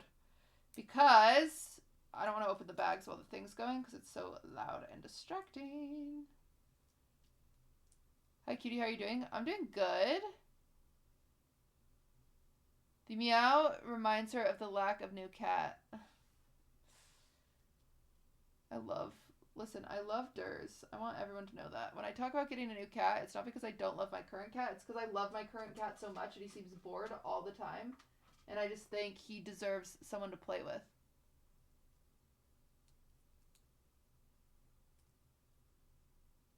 How did you promote the streamer awards to other streamers? Mostly word of mouth. Luckily, I'm friends with a lot of big streamers, and so once those streamers start talking about it, it kind of trickled. But I did DM a lot of streamers, too. But big word of mouth. It actually already got... Chat. It's been up... Voting's been up for a week. We have a week left, but it's already at 200,000 votes. Which is bigger than my audience. Bigger than I ever expected. It's massive. Yeah, isn't that crazy? Bloop. So if all 200,000 people don't watch the show, I'm going to be pissed. Like, what the heck? Why vote if you're not going to watch? Imagine we get 200,000 viewers. Could you guys imagine? That would be crazy. How many viewers does the esports awards show watch? You know what? I need to stop talking shit on them because they followed me on Twitter, which was very nice of them. I feel bad for always saying their show is bad, but they did kind of sell out. Listen, I'm not a sellout calling them sellouts. So that's one thing. And I can't even sell out. I love selling out. I can't sell out this. I haven't sold out. I haven't gotten a sponsor for this. Cakeball topped off at 200K. This will probably... No way. It's on my channel, though. I feel like the esports awards only got like 40K. Someone pull up the Sully Gnome. What's my favorite Lego build? I don't know. I really like the Mickey Mini one. So streamers you're not friends with get less promo? No, you're fishing. Don't be a drama baiter. That's literally not how it works. That's literally not how it works. Anybody who wanted to campaign for an award can campaign for the award. Literally. There's tons of people I don't even know that got nominated and are up for voting. You're trying to drama bait. Oh, he's been trying to drama bait since stream started? Ooh, let me indulge. Where'd he go? Where'd he go? Oh, he's gone. Mods got him. I lost him. I just wanted, let me give him his, oh, there he is. Let me give him his messages. 11 messages. Oh my god. How were nominations done? So there was no panel. There literally was a panel. Oh my god, wait, this guy's so mad. How were nominations done? Nominations were done via audience. Anybody could nominate. So there was no panel. There was a panel. Then I think there should be response as to the variety streamers. Bro, let me tell you something. Moon Moon and Soda Poppin' and Lyric were all nominated. They just didn't get enough nominations, and that's not my fault, because did you hear any of them say, yo, nominate me? No, they didn't say that, and anybody could have said that. Literally anybody could have said that. So I maybe next year they'll do that. Like, it's fun to minimize people out of the circle, not hostile, but variety. Cat is horseshit. So Soda in Legacy, no variety makes sense. They did vote for him in Legacy. Bloop. Yeah, I don't know what to tell you. That's literally the answer.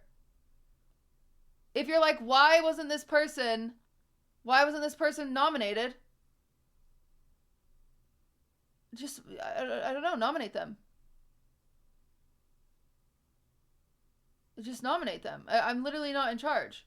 Also, Soda Poppin' is one of my friends. You realize that? You're so mad that Soda Poppin' isn't in variety? And you're like, Cutie, you didn't talk to your friends enough. Bro, Soda is literally one of my friends. And Soda doesn't give a fuck. Like, they were all nominated, they just didn't get enough nominations. Probably because, like, Toast talked about it on his stream. And Ray's just fucking Ray, and I don't think Ray even talked about it. I think Ray just got a shit ton of votes. Anyway. Yeah, that's crazy. I didn't see any of your messages until now. Anybody can be nominated for anything. They just have to campaign for it. Cutie, I'm mad on behalf of my streamer that cares less than I do, plus doesn't care about me at all, that I exist. Game Awards peaked at 255k, by the way. Oh, we're fucked. We'll never get there.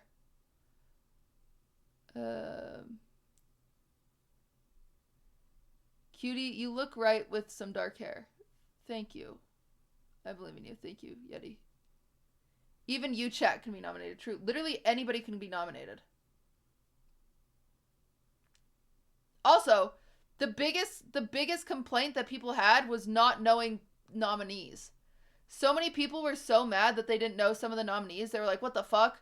And then this guy's saying that the nominees weren't spread out enough. Jesus Christ, bro. Nobody else is mad that they weren't spread out enough. I agree that the variety is a little fucking wonky. I agree with you. I think it's a little wonky. I didn't fucking nominate. I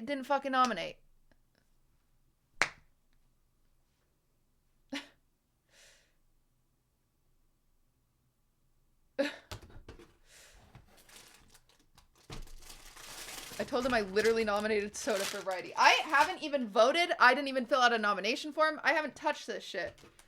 Because I don't want people to be like, ooh, Cutie. Like, I don't, I'm fucking staying out of it.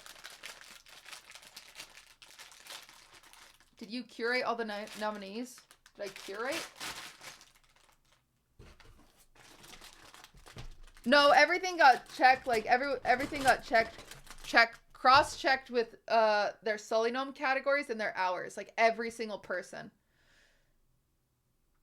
So it goes, like, top 4 nominees or whatever. And then, like, if Forsen is in the top nominee for ASMR, then all of those get cross-checked for their hours in that category. So every single person that's in a category got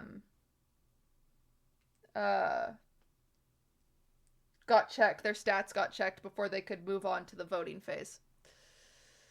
Yeah, if you're pissed, just vote. And just vote different next year. I don't know what to fucking tell you, bro. Cutie, my streamer isn't on there. Her name is QTCinderella. Yeah. I just think it's like, yeah, that's the thing that's most laughable is the people being like, Madge, Will didn't get a vote. Madge, Myth didn't get a vote. Madge, Soda didn't get a vote. Madge, only Cutie's friends got votes.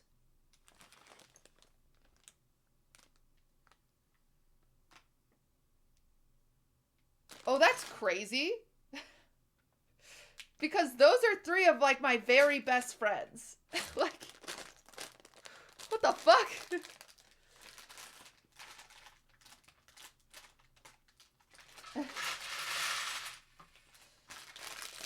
It's just so funny. The only thing I was confused about was why on earth was there a Smash streamer category? No one watches that game. Okay, all right. That one is more of a... That one is the... That one's mostly the only category where I pulled, like, the card of saying, hey, this is a marginalized community on Twitch. The Smash streamers have just gotten so much shit for so fucking long. Literally so much shit that Evo just announced their tournament and they can't be at Evo. Like, they've gotten so much shit for so long. I was like, all right, time to give you some sunshine. But I even realized next year it's going to be fighting game category. We'll change it. Every year there'll be new categories, especially because, like, maybe GTA won't be as big next year. Maybe Valorant won't be as big next year. Maybe Minecraft won't be as big next year. So every single year there will be different categories. So don't you worry your pretty little mind. People throw rocks at things that shine, and life makes love and award shows look hard. The stakes are high and the water's rough. But this award show's ours, and all your negativity is really, really eating me up because I'm just doing my best. I'm spending hours and hours and hours of my week doing this, and I just can't handle all the negative feedback, and it's actually really overwhelming. And it's just crazy because I didn't even have anything to do with it, and all of you are just so mad all the time about all the different nominees, and, like, you should have just fucking nominated somebody, and I just do better next time. I don't know what to tell you, and holy fucking shit. But this love is ours. Do do do do do do do do do do do.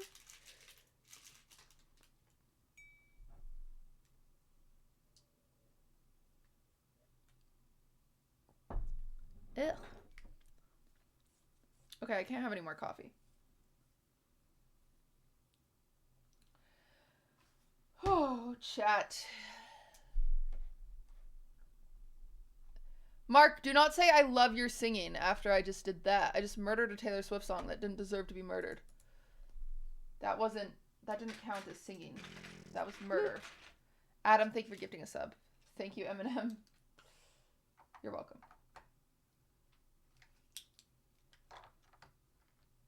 Okay. Okay, ready? The casualty of war against the haters. It is exhausting.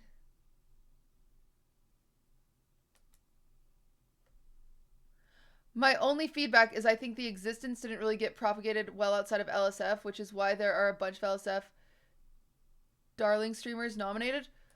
Bro, you're so wrong! Look at the nominees! Look at the fucking nominees! Miz is literally like the only LSF Andy on there. Look at the nominees. The majority of the nominees are not LSF darlings. Literally just look at them. Go through them and count. Just count them.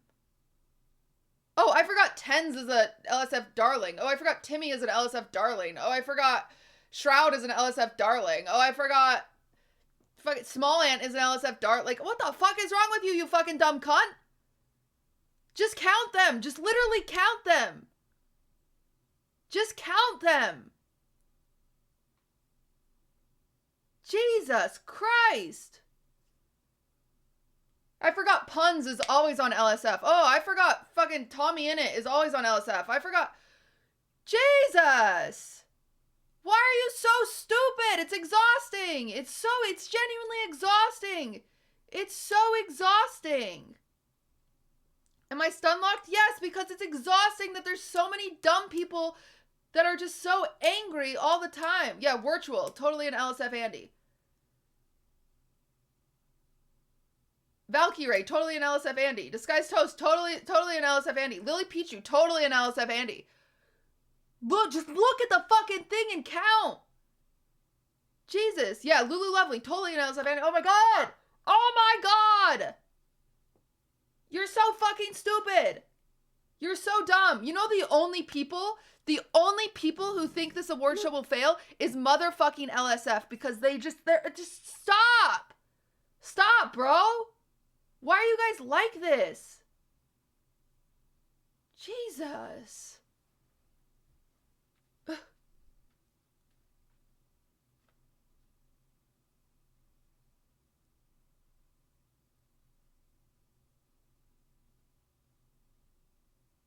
I just like, what are we supposed to, Jesus, are you okay? No, I'm exhausted.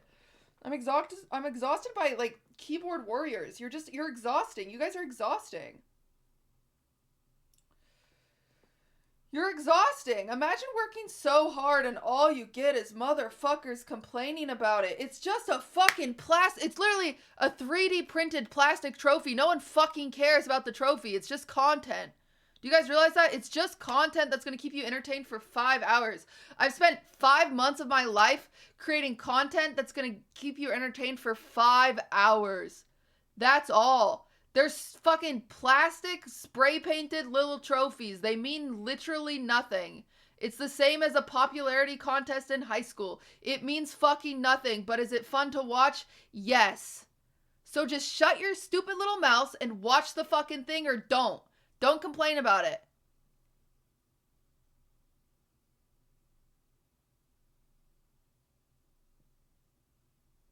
If you're so mad about it, don't complain about it. Like, just if you're so mad about it, I meant to say just don't watch it. If you are so mad about it, do not watch it.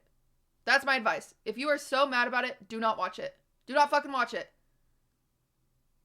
Don't watch it.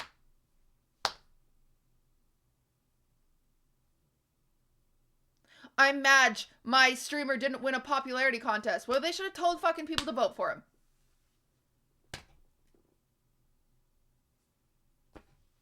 It's that easy, bro.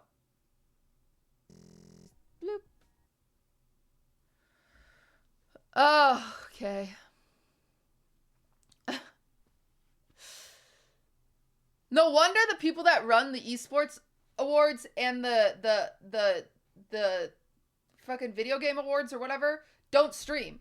They don't stream because of people like this.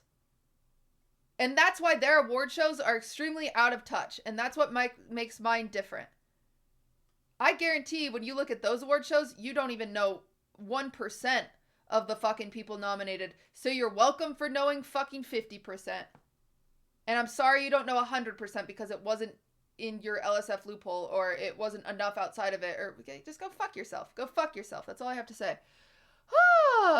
All right, let's watch the next video, huh? We got bag 3 open. We're ready to party. Jesus. OMG, you take feedback worse than Hassan? Bitch, I didn't ask. No, I don't take feedback worse than Hassan. I didn't ask. I didn't ask. I have never once gone live and say, hey, chat, what's your opinion about this thing I'm working really hard on? I've never done that. I've never done that. If I did that, then you could give me feedback. If I said, hey, how could I change this? You could give me fucking feedback. I have not asked for feedback. I have not asked. The internet is not for your stupid motherfucking opinions no one wants to hear. And if they do want to hear it, stream. Those people will watch you because they want to hear your opinions. But no one wants to hear your opinion, you stupid chatter.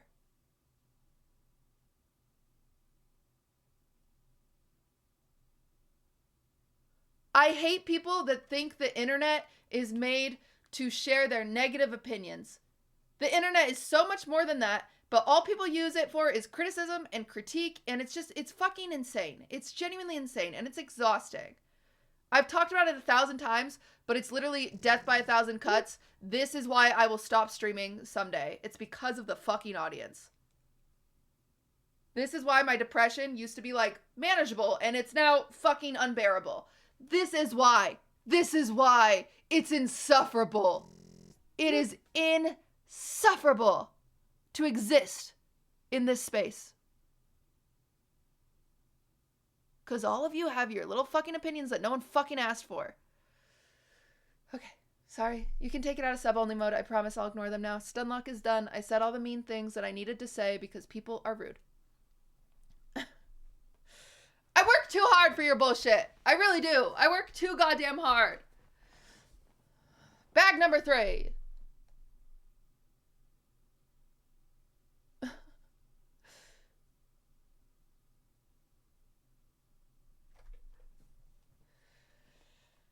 So you're gonna build those Legos? I'm never gonna finish.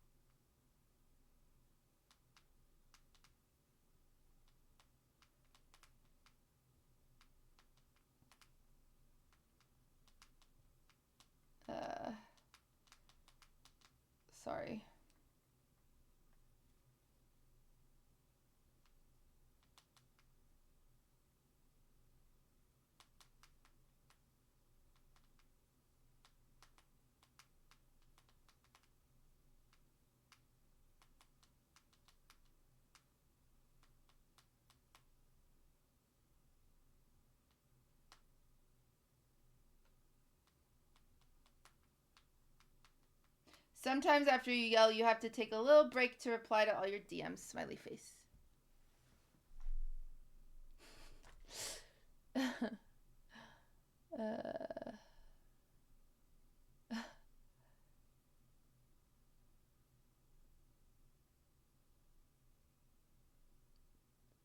I just cry after I yell. My issue is I genuinely believe that I can, like, get the world to be better, and I can't, is the thing. I will literally never be able to get the world to be better. It's impossible.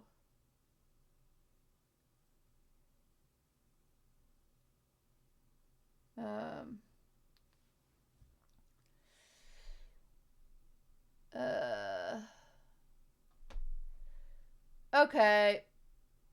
Next video. Defunctland, the history of Pleasure Park, part 1. Why does it keep doing these 8-minute videos? I thought Defunctland used to do long videos. It's annoying. Alright, I'm going back to the Legos. That took a big chunk out of my speedrun. Wasn't worth it.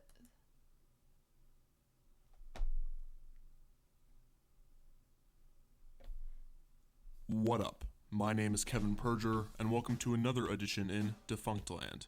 For background/context on this series, please visit thepurge.com with the link below.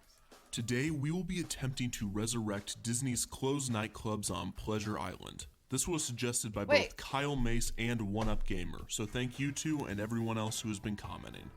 Disney's Pleasure Island nightclubs were a series of dance clubs found in Walt Disney World's shopping district. What? This district, which requires no admissions fee, originally opened on March 22nd, 1975, under the name the Lake Buena Vista Shopping Village. 2 years later, the name would be changed to Walt Disney World Village. The area was a simple shopping mall until 1984, when Mikey took over as CEO of Walt Disney. Eisner wanted to keep visitors on Disney property throughout their entire trip, and he began to notice that at different parts of the day, they would travel off property for food and shopping. Eisner decided to revitalize the Walt Disney World Village with the addition of adult nightclubs. This was a very mature experience for a kid-friendly resort, but if you haven't noticed, this is a bit of a pattern with Eisner's projects. Disney announced on July 21st, 1986 that nightclubs would be added to the Walt Disney World Village. Construction began shortly after, and on May 1st, 1989, the Pleasure Island nightclubs opened to the public. This is also the same day that Disney MGM Studios opened, so Eisner had a busy day. However, Eisner is not the star of the story. As Chat.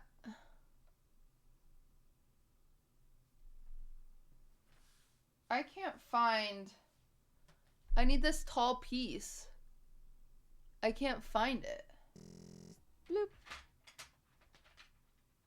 I need 2 of them. I can't find them.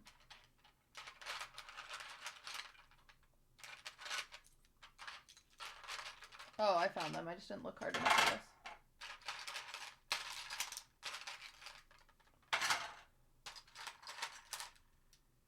Let me just move these big pieces. I found 1. Oh, I found 2. Alright, I didn't look hard enough. My bad. My bad. All found. We're okay now. Smiley face. This was not one of Mikey's obsessive projects. The real stars are actually the small team of new Imagineers that created the island and its mythos. The new Imagineers, who specialized in live performances, had just finished work on the Epcot Street Actors when they were approached by Disney. Disney wanted to know if any of their upcoming projects would benefit from live actors, so they asked the team about 3 ideas in the works. QTCinderella had one unnamed choice. Typhoon Lagoon, oh, wow. Studios, but she then only just chose called one Disney of them, Studios. and that one was host! Thank you, Susu. Thank you. You are up late. What are you doing? What did Susu do today? Best chat? Subathon idea yet. Thank you. Thank you. I haven't caught up. We're pretty far away. We're pretty far away. Just so you guys know, if you sub, you become a Lego. And you'll forever be remembered as a Lego in this Lego set. But stream does not end until I catch up. As soon as I catch up to that Lego number, that's when the stream ends. So yeah, it'll be great. It'll be great. Welcome from Susu Stream. I hope you had a good night tonight. I'm sure it was lovely over there. It's always great. Great time with Susu. We're at 1,100. Oh God, I'm so far away from that. Uh-oh.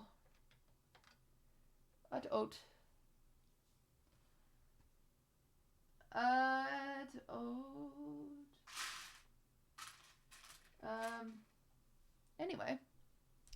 Yeah, we're just watching some videos as we do this. How am I doing? I'm good.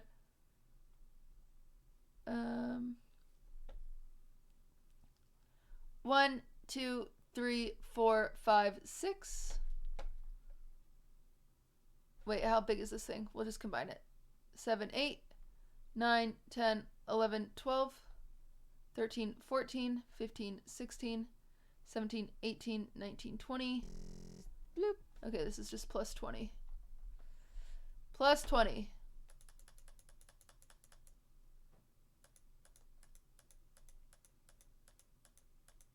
Is that right? Did I do that right? Why is the timer going up? It's how long this is taking me. Okay, thank you. I felt like I lost count. Thank you guys. Thank you guys. Okay, I'm gonna push play on this. We're learning about Pleasure Island. It was a Disney like adult club that was made. You can't remember what was happening at Susu's? That's crazy. She just ended like 10 minutes ago. 2 minutes ago. Even worse. Florida, and the renovation of the Walt Disney World Village. They were teamed up with architects and producers, and the group started work on Disney MGM and the Walt Disney World Village. At some point in the development of the Walt Disney World Village, Granville Island in Vancouver was brought up as a concept for a possible addition to the shopping center. Granville Island was a fishing area turned into a tourist hotspot. This was the inspiration for Pleasure Island. The Imagineers found a peninsula adjacent to the shopping village and began planning their fictional fishing island. The story they concocted was that the land was originally owned by Meriwether Adam Pleasure, an 1800s ocean adventurer and founder of Pleasure's Canvas and Sailmaking Incorporated.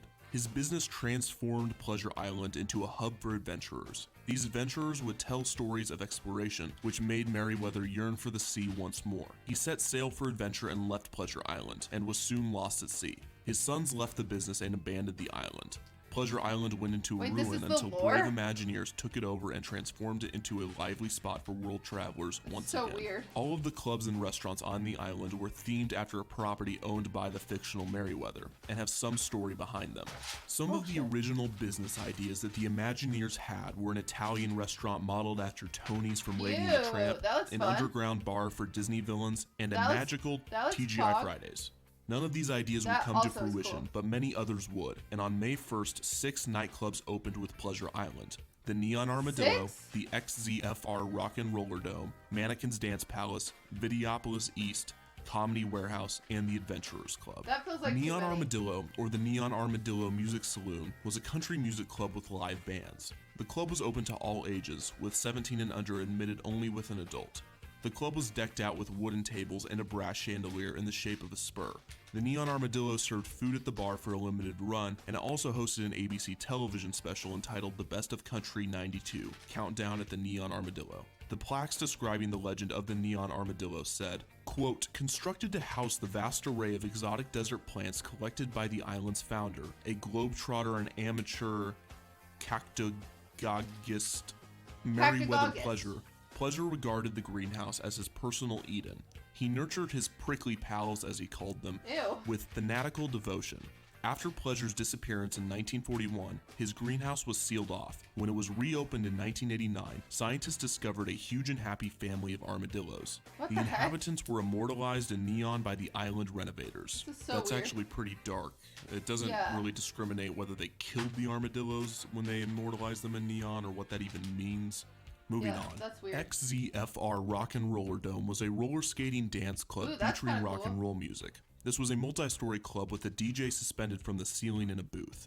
The ground floor was the dance floor, and the second floor was the skate rink, which sounds dangerous because it was probably really dangerous. There were also waiters on skates on the ground floor. The plaques describing the history stated, Island founder and UFO enthusiast Meriwether Pleasure built his experimental X-Thing here. Pleasure himself designed the super amphibious aircraft that could harness the power of the wind. The X-Thing flew only once, September 1st, 1940, with Pleasure himself at the controls. Guys, I don't test think flight they is needed all shrouded this in mystery, lore. but upon landing, Pleasure feels, began like, broadcast very to outer extra. space. Beamed from the roof of this building, the International Morse code messages repeated WELCOME. Mannequin's Dance Palace was a 3-level dance club playing techno-trance music and showcasing human mannequins, dressed as things such as disco balls. The plaque stated, "The second building erected on the island, this actually housed Merriweather Pleasure's famous canvas fabrication works. In the 1930s, it was converted to a soundstage for Invincible Pictures, then into a design studio and workshop for various pleasure projects. Most notable of these was a huge locomotive powered by a combination of steam and magnetic power. A colossal turntable was installed to facilitate the work on this revolutionary product, called Maxwell's Demon, that was intended to revolutionize world transportation. It didn't." Videopolis East. If you remember the second episode of Defunctland, you'll recognize this name. Opening around the same time the Disneyland Dance Club closed, Videopolis East had a variety of TV screens and featured modern music, similar to the California version. It also only allowed guests under 21. According to Island legend, built for Island founder Merriweather Pleasure's son Henry, the mad genius of Lake Buena Vista, and Henry's life work, the Pleasure Cellular Automation. Henry died thinking his experiments in artificial intelligence had failed, but when the building was reopened in 1987, the automation was alive and thriving. In fact, it directed the refurbishing of its home and designed the sophisticated computer hardware that shows itself to best advantage. Comedy Warehouse was a comedy club, notably featuring a fantastic improv comedy group.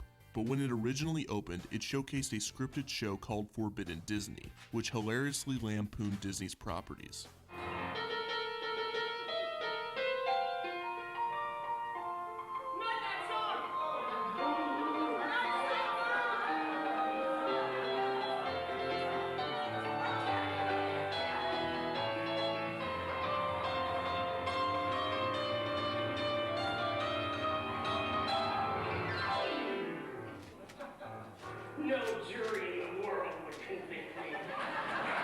The club was turned into an improv theater after they realized that there was a high return rate among guests. The legend was that, quote, "This building became a storage facility when Pleasure Island was electrified in 1928.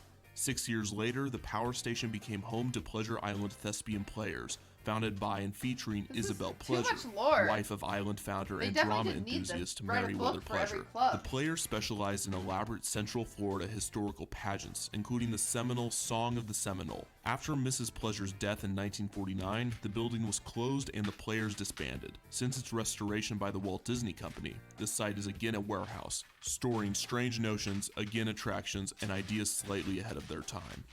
I know this is unorthodox for Defunctland, but this video is going to be split into 2 parts, so I will tell you about the final original Pleasure Island Club, as well as the remaining history and eventual closure of the island in part 2. Until then, thank you for watching, and don't forget to comment, share, and subscribe. We're pissed at you, Defunctland. Why do you keep doing this? Your videos are supposed to be long.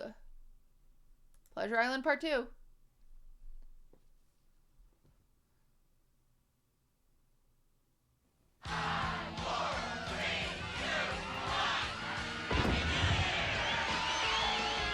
Come celebrate New Year's Eve tonight and every night on Pleasure Island. An entire island featuring 6 nightclubs and a variety of entertainment, from music and dancing to stage shows and comedy. And every night is a once-in-a-lifetime New Year's Eve celebration that spills out onto the streets. Every night is a New Year's Eve celebration? Make a night of it on Pleasure Island. Why? Near the Disney Village. Wait, Happy New Year! It's New Year's Eve every night of the year at Pleasure Island, and you're invited tonight to the biggest, most spectacular street party ever. Begin your New Year's Eve celebration early in the evening at Mannequin's Dance Palace, the hottest contemporary music club in the country. Then check out the classic live rock music at Zephyr Rock and Roll Beach Club, and the heel-kicking live country music at the Neon Armadillo Music Saloon. For an underground environment, Cage is the place for alternative music and dance. Then get ready to supply the laughs for stand-up comics and a spoof on the Disney Vacation Experience at the Comedy Warehouse. But save some time for the Adventurers Club, where anything can happen, and does.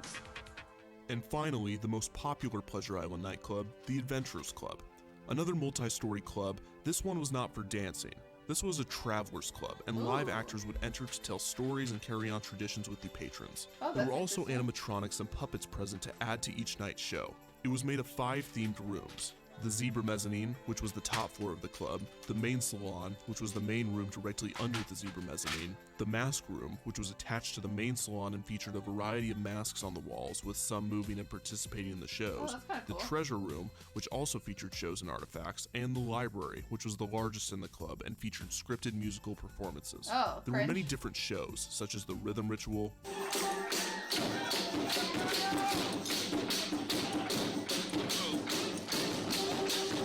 traditions, such as the club greeting Kungaloosh, songs such as The Cat Got Dead, and here we go. Oh, the cat got dead, and we put him in a box, dug a little hole, and we covered it with rocks, painted a couple dandelions, said a little prayer, and we all went off the bed, cause they mostly didn't care. Here's the story. In the middle of the night, a dog started sniffing, was a Labrador retriever that belonged to Mrs. Griffin, and even though the cat was smelly and stiff, he thought it'd be a nice addition to Mrs. Griffin's kitchen.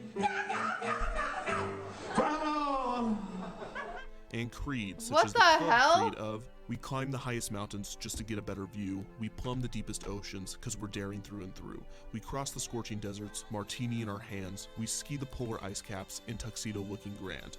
We are reckless, brave, and loyal, and valiant to the end. If you come in here a stranger, you will exit as a friend. Honestly, there's enough on the Adventurers Club for its own video, but I'll just leave it at the historical plaque that stated, "This imposing building was designed to house the huge personal library and archaeological trophy collection of island founder and compulsive explorer Meriwether Adam Pleasure. Pleasure won the plans in a game of dominoes and attributed them throughout his life to noted architects Sir Edwin Lewingtons, Charles Rennie Mackintosh, and Eliel Saarinen. The building became the headquarters for the Adventurers Club, Pleasure's zany band of globetrotting friends. Exotic souvenirs of the members' outlandish expeditions and riotous adventures were displayed on the walls. After Pleasure vanished at sea in 1941, the club was sealed until it was open to the public for the first time since 1989. So those were the original 6 nightclubs that opened with Pleasure Island. These clubs were immensely popular, and as you can tell, the fictional history behind them is very deep. Tickets to all of the clubs was around $10 a night when it first opened, and they were sold out of repurposed coaches from the short-lived Fort Wilderness Railroad. The biggest event of the year was New Year's Eve, with a fireworks show that was shot off the roof of the Adventurers Club. But Pleasure Island was more than just nightclubs. It also had a variety of restaurants and 2 stores. These supported the story of Pleasure Island as well, but I won't go into the specifics of these. Pleasure Island was a huge success and was applauded for its theming and detail. It was truly a testament to how much Disney invested in its story, even for adult nightclubs outside of their theme Yeah, parks. that's crazy. Even with its success, there were many changes made over the years. The first came not even a year after its opening. Later in 1989, the Walt Disney World Village was renamed to the Disney Village Marketplace. Then, in April of 1990, XZFR Rock and Roller Dome changed to simply the Rock and Roll Beach Club, probably due to the fact that roller skates and drunk tourists didn't mix. Yeah. The same year, Videopolis East closed, reopening under the name Cage and featuring more progressive dance music.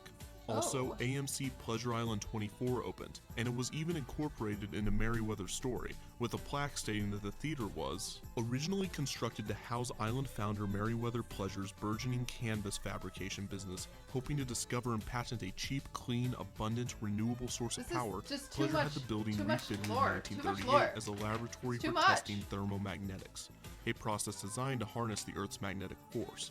The success of the experiment was proven in 1940 when the facility blew sky high with no visible, probable use of combustibles. Pleasure commanded that the ruined superstructure and outbuildings remain as testimony to the awesome power of the plant. In 1993, the Pleasure Island Jazz Company replaced one of the island's restaurants and featured live jazz musicians. However, this club was not added to the Meriwether Pleasure Island mythos, which was a trend that would continue with future editions. In 1994, 8 Tracks, a 70s and 80s themed dance club, replaced Cage, making it the 3rd club to occupy the venue, and another storyless addition to the island. In 1997, the entire complex changed when Disney Village Marketplace became Downtown Disney.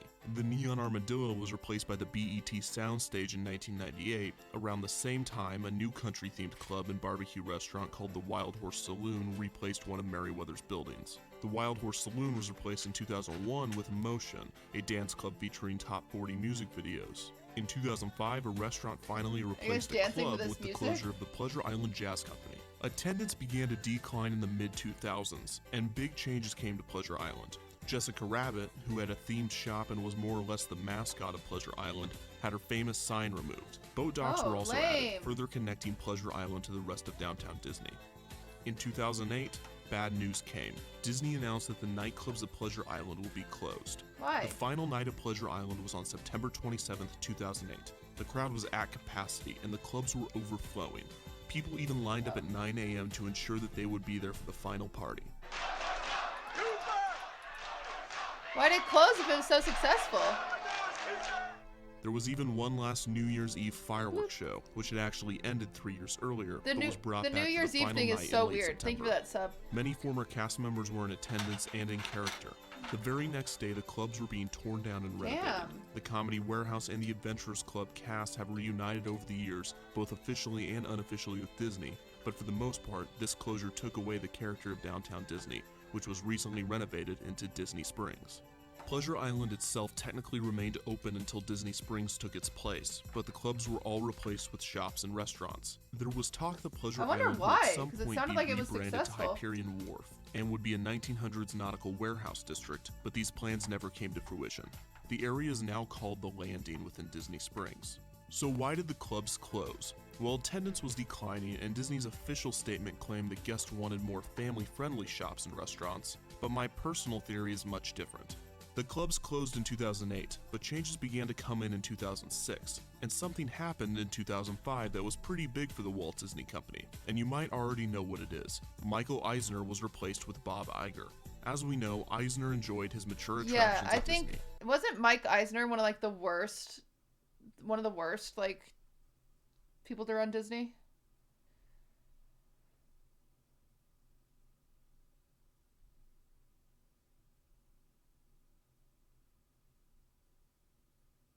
People were just jealous of Jessica Rabbit. You're actually right.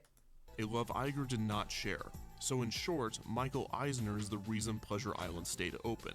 Yeah, even though it's a theory, it's a little hard to admit. So that is the history of Pleasure Island nightclubs. I promised on my last Defunctland that these videos would not be as short, and I hope I didn't disappoint.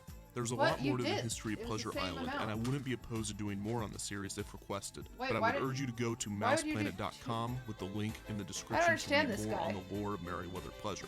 Also in the description, you will find a link to the site where I found many of the recreated plaques seen in these videos, so go check that out as well. To learn more about where the remains of these clubs are today, how I'm going to recreate them, and where I will place them in Defunctland, please visit thepurge.com with the link below. Otherwise, thank you for watching, and don't forget to comment, share, and subscribe. Dude, this guy is so funny. It's like, why say, oh, I'll do more information, I'll do more on this later, LOL, if you guys want. It's like, why don't you just make a whole video at once? I don't get it. I'm learning a lot of Disney lore. I actually never knew about Pleasure Island. So, me too, Brother Bear. Me too. Because he was new? True. True, he was new. I'll cut him some slack. Oh, chat. I'm not zooming like I once was, but I'm still doing my best. Alright, next video is Defunctland, the history of confrontation. Hell yeah. Hashtag bring back Pleasure Island. Seems so weird. I don't know. I don't know if I'd want to go clubbing with a bunch of Disney adults, honestly. Hey, my name is Kevin Perger, and welcome to another edition in 1, 2, 3, 4, 5, 6. For background/context on this series, please visit thepurge.com with the link below. Today, we will be attempting to resurrect Universal Studios Florida's closed attraction, Confrontation. This was suggested by Dave the Wave 007, Mystery Brick, MK1 Monster Ock 1989, That Boy Drew, and probably more of you by the time that this video comes out. As always, thank you to everyone who has been commenting and suggesting video topics. That's you, chat. Confrontation was open at Universal Studios Florida from June 7th, 1990 to September 8th, 2002, and it is one of the most technologically impressive attractions in theme park history. Its first iteration was actually not in Florida though, and if you have seen the Defunctland on Jaws the Ride, you might already know where it was first seen. Wait. The Universal Studios Backlot Tour. After the popularity of the 1976 remake of King Kong, fans begged Universal to add a Kong encounter to the tour, so Disney Imagineer Bob Gurr, famous for his work on designing most of Disneyland's original attractions, was hired to design the tram's Kong encounter. The ending result was impressive, with guests entering a soundstage designed to appear as a destroyed New York City, with television screens inside apartments turned on to live coverage of the destruction. The guests get to see a helicopter tangle in wires before coming face to face with the ape himself.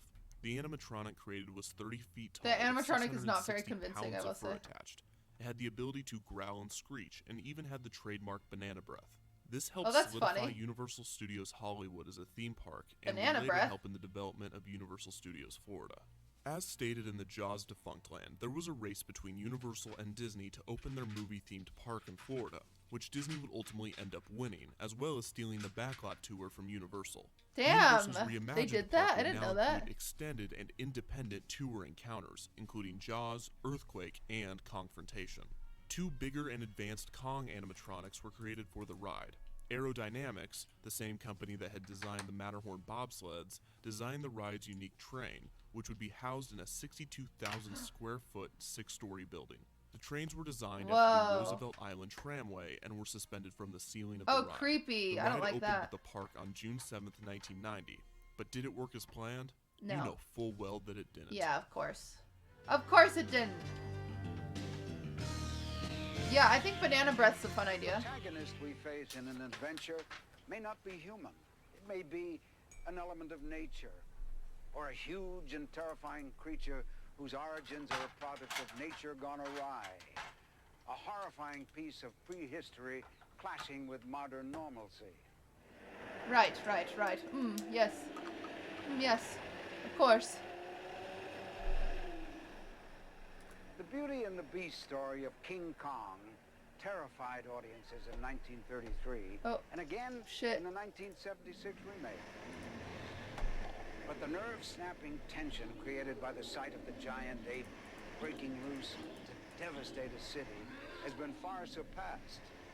Kongfrontation is a colossal experience in terror. We are aboard the Roosevelt Island tramway in New York, when suddenly we see the wake of his carnage. It is destruction on a catastrophic scale. Our tram will not stop, it can only go forward. Smoke fills the air as fires from the devastation create a blazing inferno. And then there he is, the terrifying giant ape. Confrontation. Our tram dangles before the howling fury. We are face to face with him as he threatens to send us careening downward. There's no turning back. Oh, I keep shooting pieces far away. The animatronics were ginormous, and this would cause power surges and emergency stops frequently. The ride was still being tweaked and took another few months to perfect, but the ensuing result was quite impressive. Placed in the New York section of the park, Kongfrontation took guests first into the subways of 1970s New York, with concrete walls covered with graffiti. That's This graffiti cool. was created by actual graffiti artists hired by Universal and was unofficially added to over the years by many park guests. Oh, that Televisions sucks. displayed breaking news that New York City was being attacked by a giant ape. There was an evacuation underway via Just don't get on the elevated trains tram. to Roosevelt Island. Good one. Guests boarded one and attempted to make it to safety. As they cruise through a destroyed New York City, a radio informs the guests and the operator that Kong is heading straight for their route. The operator is unable to stop the tram, though, and a helicopter shines a spotlight right on the ape, who is hanging on the bridge. Helicopters shoot at the ape against the wishes of the tram. Kong then hits the tram, causing the tram to briefly fall. Oh Kong God, is we quickly hate when that distracted happens. by a helicopter that crashes into a ball of flames, and the tram quickly escapes. Nearing Roosevelt Island, the guests are blinded by another helicopter spotlight. The tram operator requests them turn it off, and once the light is gone, Kong appears once again next to the tram, this time closer than before. Guests can smell his banana breath as he grabs the tram. That's and very lifts it up funny. before dropping it again. The tram speeds I forward, hate escaping when to a Roosevelt giant ape Island as terrorizes Kong my fights city. back in the heart of the city. The television now shows breaking news of the tram that has just survived the ape's wrath. The ride cars were unique, not only because they were suspended from the ceiling, but because they had the ability to move not only forward, but up and down, which is what sold that's the cool. encounters with Kong's fists. The fake newscast scene during the ride was hosted by actual New York newsman Roland Smith, with voiceover work Dante, done by thank you for Ron Prime. Knight, a man who also helped with various voices for officers and helicopter pilots in Confrontation, as well as providing his voice to other Universal rides such as E.T.'s Adventure and Jaws. So that was Confrontation. As stated, the ride was impressive, but shoddy. Emergency stops would Shoddy. find passengers That's suspended you. in pitch black darkness at times, which was horrifying for both the guests and the tram operator. The operators did not have as big of a fan base as those over at Jaws, but they did have to have a lot of talent. Operators claimed that their headsets were real and that they could hear the voices of the control tower and other operators while they were giving their tours. As you can imagine, this was quite distracting, but they were able to adjust to the extra noise. So why did it close? It is speculated that high staffing and operating costs helped in the decision, as well as Universal wanting to keep Universal Studios up to date with their franchises. They found the perfect opportunity to do this after the hit film The Mummy came out in 1999 and the successful sequel The Mummy Returns in 2001. Confrontation space would be used for Revenge of the Mummy: The Ride. It is interesting hearing that, knowing now that like how out of date Universal is. Like the only thing up to date at Universal is like Minions, and even that's out of date now. I guess they keep just updating Jurassic Park. I don't know. Confrontation, the ride Revenge of the Mummy was somewhat of a worthy replacement, and has developed its own fan following. The ride contains a few references to Confrontation, including a gold King Kong statue, as well as the original track pieces from Confrontation, which are still attached to the ceiling, as they are built into the building's structure and can't be removed easily. Oh, that's weird. King Kong did live on after Confrontation. The tram stop remained at the Universal Studios Hollywood tour until it was destroyed by a backlot fire in 2008. Universal announced that they would not rebuild the section of the attraction shortly after.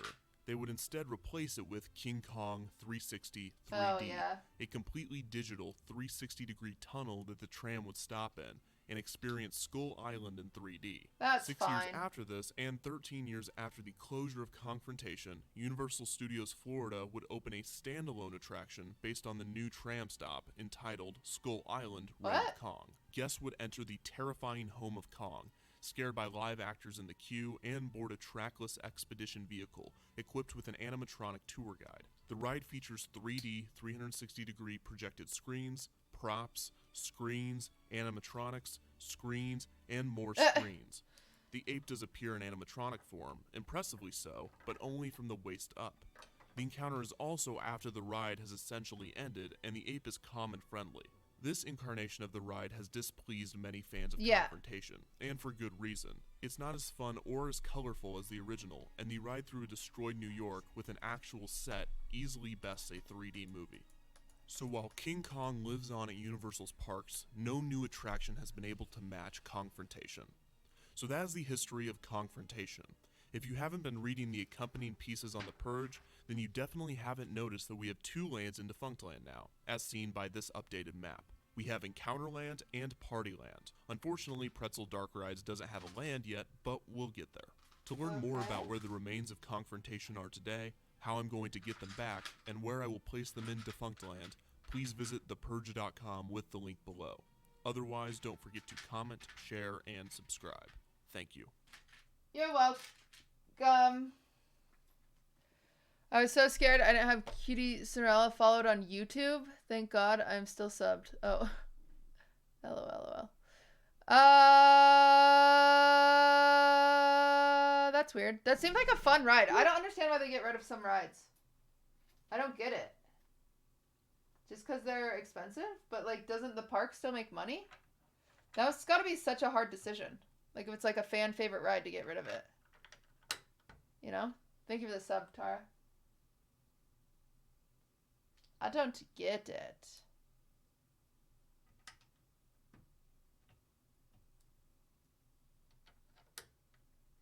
Oh. Okay. Oh! Oh no. I don't even get it myself. I would want it around forever. Yeah, I don't get it. Might be greed. They think they can make more with the replacement. Well, that's the problem with Universal is like 90% of their rides now are freaking just TV.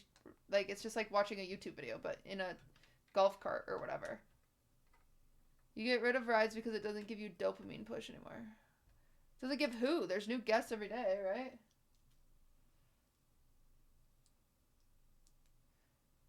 They've got to make more money off of new guests than they do, like, annual pass holders.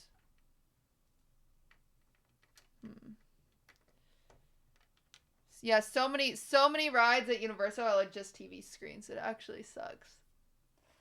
It's actually so lame. 1, 2, 3, 4, 5, 6. They recycle the old guests every other month? Oh, that makes sense. Woo! Okay.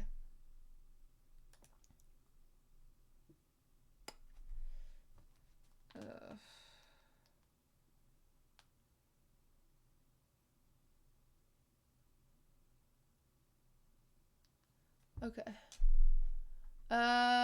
Next we have Defunctland, the history of the Back to the Future ride. Is this ride still there? Because that's old. I never went on this ride. It's too scary for me. No, it's not. Sad! Great Scott. My name is Kevin Perger, and welcome to another edition in Defunctland. For background/context on this series, please visit thepurge.com with the link below. Before we get started with this episode, I have a couple of things to say/announce. First, no voice modulator. I've been trying to perfect this for the last 10 or so videos, and apparently I was just making it worse. So while this voice seems unnaturally high to me, hopefully you like it better. Also, we have a subreddit now. Please go subscribe to it so we can have post-episode discussions, more suggestions, and we can find more people to visit Defunctland. I will also be placing polls here from time to time. Thank you. The first of which is for what we will name the land that Pretzel Dark Rides and Superstar Limo are currently in. If I find that a majority of you prefer Facebook, I might make a Facebook group, but I'm trying out the subreddit first. Alright, enough of me, back to Defunctland. Today we will be attempting to resurrect Universal Studios' extinct attraction, Back to the Future, the ride. This attraction I know is my at mom Universal liked Studios this ride. Florida from 1991 to 2007, Universal Studios Hollywood from 1993 to 2007, and Universal Studios Japan from 2001 to 2016. The ride was suggested by Abandoned Dreams, Alfie Davies, Beav Bennett, Chris Perez, Dave the Wave 007, Dean C., Dr. Doofus, Doug Jackson, Dr. Doofus. Harper 414, Kelton Love Lane, that guy. Mickey JC, Mystery Brick, Chat, I Patrick can't get this Ramos, in. Richmond 678, and You Can Do It, and I'm sure a lot more people by the time this video comes out. And yeah, I think you guys wanted this one. While the Back to the Future ride opened in 1991, the idea dates back all the way to 1986, where Peter Alexander and Steven Spielberg met at the Universal Studios backlot the day before the King Kong encounter would debut on the tram tour. Spielberg told Alexander of a conversation he had with Lucas while riding Disneyland's Star Tours attraction. Lucas told Spielberg that he was impressed with Disney's ride, and that he thought Universal couldn't ever match it. Spielberg took this as a challenge, and asked Alexander to adapt the Back to the Future trilogy that he produced into a ride. The idea of a Back to the Future roller coaster had been thrown around but never developed, because Universal's creative team realized that the coaster would move too fast to tell the story effectively. However, the idea of a Star Tour style motion simulator would solve this issue. With the approval of Universal, Peter Alexander and his team began production on a Back to the Future simulator. Boss Film Studios, headed by Academy Award-winning visual effects artist Richard Edlund, was hired to create the ride's film. He worked on the project with artist Greg McGillivray, who created this concept art for the ride dome. Alexander, Edlund, and their crews would periodically rent an empty Omnimax theater in Vancouver, left over from the 1986 World's Fair, to test the demo films Edlund's crew were creating. I can't get these. They even built a mock ride vehicle to experience the film with the motion effects. Boss Film supposedly spent a year in this production process, but they were not involved in the creation of the final ride film, and there are two theories as to why. One, which comes from Jim Hill Media again, claims that the plan was to open the Universal Studios Hollywood attraction at the same time as the Universal Studios Orlando version. Both parks would use some of their budget to fund the ride film, but somewhere during the construction of the Universal Studios Hollywood version of the ride, the foundation became off by 6 feet, which means that the joint construction contract between the two parks wouldn't work out. Universal Studios Florida went about rehiring the original contractors when Douglas Trumbull, another famous special effects supervisor, and his company Entertainment Design Workshop put in a lower bid than Boss Films. 4 moths, yay. Universal then supposedly chose Trumbull over Edlund. The other theory is that Edlund's demo films were not good, Producer and screenwriter of the Back to the Future trilogy, Bob Gale, apparently claimed that it was absolutely terrible. Because instead of an original story like the one that we got in the attraction, Edlund's film was essentially a flyover of the pre-existing story and sets from the movies. It was also said that Edlund's film had a weird fixation on blimps, and many different styles of blimps were supposed to fly around your DeLorean. I think blimps are cool. At some point, whether it be in Edlund's film or an early version of Trumbull's, Doc Brown was to have an evil twin brother that would serve as the antagonist, an idea that was changed in order to have a stronger connection to the movies with Biff. Regardless of why Edlund's film never came to fruition, the move to Trumbull might have been a good idea, because the ensuing ride film was fun, exciting, and technologically impressive. The 4-minute ride film was shot on 70mm film and was to be projected on an 80-foot diameter Omnimax dome screen. Omnimax is a type of IMAX theater that displays film shot with a wide fisheye lens. This is typically used in museums and science centers, but Universal would use this technology to immerse riders in the ride. Many of the creators of the film appeared in it either as an institute scientist or a security guard. The DeLoreans would of course be hydraulically powered and programmed to move with the film, in effect that Universal expected to cause motion sickness among many visitors, which actually didn't happen. Riders instead became incredibly thirsty after the ride, which Universal solved by adding water fountains near the exits. In the end, Universal had constructed the largest ride simulator ever created. Universal MCA began promoting Back to the Future the ride in 1989 through the Back to the Future trilogy's anniversary publications, but the ride film wouldn't be completed until 1990. By now, I think we all should know the disaster that was the opening of Universal Studios Florida, and MCA wanted to avoid this with Back to the Future, so the attraction's January 1991 opening would be pushed back to May to avoid another embarrassing opening. The attraction did begin technical rehearsals in the early months of 1991, and 600,000 people had already tested the ride before its official opening date of May 2nd, 1991. And this was another star-studded premiere for Universal Studios Florida, but this time it wouldn't be embarrassing, because the ride worked perfectly. The original actors and crew of Back to the Future were thoroughly impressed by the ride, and so were the visitors. Universal Studios Florida had been struggling to match Disney MGM Studios at this time, and Back to the Future caused a surge in summer attendance. MCA claimed that they had topped Disney for the season in attendance, even though a lot of their visitors had free passes due to the technical failings of the past year. Regardless, the Back to the Future attraction, that took nearly 5 years from concept to completion and $40 million to make, had salvaged Universal Studios Florida. Movies have taken us from Dude, I'm sad I didn't go on that ride. Because as a kid, I thought it was a roller coaster, but it was just a simulator ride. I would have liked that. I would have liked that ride. Now I regret it. Damn it. Now it's gone. Arena of the supernatural to the limitless ocean of outer space. Even earthbound exploration makes a quantum leap in time in the 1990 release Back to the Future. Oh boy.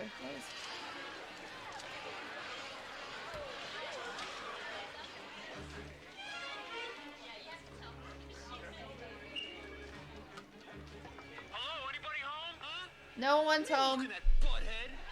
Oh, butthead. This sucker's Doc Brown conned into his time travel experiment. Now that you're here, time travel volunteers, I can give you your pre-flight briefing. There's a lot you'll need to know if you're to successfully cross the space-time continuum. We'll have to hurry, though. With Biff still on the loose, anything could happen. Biff! Hasta la bye-bye! My time travel volunteers. You and you and you. You're my only hope. Board Doc Brown's Wonder Car and enter a new dimension for the most awesome ride of our lives. The Back to the Future ride was the most staffed ride at Universal Studios, requiring 35 employees to guide guests to the cars, buckle them up, and ensure the ride went smoothly. However, the ride was very simple to start, and took just the push of a button. Guests wait outside the Institute of Future Technology, watching video of the Back to the Future trilogy, as well as the new footage of Doc Brown with other scientists and his other inventions. Once inside the Institute, it is explained to them that they would be volunteers in one of Doc Brown's time travel experiments. They were also informed that Biff, who had escaped from 1955 in Doc Brown's DeLorean, is somewhere in the space-time continuum. Doc shows images of his new 8-passenger convertible time machine, a way to explain the ride's cars. Biff appears unbeknownst to Doc, asking the guests where the time machine is. Then, Heather, a receptionist at the Institute and the same actress that played Spike in Back to the Future Part 2, tells guests to stand by for an announcement from Doc, who has been locked in his office by Biff. Biff steals the DeLorean and sets off into the space-time continuum. Doc explains that he needs the guests to travel to 88 miles per hour and bump Biff's DeLorean, which would open a time vortex that would send them back to the Institute. Guests are given some safety instructions before being guided into their DeLoreans. Once the doors close, the DeLorean Why do they have those speeds up to creepy 88 miles per mannequins? hour and leaves the Institute. The Omnimax dome created an incredibly convincing illusion, and the DeLorean had exceptionally jerky movements to sell it as well. The experience seemed as though the individual guests' cars were alone, but this belief would be broken if guests simply turned their heads to the left or right. They would see 3 other cars.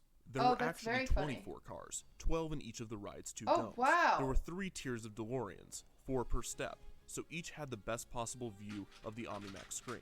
That's Also, the cool. 2 It was separate made domes that way. I ensured don't that the understand. ride would never completely shut down.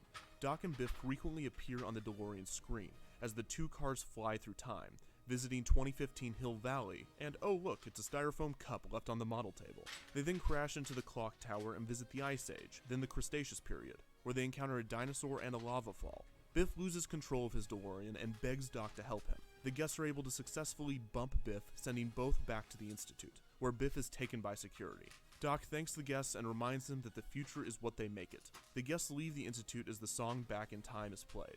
Outside the Institute, there were replicas from the film, such as the hoverboards, as well as one of the modified DeLoreans and the locomotive from the 3rd movie. As I said, the ride was a huge success and a fan favorite. After problems with the construction of the Hollywood version were revised, the California attraction opened in 1993. 8 years later, a Japanese version of the ride opened at Universal Studios Japan. So why did it close? Well, theoretically, the lifespan of the ride was always limited, as they did travel to the future of 2015. So if the ride would have survived long after that, it would have seemed outdated. This wasn't a strong reason though, as it would still fit within the movies. The actual reason is that Universal wanted to move on to newer franchises, No, the Mummy! as they did with Jaws and Confrontation and many of their other previous attractions. Universal Studios Florida decided to shut down one of the 2 domes of the ride in 2007, claiming to be looking into future opportunities for it. The ride officially closed in Florida on March 30th, 2007. The Hollywood version received more of a proper send-off, with Christopher Lloyd and Bob Gale present at a special event to count down to the ride's closure and give away a DeLorean car. The Hollywood version officially closed on September 3rd, 2007. However, the Japan version of the ride wouldn't close until May 31st, 2016. Oh, that's the Back to the Future rides in the United States would be replaced with the Simpsons ride, Oh, a ride that followed a boo! similar queue, plot, and ride experience, this time only themed after The Simpsons. Dude, The Simpsons A few ride is notable so differences stupid. are the move away from Omnimax to overlapping projections, as well as the less jerky, more smooth motion of the ride's cars. Also, that's the so new lame. ride would be completely animated, while Back to the Future's ride filmed used stop-motion animation and models to pull off its effects. That's lame. The Simpsons rides would officially open in May of 2007. The Japan version of the ride would be replaced with another simulator attraction, Despicable Me Minion Mayhem, which could already be found in the United States parks. The Japanese version of the ride opened in April of 2017. While Back to the Future the ride can no longer be found at any Universal Studios park, it does live on in a few ways. One is an incredibly depressing cameo of Doc Brown in the pre-ride video sequence of the Simpsons ride, where he appears attempting to borrow money in a desperate attempt to save the Institute of Future Technology. Another way is the DVD produced of the ride's film. Sometime around 1993, an employee of the ride recorded the entire attraction, including pre-ride and on-ride footage, and began selling bootlegs of it, some of which can still be found online today. 2 years after the Back to the Future rides closed in the United States, Universal decided it might be a profitable idea to release all of the ride footage on a special version of the Back to the Future film. The released film is unfortunately pretty terrible, because it is cut down or cropped quite a bit from the IMAX version, has lost frames and has flickers, and includes a horrible, inaccurate virtual dashboard of the DeLorean. That said, there are people on the internet attempting to recreate the original IMAX reel, and they are also doing some other interesting things that I'm going to talk about in a moment. Okay. So that is the history of Back to the Future the ride. I want to take another minute for me and answer a very popular question, which is Defunctland a real thing? My answer to this is currently no, but I want it to be. And I think I've found a good way to do this that wouldn't require buying a large portion of land and probably violating every copyright rule in the United States, which is a virtual reality park. Now I cannot do this myself, I don't have the animation skills to recreate these rides, But just as a concept on what this might that's look kind like, of cool. check out a link in the description. Did he ever do below. this? Probably not. A kind YouTuber has already recreated the Back to the Future ride in virtual reality. Now there are a few things that are inaccurate with this version, and no queue is included. And imagine it now, because VR in 2017 was dog shit. I mean, it's still kind of bad now sometimes, but like, that's interesting. Reach out to him and see if he'd be willing to fix these things. But this is a good test concept for Defunctland VR. Who knows, if this series becomes popular enough, perhaps we can even create a VR walking path through Defunctland, so you can see Alien Encounter sitting next to Confrontation and Encounterland, and so on. Let me know what you think I of don't this think he ever crazy did idea, this. and if you have any other ideas on how to improve the park, because this is going to be our park. I mean, you guys are suggesting these attractions. So please That's so interesting that this was like his goal, because I feel like it definitely didn't turn out this way. But I didn't know that was his thing, was to like make up. I didn't know what he meant by like when he keeps saying like defunct land. I didn't know he meant like a physical thing. Comment below to learn more about where the remains of Back to the Future are today, how I'm going to get them back, and where I'm going to place them in Defunctland. Visit thepurge.com with the link below. Otherwise, thank you for watching, and don't forget to comment, share, and subscribe. People clap, people clap, people clap, clap. Watch his Fast Pass video. We've already watched it. We're starting with his old videos and working up. You know, since we're doing the Disney castle, I figured we'd do something in theme. Kind of fun, kind of fun. Maybe.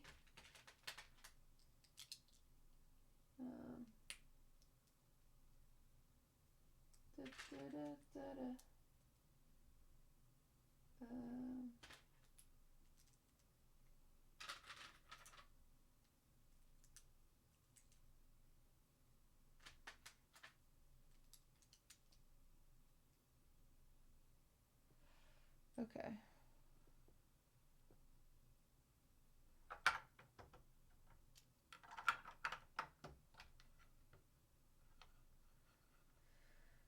Chat, I really want my water, but I don't know where it is, but I've been so thirsty for the past while. But I know I filled it up before I came in. Oh my god, it's behind my chair. Who knew?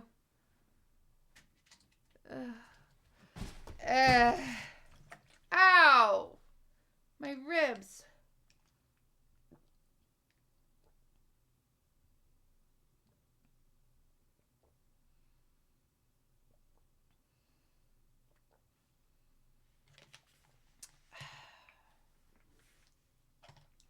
It is true. If Disney made like a hype video game of every single one of their things, that'd be so sick. Like imagine if they had like a Sleeping Beauty video game, but it's like hype. Like you get to play Prince Charming, you get to beat up the fucking dragon, and it's like I would literally play every single one of those. I would play every princess game. They would just have to make them a little dark, obviously.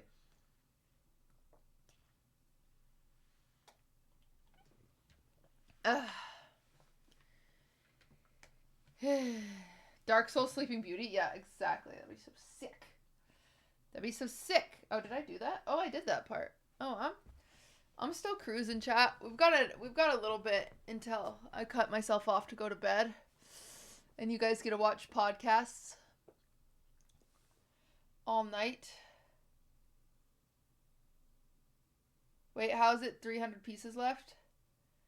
Every sub is a piece I have to do, so I'm just catching up. That's all. I'm just catching up.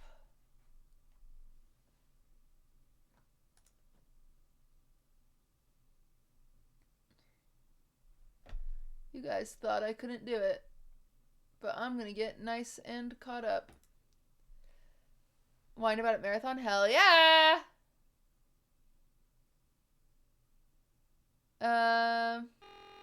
I haven't really noticed a bit of focus, but don't you say so? Yeah, thank you for the 5 gifted. I appreciate that. Okay, we are on to Defunctland VR, the Sorcerer's Hat. Wait, what the heck? Oh, this is his VR. I'm not going to watch that. Defunctland, the history of 20,000 Leagues Under the Sea. Hell yeah.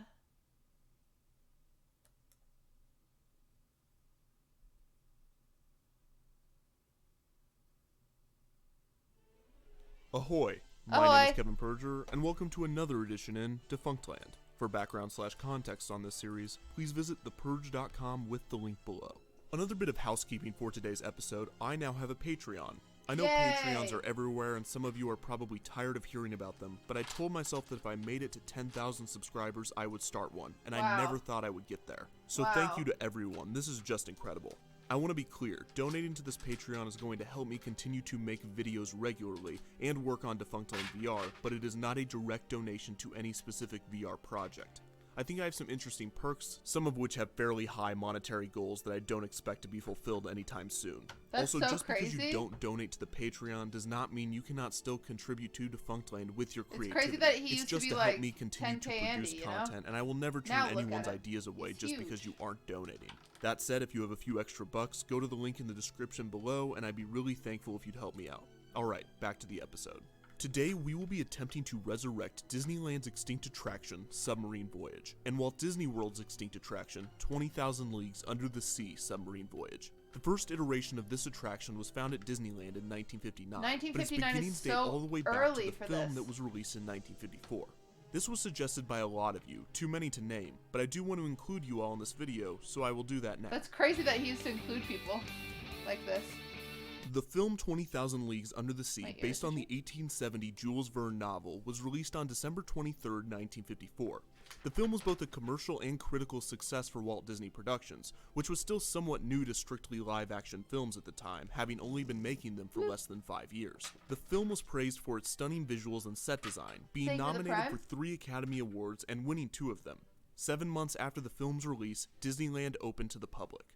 During its construction, Disneyland ran into numerous budget cuts, and Tomorrowland, being the last land in the park to be constructed, felt the impact of these the most. Got fucked. When it opened with Disneyland, it served mainly as an area for corporate showcases, with companies such as American Motors and Richfield Oil having their own displays.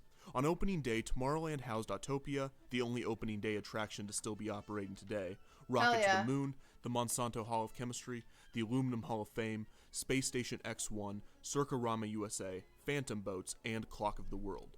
For the most part, these seem to be hilariously mundane attractions, and all of them together at once might make an interesting addition to Defunctland. But the main idea is that this is not what Walt imagined when he first envisioned Tomorrowland. In an attempt to save a large portion of the new park, Disney decided to open an exhibit in this area, and lucky for them, they had a relevant, popular, and visually stunning film to display. On August 3, 1955, less than 3 weeks after Disneyland opened, the 20,000 Leagues Under the Sea exhibit debuted in Tomorrowland. Despite it being put together under a time and budget crunch, the exhibit was surprisingly detailed and impressive. It took guests through the Nautilus, the submarine from the film, where they got to experience its final resting place, its various control rooms, Nemo's organ, which is now in the Haunted Mansion at Disneyland, and encounter the film's giant squid. The attraction was a hit and lasted all the way to 1966, when Disney became frustrated with the design and expansions to Tomorrowland and decided to renovate the entire area with new attractions. But this was of course not the end of the film's inclusion in Disney parks. 4 years after the opening of Disneyland in 1959, the first large expansion came to the park, which greatly affected Tomorrowland. The first 3 e-ticket attractions opened. In case you aren't aware, Disneyland and Disney World, until 1982, used a per-attraction ticket system. After the expansion in 1959, there were 5 categories of attractions, A through E. A being simple rides such as carriages and the King Arthur Carousel, B was slightly more immersive with Motorboat Cruise and the Swiss Family Treehouse, C was rides like Peter Pan's Flight and Mr. Toad's Wild Ride, D included Flight to the Moon and Skyway, and E was for the thrill rides at the park. E-ticket is now even a term used to describe an exhilarating experience, and the first 3 e-ticket attractions to come to Disneyland all happened to be in the then mundane Tomorrowland. These attractions were the Matterhorn bobsleds, the monorail, and Submarine Voyage. Submarines at this time were still considered a future technology. They gained prominence in World War II, but they were quickly evolving in the late 50s due to the Cold War between the United States and the Soviet Union. In fact, the United States launched its own Nautilus in 1954, which could last underwater for 4 months at a time. So when it came to expand Tomorrowland, the Imagineers' vision was clear.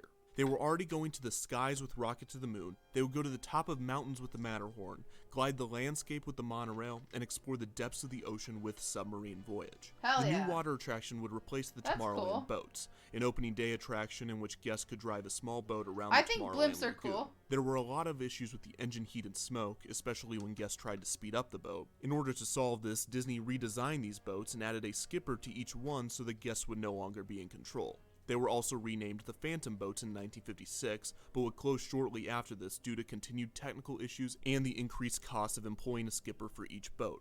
This attraction lasted only a year, Good morning being from one of the EU. shortest-lived attractions ever at Disneyland EU's and the starting to first wake to up. be removed. This left the Tomorrowland Lagoon vacant for a new water attraction, but it wouldn't be until 1958 that Disney had a good idea for it. Imagineers originally pictured a boat with a glass bottom riding through the lagoon, that's allowing cool. guests to look down at the underwater life. Walt's plan was more ambitious. He wanted the guests to be underwater, looking out of portholes in their very own monk-ass. submarine ride. He even originally wanted to have live fish, but this proved too difficult, so the switch to animatronics was made. The lagoon was drained, a show building was constructed, and Submarine Voyage was built. The attraction opened on June 14, 1959, with a christening by Mrs. Mildred Nelson, the wife of the head machinist of the USS Nautilus. The submarines were modeled after those being used in the Cold War. They had a very industrial feel and were painted gray. 8 of them were used in the attraction, each holding 38 guests. The fleet cost over $600,000 to make in 1959, which adjusted for inflation is a pretty heavy price tag for just the ride vehicles. Holy but it more than shit. pleased Walt. His vision of Tomorrowland was finally becoming realized, How did Walt and he was have that money? particularly happy with his submarines. In September of 1959, Soviet Premier Nikita Khrushchev visited the United States and was famously denied a trip to Disneyland due to security reasons. Walt was apparently disappointed by this, because Sad. he looked forward to showing Khrushchev his fleet of submarines. Submarine Voyage had a 1,365-foot trail that Wait, would was he a guide bad guests guy? through the underwater life. Guests would climb down into their cramped submarine, where it was so tight that the chairs had to retract so guests could get in and out. This was notoriously claustrophobic, hot, and humid at times, Oh, but it given still the is design and concept, claustrophobic. it was impressively manageable. Pre-recorded captain narrations played throughout the attraction, describing the sea life and giving nautical commands that add to the magic of convincing the guests that they were diving underwater. And in case you aren't aware, they actually weren't. The submarine was not actually a submarine, but a boat with a level below the waterline. Guests would technically be underwater, but they would never go any deeper than they did when they entered the sub. Oh, and if that's they looked interesting. up during the outside portions of the ride, they could clearly see the waterline. As the submarine leaves the dock, a large amount of bubbles are produced at an angle to make it appear as though the submarine is diving further below the surface. That's a simple cool. but genius effect that was convincing enough for the general public and children, despite the fact that the first set of bubble jets could actually be seen from the outside from the loading dock. The guests would first experience animals such as sea turtles, lobsters, and clams. Then they were informed that a storm is approaching, so to avoid it, they dived deeper. The effect was more convincing than the last, because on top of having the angled bubbles, That's the submarine cool. was also entering a show building under a waterfall, The making it bubbles. seem that the submarine had dived into the depths of the ocean and hiding the waterline above. Guests encounter wrecked ships, a shark, and deep-sea divers before the captain Scary. catches word that there is a polar ice cap ahead. They dive deeper again into darkness, where they see color-changing fish and a massive giant squid. They continue on their way, with the captain pointing out the mermaids, wondering if he is hallucinating or if they are actually real. They pass by the lost continent of Atlantis and its volcano, before seeing a long, cross-eyed sea serpent. The captain is convinced he is hallucinating and begins to take the submarine up again. The submarine coasts into the dock and guests exit. The 8 That's submarines so each had a weird. different name: Nautilus, Seawolf, Skate, Skipjack, Triton, George Washington, Patrick Henry, and Ethan Allen. If one of the submarine's portholes had a leak, a cushion from the operator could be used to plug it. The lagoon required 9 million gallons of water to be Oh filled. my And if you remember the God. defunct land on Jaws the Ride, that lagoon only required 5 million gallons. Wow. So Submarine Voyage needed nearly twice that amount of water. Every night, divers would swim to the bottom of the lagoon to pick up debris and sometimes even repair the animatronics. From 1965 to 1967, live mermaids inhabited the attraction. Along with the on-ride mermaid animatronics, Disney paid female cast members $1.65 per hour to sunbathe and swim in mermaid costumes for So 4 weird. hours a day during the summer. This ended after mermaids experienced health issues from the chlorine in the water and Ew. exhaust from the submarines. Also, guests Ew. taking pictures of them were blocking traffic to the Matterhorn. The show building of Submarine Voyage was made for strength, because the roof of it was landscaped and home to a large job portion of the until not Autopia actually. tracks, a section of the monorail, and part of the People Mover. Submarine Voyage was a huge success, and in the early years of Disneyland, it helped solidify the power of attraction storytelling and detail. The animatronics looked great, especially for Chat, I used the wrong piece like a while ago down here, and I noticed it was uneven. Wait, where was it? I noticed it was uneven, but now I need it for up here. Oh no, it's right here. I found it. It's right here. It's right here. Wait, pause champ, surgery. Oh shit, it is pretty deep.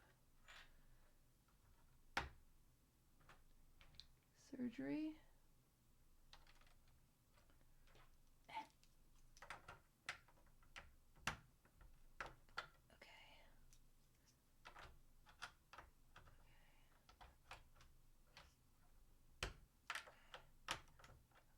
Oof.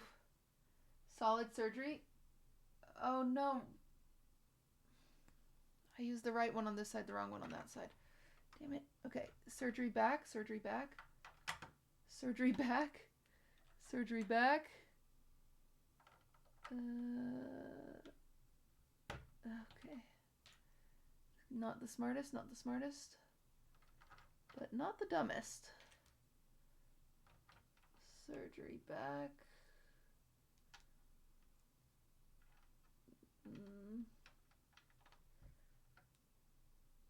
Okay. Okay, now we actually have to. Okay.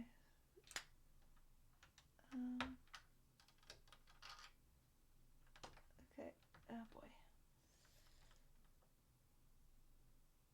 Oh boy. Shit. Oh fuck, I just threw them both! Shit. One. Oh boy. I don't know where it went. Gosh dang it, chat. Don't Pepe laugh. Don't Pepe laugh me. I'm working. Oh boy. I don't know where it went. Not like this. Oh, I found it. Oh, thank God. Okay. Alright. Surgery. Almost complete. Please come here. Okay, no need for you guys to come off. Just this. There she is.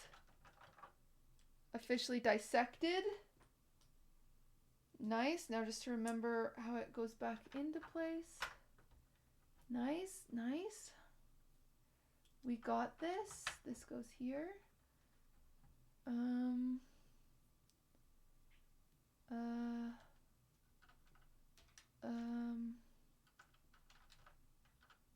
Jesus. This goes here.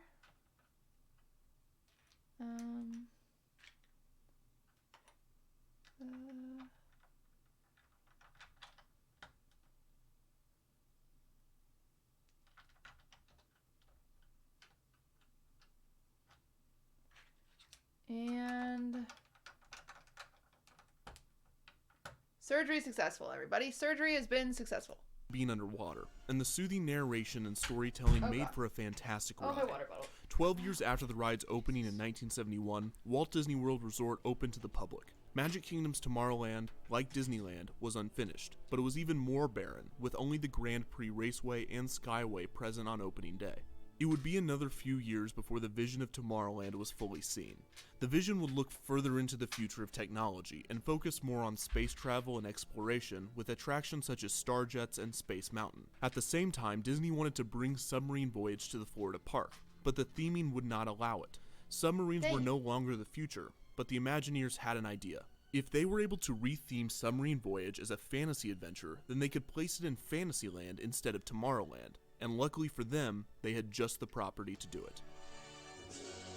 Yay! Looks like this episode is going to be another two-parter. While I didn't want to do this, I like to keep each episode under 15 minutes, but I also didn't want to cut any information that I think you would have found interesting. So I'll be back next episode with the opening of 20,000 Leagues Under the Sea Submarine Voyage and the fate of both rides. Until then, Yay! thank you for watching, and don't forget to comment, share, and subscribe. Next episode. Part 2.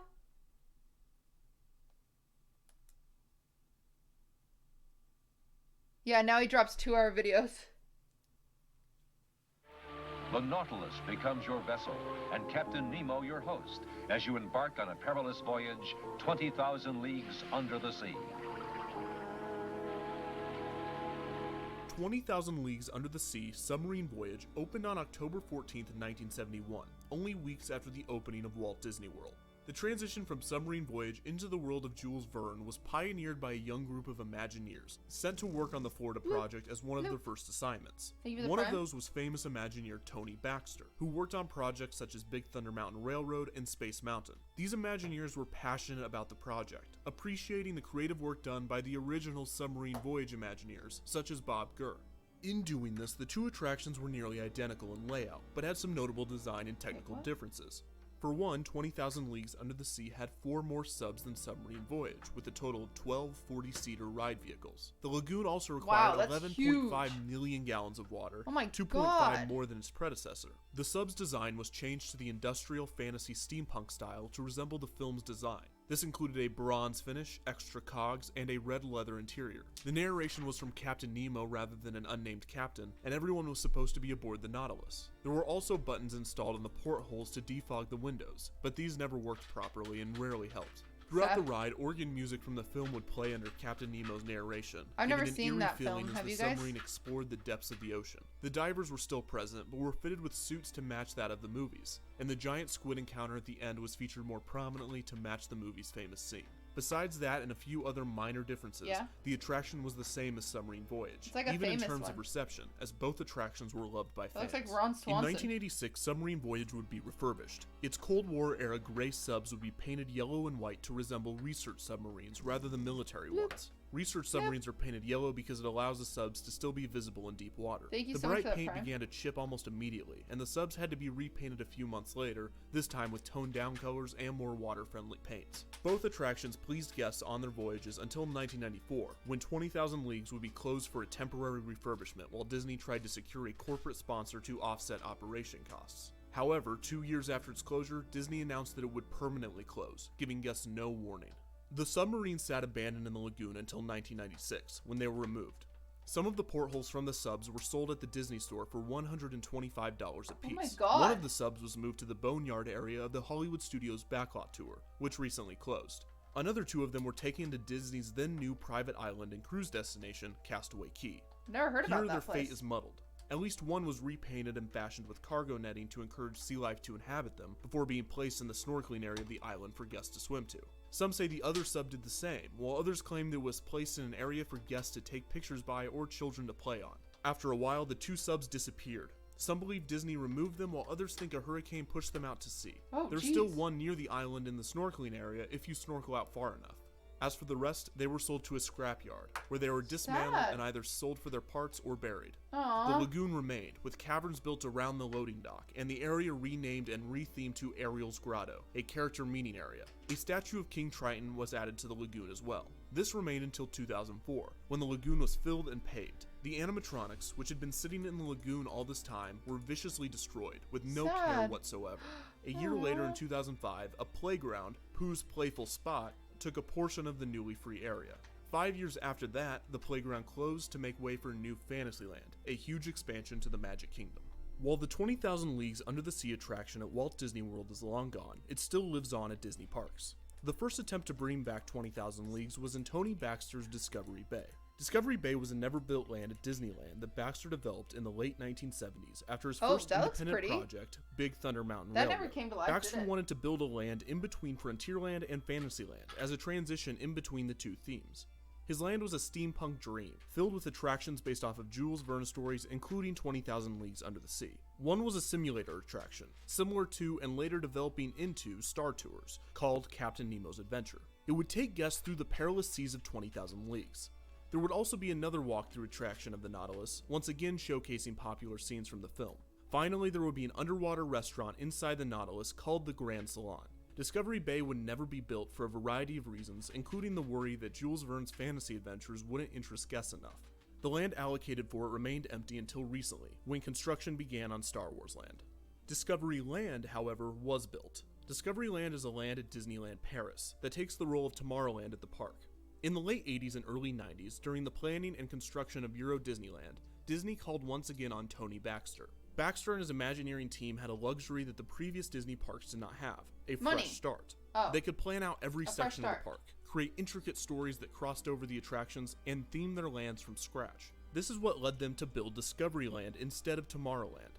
As has been said many times, the main problem with Tomorrowland is that tomorrow will always come. But Baxter found a way around this. He would take parts of his concept from Discovery Bay and implement them in Paris, displaying a tomorrow as imagined by the creative minds of the past. And this meant more steampunk and less chrome. If you remember the defunct land on Videopolis, this is the section of the park that Videopolis Theater is located in, which is why there's a Victorian-esque blimp. Oh, that makes sense. There would be a Space Mountain, but it would be called Space Mountain from the Earth to the Moon, based off of the Jules Verne novel. The land was also originally supposed to include a freefall ride based off of Journey to the Center of the Earth, an idea from Discovery Bay that wouldn't be implemented in Paris either. And the land was to have one more Jules Verne-based attraction, and this one did come to fruition. Another walkthrough of the Nautilus, drawing inspiration from the original Tomorrowland attraction, which had closed nearly 30 years before, complete with a giant squid encounter. Throughout the years, Disney has basically destroyed the theming of Discoveryland by renovating and adding new attractions to it, but the mysteries of the Nautilus walkthrough attraction still remains. And Jules Verne would continue to dominate Disney parks overseas, this time in Tokyo at Disney Sea. Disney Sea opened on September 4th, 2001, as part of the Tokyo Disney Resort. Disney Sea received praise similar to Disneyland Paris, with guests and critics amazed at its intricate story. Disney Sea is so confusing to me, because it's not Disney Park, right? It's like a totally different thing. I don't get it. 1, 2, 3, 4, 5, 6, 7, 8, 10, 12, 14. 1, 2, 3, 4, 5, 6, 7, 8, 9, 10, 11, 12, 13, 14. Yeah, it's totally separate, right? I just don't get it. So is it just like, okay, tell me. Is it like Disneyland versus California Adventure?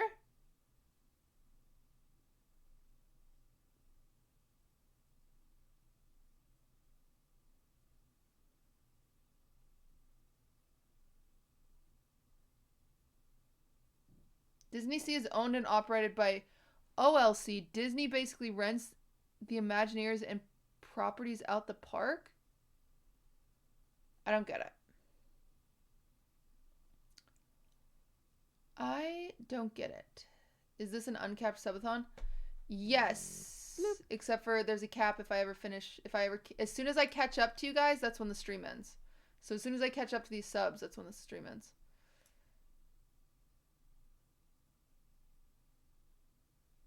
Franchised? Disney Sea is a part of Tokyo Disney Resort. Think of it more like Disney California Adventure in Disneyland or Epcot in Disney World. I don't get it. Theming. Luckily for Disney, it was immediately financially successful, and remains today as one of the most attended theme parks, with some even claiming that it is the best theme park ever built. The park's icon is Mount Prometheus, a large volcano that hosts one of the themed lands, Mysterious Island. Mysterious Island is themed after another Jules Verne novel of the same name. This book was a half-sequel to 20,000 Leagues Under the Sea, in which the main characters stumble onto the island, which is the lair of Captain Nemo and the home port of the Nautilus. The land features two attractions, Journey to the Center of the Earth, which is once again sadly not a freefall ride, but instead the second incarnation of the test track technology with some impressive animatronic encounters. And the second attraction at Mysterious Island is 20,000 Leagues Under the Sea. The attraction opened with the park 7 years after the Magic Kingdom ride closed. It is essentially the same concept with a few key differences. 1, each ride vehicle can seat up to 6 people, with a porthole to the front, left, and right, with 2 guests positioned to look out each. 2, the ride is suspended from the ceiling, similar to Peter Pan's Flight. That's cool. 3, there are flashlights positioned to allow guests to explore the deep. 4, it's shorter and does not include every encounter that Submarine Voyage and 20,000 Leagues did. 5, the sea life has a neon glow, increasing visibility. And 6, and probably the biggest difference, the guests are never underwater. Double-paned glass fills with water and bubbles to make it appear that the guests are submerging, but the show building is completely dry. Still, the ride is similar enough to the beloved attraction, and arguably does a better job in entrenching guests in the world of Jules Verne. A lot of work went into bringing 20,000 Leagues Under the Sea back to Disney parks. But what was going on with Submarine Voyage during this time? Bloop. Back in California, on September Think 9th, this 1998, Submarine Voyage closed down for refurbishment.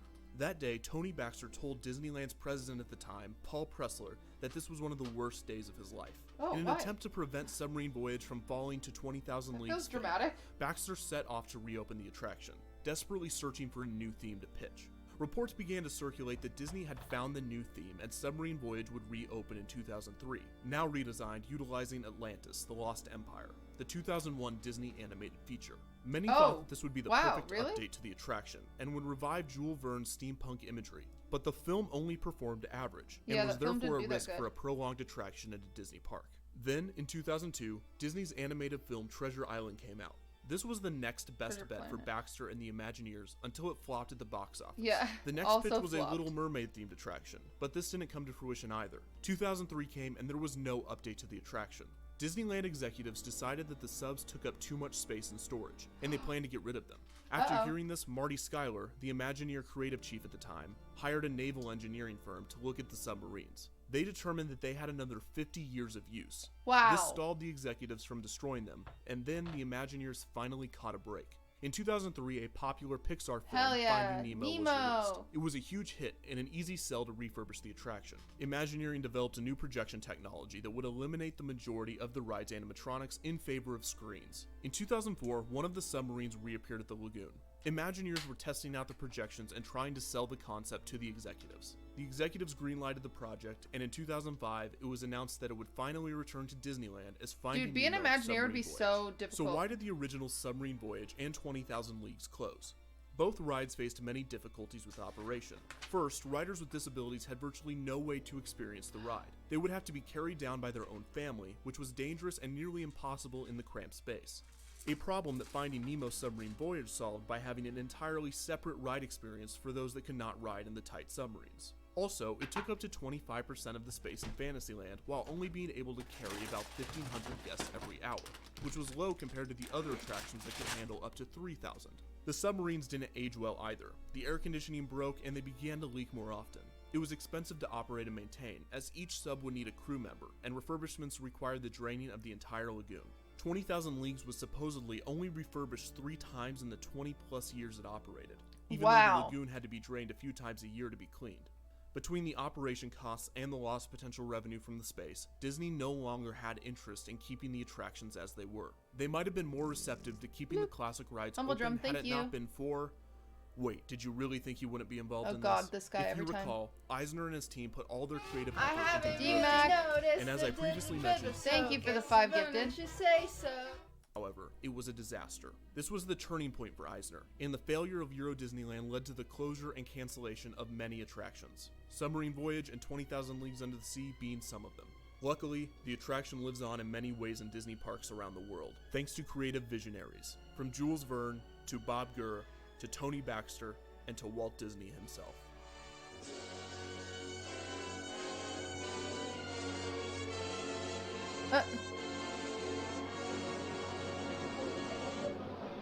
How about that?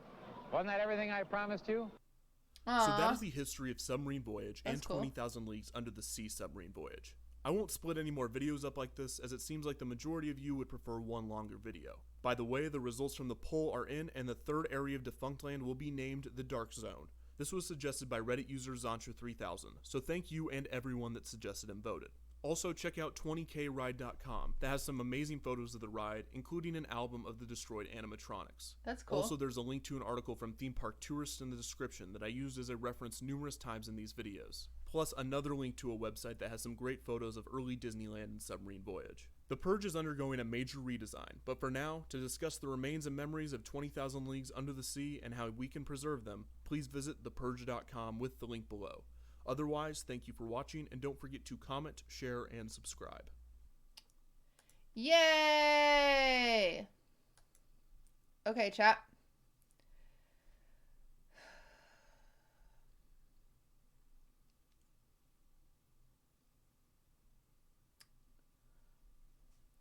I think I'm gonna go to bed. As much as I think I could knock this out in 2 hours, these pieces, I'm nervous that it'll last longer. So I'm gonna go to bed. How do I pause the timer? Because the timer definitely gets to pause for this. Do you guys know what button is pause? P? No. Live splits? P. No. 1? Okay. I don't know if that'll keep it, but worst case, we can always add to it. Alright, I'm gonna do something. It's gonna be a little funky, so bear with me. I'm gonna switch over to a different...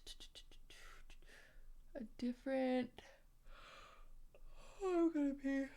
I'm gonna switch over... Wait. I'm just gonna make a copy of this one. Duplicate.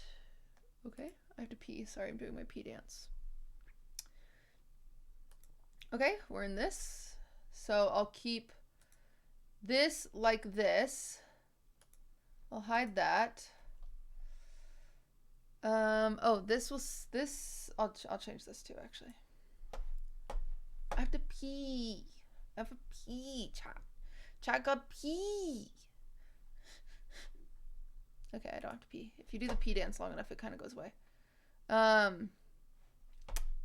Okay, so what do we do if, like, you know, the YouTube fails us or something? Or something pops up?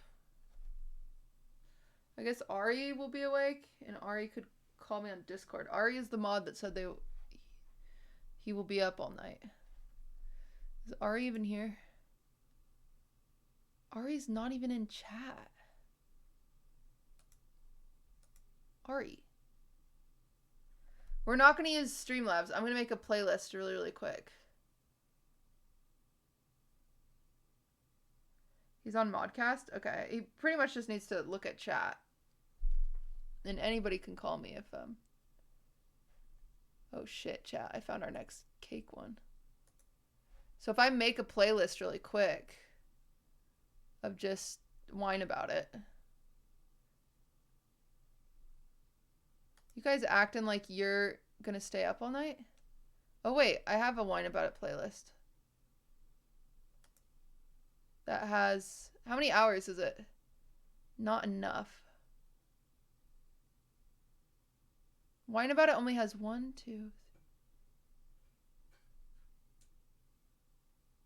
Wait. Someone do the math. How many hours is this?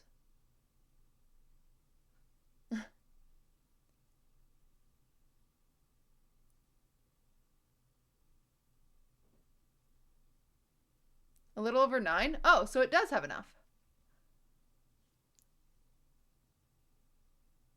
Oh, perfect. Yeah, that's perfect.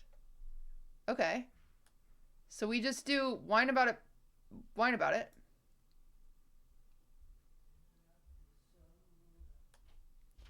And what do I put on my screen?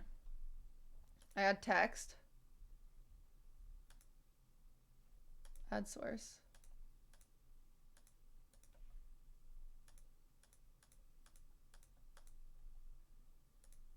Oh boy. BRB changing into cute ad outfit. Just kidding. Oh boy. Wait, where did it go? Oh boy. Oh god. Okay, give me a second. Oh Jesus. Okay, it's really down here. I accidentally drug it too far down.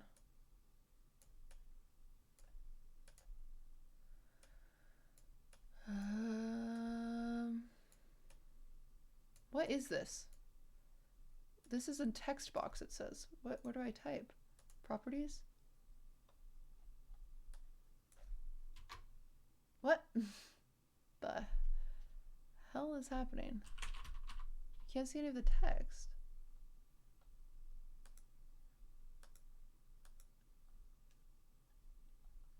Purple text?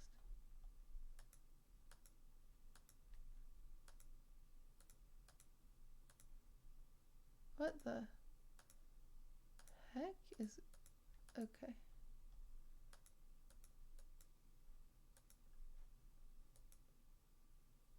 Okay. Let me figure this out. Okay.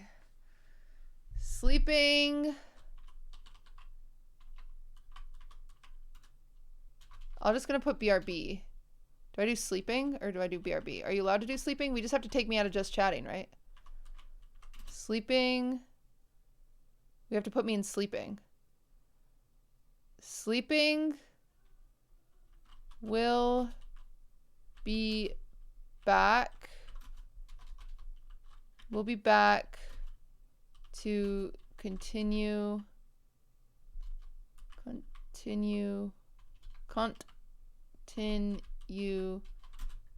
Legos.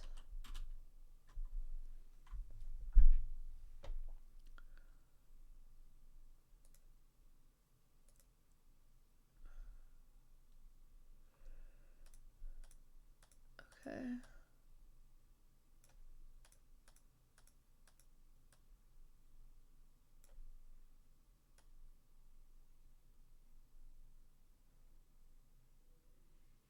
I say I keep this at the bottom the whole time. And then we do like a... We can hide the live split. We keep this up here. And this up here.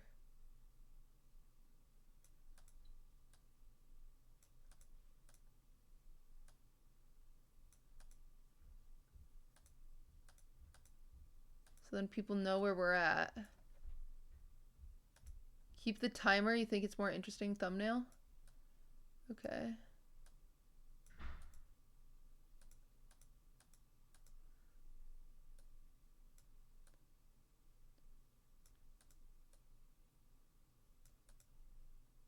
Okay, so timer.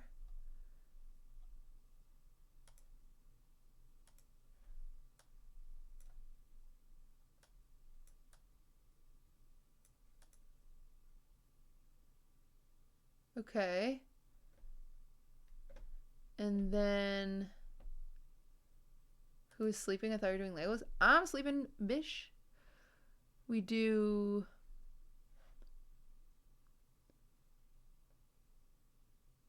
so if I just push on this, it'll play the whole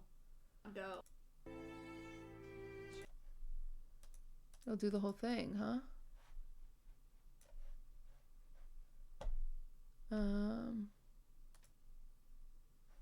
It'll just keep playing it, like automatically, because it's my playlist. Already one. It's not gonna fail. It might. No, it won't. Okay. Skip to the end, right? Okay. Shout it out. I don't either. So I will just say Sad Dad on Twitter. She's absolutely amazing. She did our set. She did the yard set. She did Ludwig's stream room. She's a talented motherfucker. Yeah. So and she's not even done. We rushed her to get this just like whatever. So it'll probably even look different next time. Window There's just capture. a few details that are missing, like a dog. So yeah, but she's insanely talented. Oh, sorry, I fucked it up. It's probably Sad Dad on Twitter. Fuck. You guys just followed an actual Sad Dad. She's probably Sad Dad. My bad. Anyway, she's amazing. She did a really good job. And yeah, we've got to go. We're going to dinner, but yeah, thanks for being here, guys. This is hopefully all the episodes do even close to this. Well, smiley face.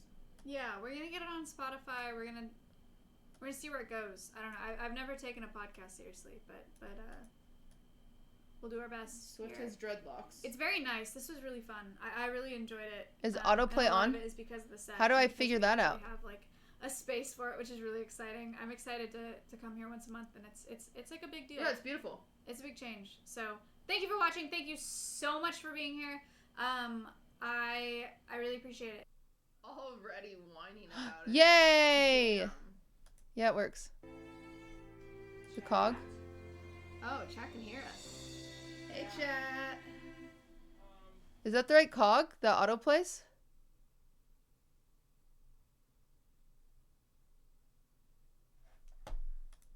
Maybe I make do I just make this bigger, chat? Or is it good to know, like, is it good to see the normal background? Like, I could just I could literally drop it down here. So then it's like all normal. And then it's just this.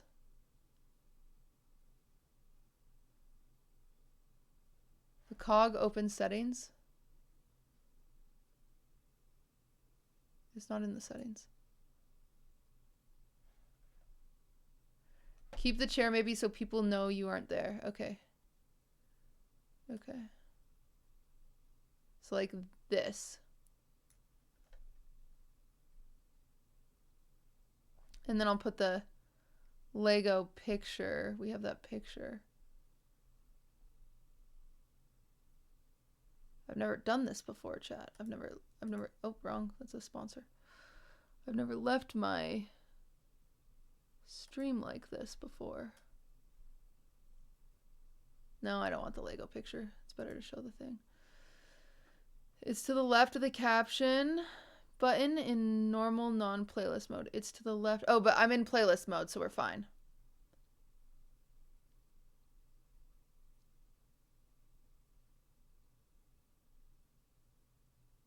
Oh yeah, I did do the BRB ASMR stream, but this one I'm sleeping. Does it look scuffed? It kind of looks weird. Do you think it's fine?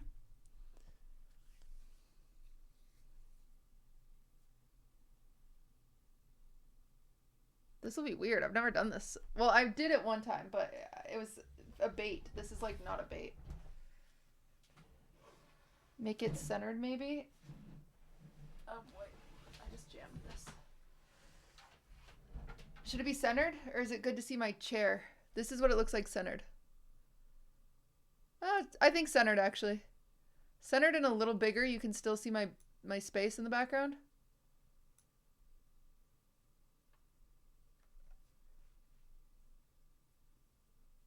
Yeah, I like it centered. Because you still know that it's like my space, my stream. Alrighty. So I only have... How many pieces do I have to do? I only have 300 pieces. I only have 300 pieces to do tomorrow. Okay? Okay, chat. I will see you in a while. I'm gonna make sure to exit out of anything that, like Discord. Imagine I get like an important message. I'm closing that window. Is there anything else that could pop up? How do we turn off all pop-ups? I don't think I have any stuff that ever pops up, actually.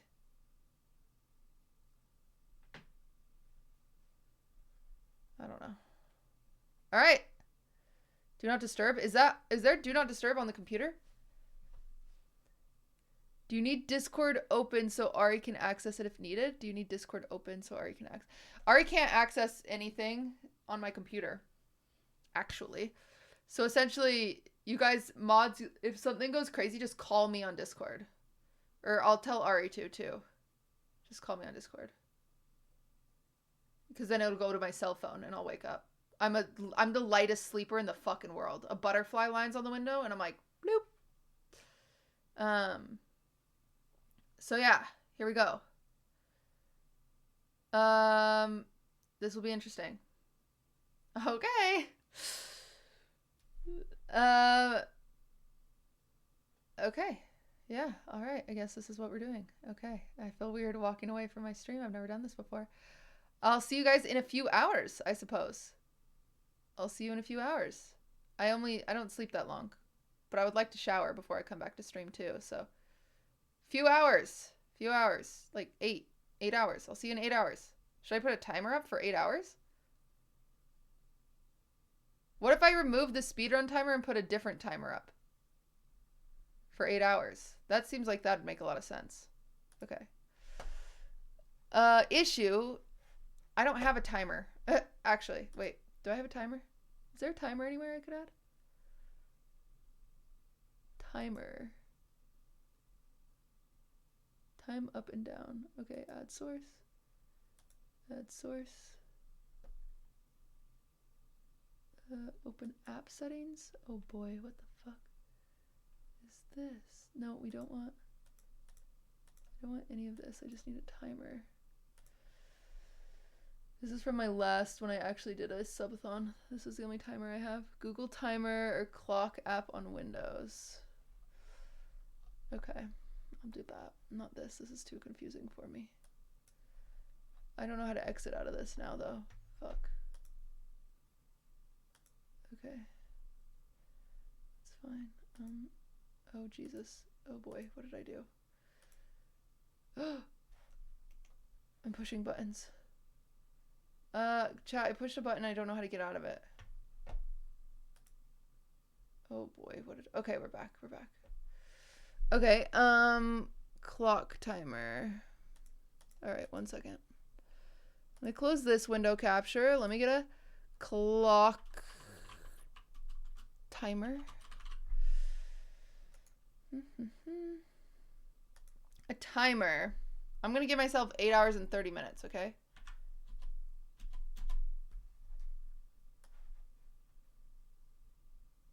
And then, how do I make this so it still captures?